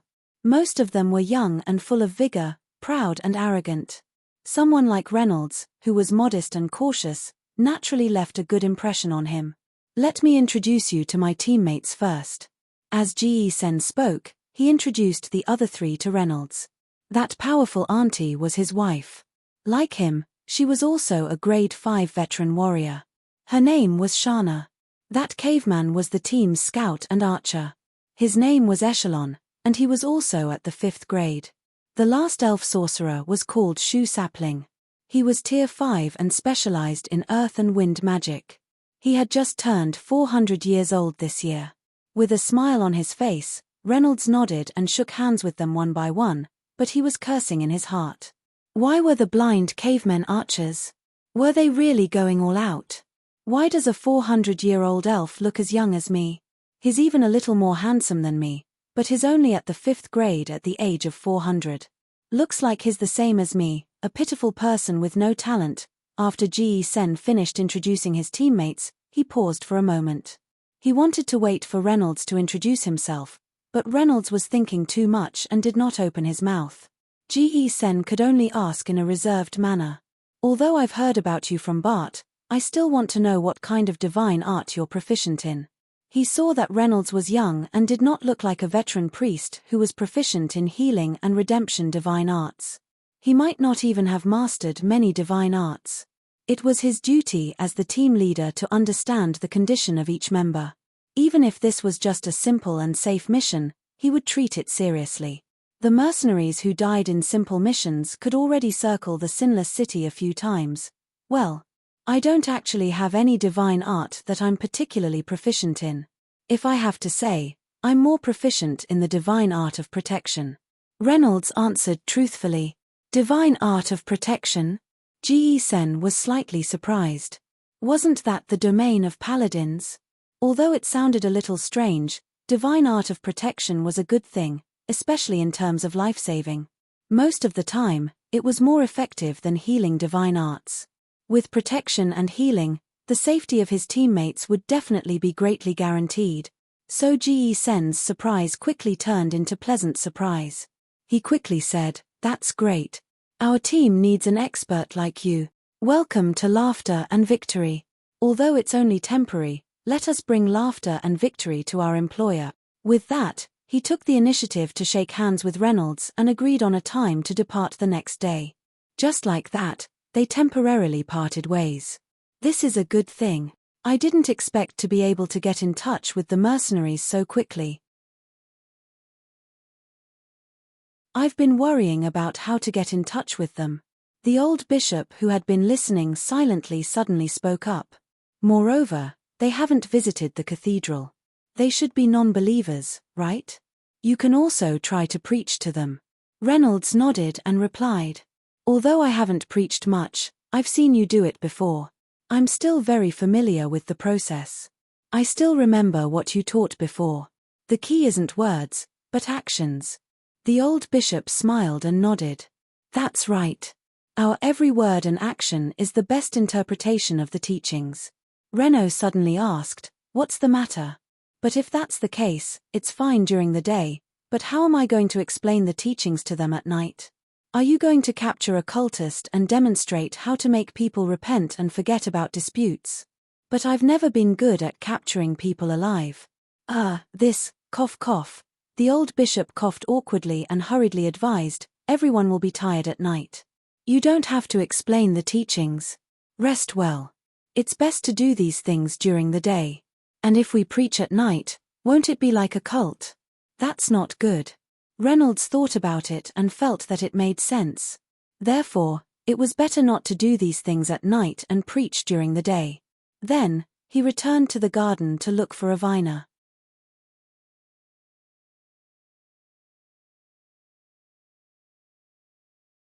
Chapter 528. Reynolds went back to the garden and found Mithrin. He told her that he would be going on a long trip in the next 2 days. Mithrin's eyes flashed with surprise when she heard that. She asked, "You actually accepted such a commission?" She had always thought that Reynolds was an archbishop. Logically speaking, he should not have to deal with such trivial matters. But Reynolds asked back without any self-awareness. "Why not?" Mithrin tilted her head slightly and thought for a while. She could not find a good answer. After all, Reynolds had always considered himself a priest. But she had an idea and quickly asked, "Do you accept any commission? As long as it's simple and safe, doesn't take up too much time, and can be profitable at the same time." Reynolds answered bluntly. Mithrin nodded and had a little plan in her mind. When she was on leave, she would ask Reynolds to accompany her shopping, to the park, and to dessert. Although a direct invitation seemed fine, she was worried that Reynolds would come up with some other answer, like asking her to go for a run or something. If it was a commission, she would not have to worry about him rejecting it. With beautiful expectations, the two discussed theurgy normally for the whole afternoon. It was only when it was almost dark that Mithrin hurried back to the church to deal with the chores that had been put on hold. She did not even have time for dinner. When he sent her off, Reynolds said, "I heard that there's a sweet corn in the town. I heard that York Town has a very tasty sweet corn. I'll bring some back for you this time." I'm looking forward to it," Mithrin replied with a little joy. After sending Mithrin off, Reynolds turned back to prepare his luggage for tomorrow. There was nothing much to prepare. Some simple dry rations to eat at noon. They would arrive at York Town in the evening, stay there for the night, and return the next day. So he only brought the sandwiches that the old archbishop had prepared for him and the small wooden hammer that the goddess had given him. He did not even bring his cranium crusher outfit. Anyway, it was just for one night. There was no need. At dawn the next day, Reynolds sat in his donkey cart and met up with the mercenary team outside the city. "You're very punctual. I thought that a young man like you would always be a little sleepy." Captain Ferguson greeted him and turned his head to look at Amia. "Ah, but this mule. Do you want me to get you a horse?" He was worried that the mule would not be able to keep up with his speed. "Thank you for your kindness, but my Amia is very fast and has great endurance. Don't worry, this journey is just a warm-up for her," Reynolds said confidently. "All right then," Captain Gerson said helplessly. He didn't force the issue, but they were traveling at a slower pace. At this speed, they would only reach York Town by nightfall. Fortunately, this matter wasn't that urgent, and it would be easier for them to walk slowly, so the other mercenaries didn't say anything. Everyone chatted as they walked. Reynolds listened silently and pondered how he should open his mouth and preach the doctrine to them. However, they did not expect that as they chatted, the topic would automatically turn to Reynolds. "Say, why do you think that Skull Crusher has disappeared recently?" the elven mage sapling suddenly asked. "Didn't you just kill a baron a while ago?" Because of this, it seemed to have caused quite a commotion, but it seemed to have calmed down later. Aunt Sandra replied. The previously silent caveman scout was also intrigued by this topic and asked, "What do you think?" He asked, "Is a baron worth his time?" "Worth it, of course it's worth it. I've always treated everyone equally, regardless of their status," Reynolds answered secretly in his heart. The elven sorcerer said, "Don't underestimate these nobles. Don't underestimate these human nobles. Even if their ranks aren't high, they're just as crazy as those famous people. They might even be crazier," he then said with slight disappointment. "But I was looking forward to seeing what kind of shocking crimes he would commit when he returned from a long trip, like the orphanage tragedy. Wait, wasn't that 3 years ago? I almost forgot, and you still remember?" Reynolds was speechless as he cursed in his heart. This so-called orphanage tragedy was caused by a rather famous philanthropist in the Sinless City. On the surface, he was running a charitable foundation dedicated to taking in orphans and establishing an orphanage. He was a kind-hearted philanthropist. But behind the scenes, he embezzled the charity funds, abused the orphans, and even forced them to beg and steal. Reynolds was only 15 years old that year. The old bishop happened to pick up a little girl in the suburbs and kindly sent her to the orphanage under the foundation's name. A few days later, he saw her with her legs broken and eyes blinded, begging on the streets. After some questioning, the old bishop found out the whole story and found out the person's crime. That night, Skull Crusher struck hard. That was the busiest night for Reynolds. He was busy the whole night. None of the sinners escaped. The headless corpses knelt in a circle on the ground as if they were performing some evil ritual, causing people to think that Skull Crusher was a cult member. However, all the orphans and the innocent employees were unharmed.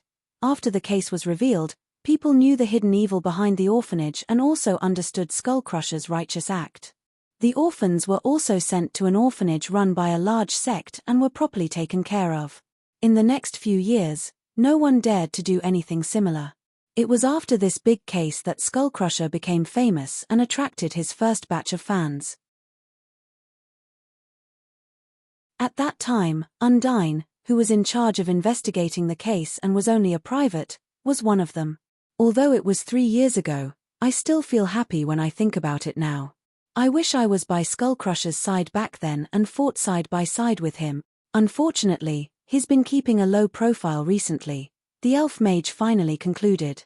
Reynolds, on the other hand, was silently criticizing. Do you have some misunderstanding about me? I'm not keeping a low profile recently, I've always kept a low profile. And I'm not that short of money recently, so I don't need to covet First Lieutenant Undine's 10 silver coins, so I cleaned up the corpses very well. In the future, Skull Crusher will probably disappear completely, or change his name to Purifier, right? When Aunt Shana heard the maid's words, she said half-jokingly, "You can't even be our teammate, and you want to team up with Skull Crusher? Then your body would have turned to ashes long ago. Do you know how much his head is worth?" "Of course I do. 2,000 gold coins, the highest bounty in the city, the 5th highest in the country, and I heard that it's even more valuable if you catch him alive. Many rich women are willing to pay an unprecedented high price for him."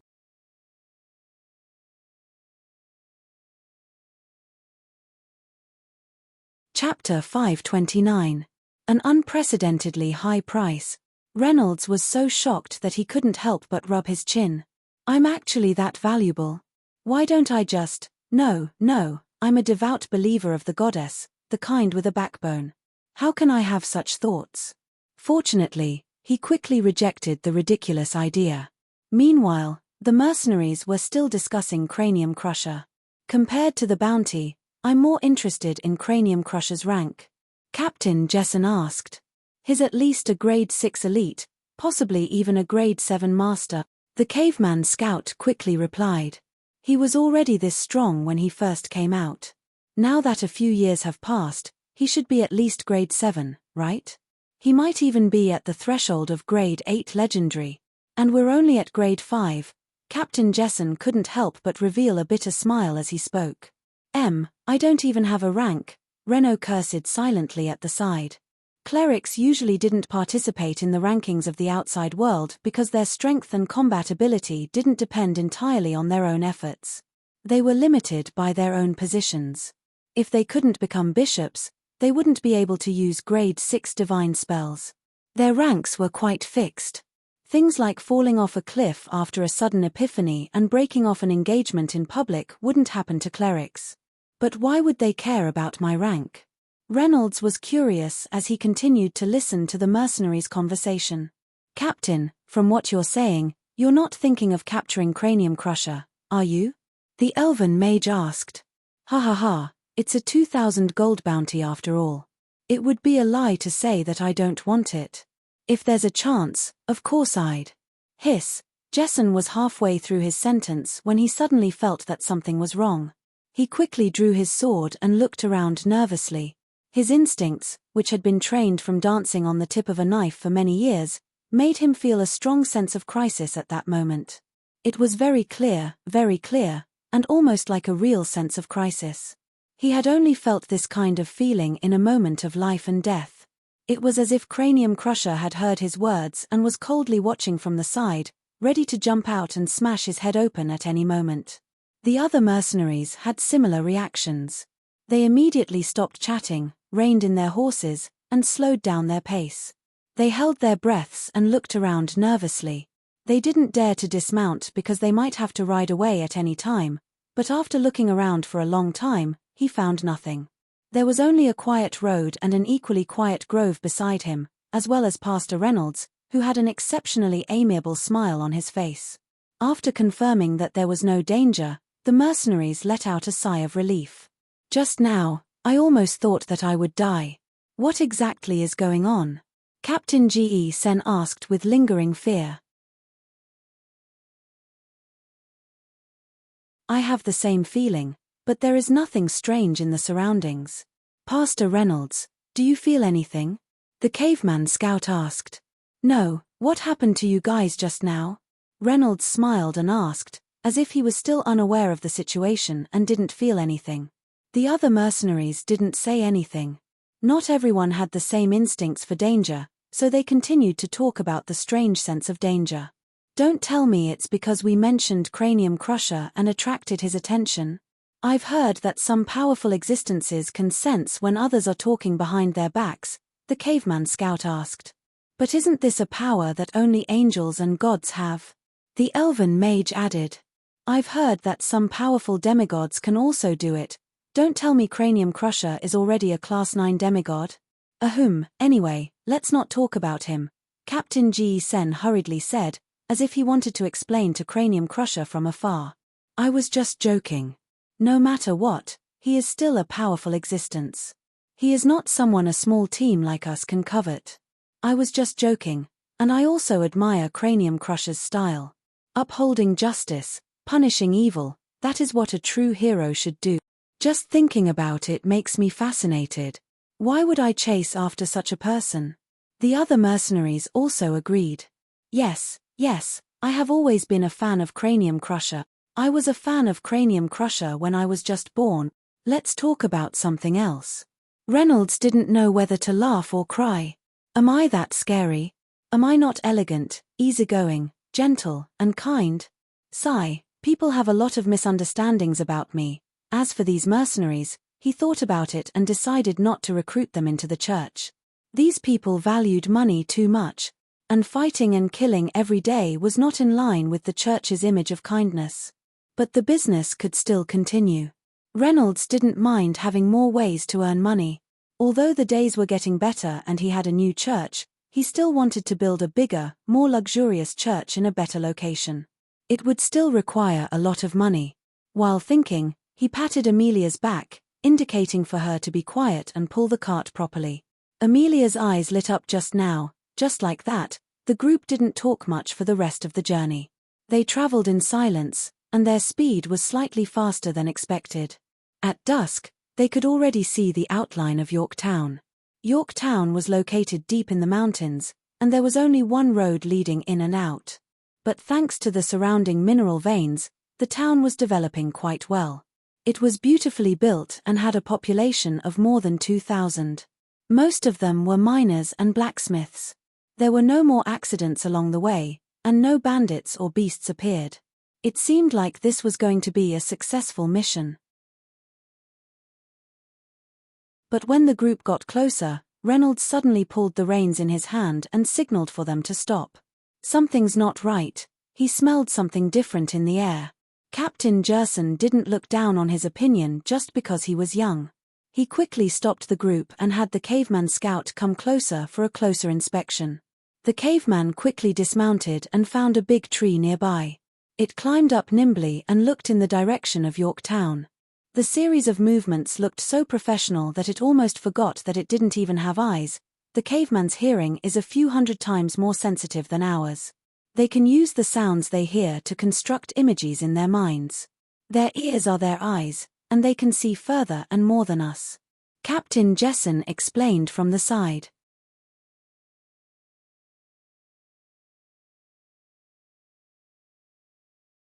Chapter 530.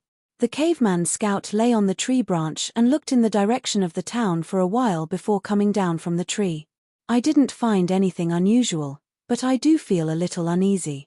It's a little different from the last time I came here." Hearing him say this, Captain Gerson turned his head to look at the gradually darkening sky and said, "That's right. Since both you and Pastor Reynolds have said so, then it's best that we don't enter the town tonight. Let's wait until dawn tomorrow to investigate." "I'm sorry, Pastor Reynolds, but we might have to camp tonight." The captain's choice was a little cowardly, but it was understandable. Entering a small town with hidden dangers at night was undoubtedly a very stupid move. Reynolds didn't mind. Before he moved to the Sinless City, he and the old bishop often slept in the open, living the life of an ascetic. Sleeping in the open wasn't stressful for him, and he even missed it a little. This team of mercenaries was indeed professional and well prepared. Although it was only a day's journey, they still brought along their tents. The captain immediately found a suitable place to settle down in the woods by the road and hurriedly set up the tent. He then went to find some dry wood nearby and started a bonfire. "When we came here last month, everything was fine. What do you think will happen in this town?" the elven mage asked uneasily. Maybe he suddenly believed in some cult. For such a peaceful and remote town to suddenly have a situation like this, the biggest possibility was the spread of evil cults. They had encountered such dangers several times before, such as being besieged by an entire village of evil cults, or being chased by evil cult apostles. But Reynolds said in a very certain tone, "No, there's no evil cult aura there." The mercenaries couldn't help but feel a little puzzled. This place was still a few kilometers away from the town. How could you be so sure that it had nothing to do with the cult? However, no one questioned Reynolds's judgment. Captain Gerson followed up. "We'll know when we go in and take a look tomorrow morning. With Pastor Reynolds around this time, even if we encounter the cultists, we should be able to escape unscathed." Most of the mercenaries had been attacked by cults when they were carrying out various missions. Most of the time, they could only run.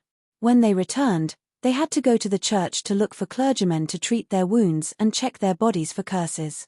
Therefore, it would be much more reassuring to have a cleric in the team, not to mention a skilled cleric. Reynolds didn't reply. Instead, he used the excuse of having to pee and went into the depths of the forest alone. He activated a divine spell of insight and his eyes lit up as he looked in the direction of Yorktown.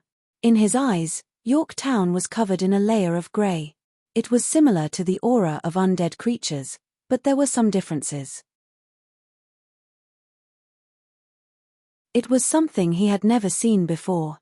If he wanted to know what was going on, he could only go in and take a look. So he hid in the woods and cast a few divine spells at the camp from a distance, mind calming. This was one of the simplest and most basic divine spells. It wasn't even classified into a specific category, but it was also the first divine spell that many priests learned. Its specific effect was to make people relax. It was usually used to soothe people. Normally, when people entered the church, the cleric would cast mind calming on them. This way, they would be able to calm their emotions and relax their minds. They could also take advantage of the situation and claim that it was some sort of blessing or protection to make the people feel good about the church. However, Reynolds rarely did this. It wasn't because he was lazy, but because he was a little heavy-handed. A single mind calming could make people sleepy. If it was two, it was similar to a mage's hypnosis. Therefore, when it was necessary to cast mind calming, it was usually the old bishop who did it. But now, after Reynolds cast a few mind calming at the camp, the mercenaries immediately fell asleep like dead pigs. "I'm going to take a look in the town. You stay here and don't move," Reynolds instructed Amia. He then lowered his head to look at the snoring mercenaries and added, "Keep an eye on them. At the same time, keep an eye on them. Don't let them run around or get eaten by wolves." With that, he turned and walked towards the town. Of course, he would not wait until the day to move with the mercenaries. That would be troublesome. It was much easier to go alone. After he walked away, Amia, who had been kneeling on the ground, suddenly moved. She found a few thick hemp ropes from the horse beside her and walked towards the sleeping mercenaries. Reynolds was only halfway there when the sky turned completely dark. The surrounding temperature dropped abruptly, making it very cold. Reynolds thought for a moment and opened his left hand. A pure white holy flame instantly lit up in his palm, illuminating the path ahead and warming the surroundings a little. As the main weapon of a cleric, the holy flame had more than one use. In fact, there were many divine spells related to the holy flame, and their ranks were different. For example, the holy flame that Reynolds was currently using was the most basic Tier 4 holy flame, Holy Flame. In theory, the Tier 4 holy flame did not have any killing power. It could only be used to dispel evil spells and purify curses. At least, that was the case when used by a cleric. There were also the Tier 5 Flame of Protection and Flame of Punishment, and the Tier 6 Flame of Purification and Flame of Judgment. Reynolds preferred to use the Tier 5 Holy Flame. It was easier to activate and more convenient to use than the Tier 6 Holy Flame. Its power was not much weaker than the Tier 6 Holy Flame. However, if he only needed light and warmth, the Tier 4 Holy Flame would suffice. If he used the Tier 5 Holy Flame, the holy aura it emitted would be stronger, and it might alert the enemies and scare them away. Reynolds walked for about 10 minutes and arrived at York Town. It was very quiet along the way. Not even the chirping of insects could be heard. A mud wall was built around York Town to fend off wild beasts. 2 guards in leather armor stood at the entrance, holding a mud spear in their hands. When they saw Reynolds coming, their eyes instantly focused on him. They stared at him without blinking, but they did not say a word. Only the corners of their mouths were slightly raised, revealing a strange smile. "Hello, I'm a passing cleric from Mia's cult." Reynolds took the initiative to greet them. The 2 guards still did not say a word. They just looked at him silently. "Is your mayor here?" Reynolds asked. The 2 guards pointed in a certain direction as an answer. "Thank you," Reynolds said politely. He walked past the 2 guards and walked into the town. The guards did not stop him. Instead, they stood still. Their eyes were fixed on Reynolds, following his movements and turning their heads. When Reynolds was behind them, their heads had already turned 180 degrees. The strange smile on their faces was still there.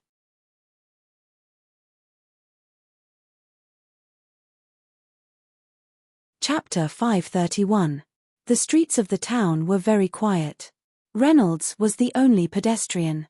Although it was already dark, a town with thousands of people shouldn't be like this. On the other hand, the houses around the street opened their windows one after another. The residents inside stood by the windows and stared at Reynolds like the 2 guards. Their gazes were complicated and strange. There was a normal curiosity, but there was also a certain hostility hidden deep within. They had the same strange smile on their faces. It was as if they were sizing up a delicious meal. The surroundings were deathly silent. Not a single extra sound could be heard. Reynolds continued to walk deeper into the town. Along the way, more and more windows were opened. More and more residents stared at him. It was as if the whole town was staring at him. Reynolds, who enjoyed the silent stares, couldn't help but feel a little uncomfortable. He regretted being lazy and not bringing Cranium Crusher's outfit with him. Finally, Reynolds arrived at a square in the middle of the town. Many residents were gathered here. They stood straight like wooden pillars with their backs to him. When they felt someone approaching, they turned their heads 180 degrees and looked back at him with a smile. Their open mouths revealed rows of white teeth, as if they couldn't wait any longer. "Can any of you speak?" Reynolds asked. The crowd moved a few steps, revealing a figure in the middle of their encirclement. The man was dressed decently and wore a gorgeous golden necklace around his neck, making him look rich and imposing. He looked like a big shot like the mayor of a town, but his eyes were suffused with a touch of dark green, as if there were 2 balls of fire dancing in them. He first sized up Reynolds, then looked at the sacred flame in Reynolds's palm. A different smile appeared on his face, as if he was mocking and ridiculing Reynolds. After carefully sizing up the other party for a while, Reynolds asked tentatively, "A lick?" "Hee, although you are weak, you don't seem to be stupid," the mayor replied. His voice was low and hoarse, as if he had just crawled out of the ground. "You really are a lick. But why do you look like this?" Reynolds asked curiously. Liches were a very special type of undead creature. They were all transformed from mags who didn't want to live long enough. At the very least, they had the strength of a 7th rank master mage, which was the so-called Great Magus rank. Not only did they possess all kinds of powerful magic, but they also mastered the even more dangerous necromancy. Coupled with the undead creatures under their control, a single one of them was an army. Their strength was abnormally terrifying, far beyond the scope of the 7th step. If people wanted to take down a Lich, they would need to gather a lot of people, take a huge risk, fight a bloody battle, and pay a heavy price before they could defeat the Lich. It was difficult to truly kill a Lich. They had phylacteries, which were used to protect their lives. As long as their phylacteries were not destroyed, their souls would not be destroyed. They could reincarnate at any time. Fortunately, most Liches kept a low profile and hid in the undead kingdom of Duat, rarely appearing outside.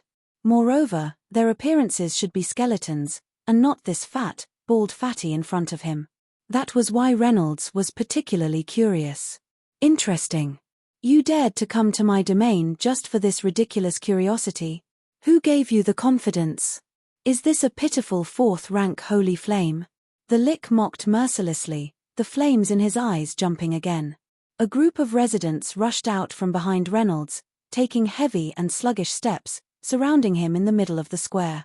Reynolds didn't answer his question, but continued to ask. You intend to turn the residents here into living corpses? Cake, I'm only bestowing them with eternal life. The Lich laughed strangely, and continued. Come, join us. As a reward for making me laugh, I'll let you retain some of your consciousness and turn you into a vengeful spirit.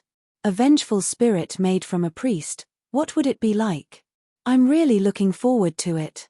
The Lich's malice was very obvious, but Reynolds was not anxious and continued to ask. Why are you so impatient? Can't you be more patient? I still have a lot of questions to ask. Don't you Liches like to answer others' questions and show off your knowledge and abilities? These words sounded a little strange, causing the Lich to be stunned for a moment before asking, What are you talking about? You've met other Liches before? Yes, I've met a very kind Lich. He answered many of my questions and gave me a lot of understanding about Liches. Unfortunately, his patience was only slightly better than yours. He didn't answer many questions before attacking. The Lich was stunned for a moment. You actually managed to escape from a Lich. Perhaps I've underestimated you. Reynolds hurriedly waved his hand and explained. No, I didn't escape, I just accidentally killed it. The flames in the Lich's eyes froze, as if he was in a daze. Renaud continued, That's right. So I hope you can cooperate and answer my questions properly. Can these residents still be saved? Can they still turn back into humans? He didn't rush to attack because he wanted to ask this question. He felt that these residents could still be saved. The Lich answered him with his actions. Kill him. Tear him to pieces. The Lich roared loudly, and the green flames in his eyes burned fiercely. The residents who still had a little bit of life in them had completely turned into zombies, becoming undead creatures. There was no trace of life in them. They let out a hoarse roar and pounced at Reynolds with speed far exceeding that of a normal person. Shields appeared in front of Reynolds, surrounding him in all directions.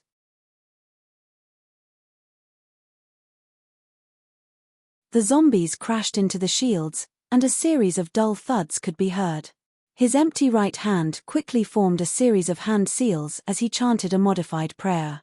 Flower of Hope, connected to the fetters. Then, he casually scattered the sacred flame in his left hand in front of him, as if he was scattering flower petals. At the same time, he softly said to the residents who were already beyond saving sorry. The sacred flame that was originally the size of a small flame suddenly exploded into a large amount of fine dust, and with Reynolds as the center, it spread to the surroundings. The dust vaguely formed the shape of a flower, and it looked like a sacred flower that bloomed at night.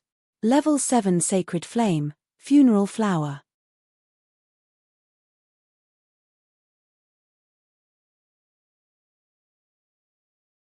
Chapter 532. Reynolds's figure was shrouded in the middle of this flower made of holy flames, while the zombies that surrounded him were only brushed by the holy flames, and were instantly vaporized, turning into wisps of green smoke. A 7th level divine spell? The Lick looked at the scene in front of him and felt the holy aura emanating from Reynolds's body, and mumbled in confusion. Unlike the brainless undead creatures, every Lick was a knowledgeable person, a proper intellectual, and the one in front of him was no exception. He knew the mainstream divine spells in the market like the back of his hand, even more than some clerics. But the priest in front of him was completely incomprehensible. Although this was a 7th level divine spell that he had never seen before, why was it so easy to cast? More importantly, why didn't I sense any energy fluctuations from this kid before? I mistook him for an ordinary priest. He could cast a 7th level divine spell, so he should be a red-robed bishop. Which church suddenly cultivated such a young red-robed bishop? And learned a new divine spell? The Licker's mind was filled with questions, but his hands were not idle. He quickly made hand signs and began to chant, preparing to use a 7th level divine spell to deal with it. But at this moment, Reynolds suddenly whispered, "Let me end your pain." Then, he snapped his fingers and detonated the funeral flower. The pure white flower exploded in an instant, scattering into pieces of petals the size of fingernails, floating in all directions and passing by the zombies, granting them relief. The whole square was cleared in the blink of an eye, and the petals continued to float, spreading to every corner of the town. Only the Lick was still standing. Reynolds frowned with some dissatisfaction. He's still standing. The power is much lower than I thought. The higher the level of the holy flame, the more difficult it is to use it. Ever since he mastered this 7th level divine spell, he had not found a good opportunity to test it. Because the range was too large, once the petals exploded, it would instantly sweep across the whole town, and the range was even wider than the heavenly punishment sacred sword. It could easily harm innocent people. At the same time, it was very troublesome to cast, and it could only be cast with him as the center. It was rare to encounter a situation where he needed to use this divine spell, so it was considered a standard dragon-slaying technique. But the current situation was special, and the whole town was turned into zombies, so he had a chance to try it. Reynolds was originally looking forward to its power, but now it seemed that this was it. It couldn't even kill the Lick. How disappointing. If I knew this would happen, I would have used the Hammer of Sanctions. That Lick last time was killed by the Hammer of Sanctions. Although Reynolds had some complaints about this divine spell, the Licker's opinion was different. His legs were trembling. How is this possible? It was only a 7th level divine spell. How could it be so powerful? Although he seemed to be fine for the time being, the 3 rings on his hand had all been destroyed, turning into a pile of debris that slid down his fingers. Each of these rings was reinforced with a powerful magical barrier, which he had spent a lot of time and effort to create. In theory, it could withstand a full blow from a 7th level powerhouse, and it was his solid shield. Although the Licker's movements were slower, and his body was weaker, he paid special attention to his own defense, and with the protection of the undead army around him, he could protect himself even if he encountered an archbishop-level powerhouse. But it was only 3 petals that broke the barrier he was so proud of. It was cast quickly, had a wide range, and was powerful. The Lick almost thought that he was attacked by an 8th level or 9th level divine spell. Not only did the 3 petals shatter his barrier, but they also burned away the disguise of his fat head and big ears, revealing the skeletal body underneath. It looked smooth, except for the green flames in its eye sockets and the gorgeous necklace on its neck. It looked no different from an ordinary skeleton. He was even secretly glad that he had only come as a soul, and did not bring the undead army with him. Otherwise, the army he had painstakingly accumulated and cultivated would all be buried here. Who are you? No. What are you? The flames in the Licker's eye sockets danced wildly, as if trying to see through Reynolds's disguise and reveal his true identity. He suspected that this guy was one of the legendary saints. He might even be an angel disguised as a mortal. I'm just a priest passing by. Reynolds answered. Priest? Do you know how old I am? Do you think I'll believe your lies? The Lick cursed in his mind, and he began to chant again. He did not choose to run because he was not in a hurry. With his phylactery as a life-saving measure, he was not worried about his survival. He wanted to try again. Since the opponent had cast such a powerful divine spell, he must have used up a lot of energy, and he might have a chance. Even if he didn't have the chance, he could test out more of his opponent's strength and understand more of his trump cards. If he met him again, he could use the undead army under his command to formulate some targeted tactics and find an opportunity to make a comeback. This was a common tactic used by the Lick. But just as the Lick began to chant, he saw Reynolds taking out a small wooden hammer from his arms, and said with righteous indignation, "Lick, you've killed so many people. You've caused the deaths of a whole town, and you're not kneeling down to be executed, and you're still resisting? No. Weren't these people burned to death by the holy flames? I'm not resisting, and you want me to commit suicide? You're a member of the clergy, can't you be a little more reasonable?" As the Lick was busy chanting, he could only curse in his mind. And Reynolds continued to speak. "A person as filthy as you, who is also sinister and vicious, die for me." After saying that, he threw the wooden hammer at the Lick from afar. The Lick looked at the wooden hammer flying towards him, and before he could react, the necklace on his neck suddenly lit up. In the next second, the flames in his eye sockets disappeared, and his body scattered into a pile of broken bones. A moment later, in the kingdom of the dead in Duat, a skeleton suddenly sat up from a coffin. The Lick, who suddenly changed into a new body, looked around and realized what was going on. The phylactery's self-protection mechanism took effect. It transferred my soul away. This means that the wooden hammer is very dangerous, and it might destroy my soul directly. There's such a terrifying thing in this world. You're tuning in to the Celestial War YouTube channel.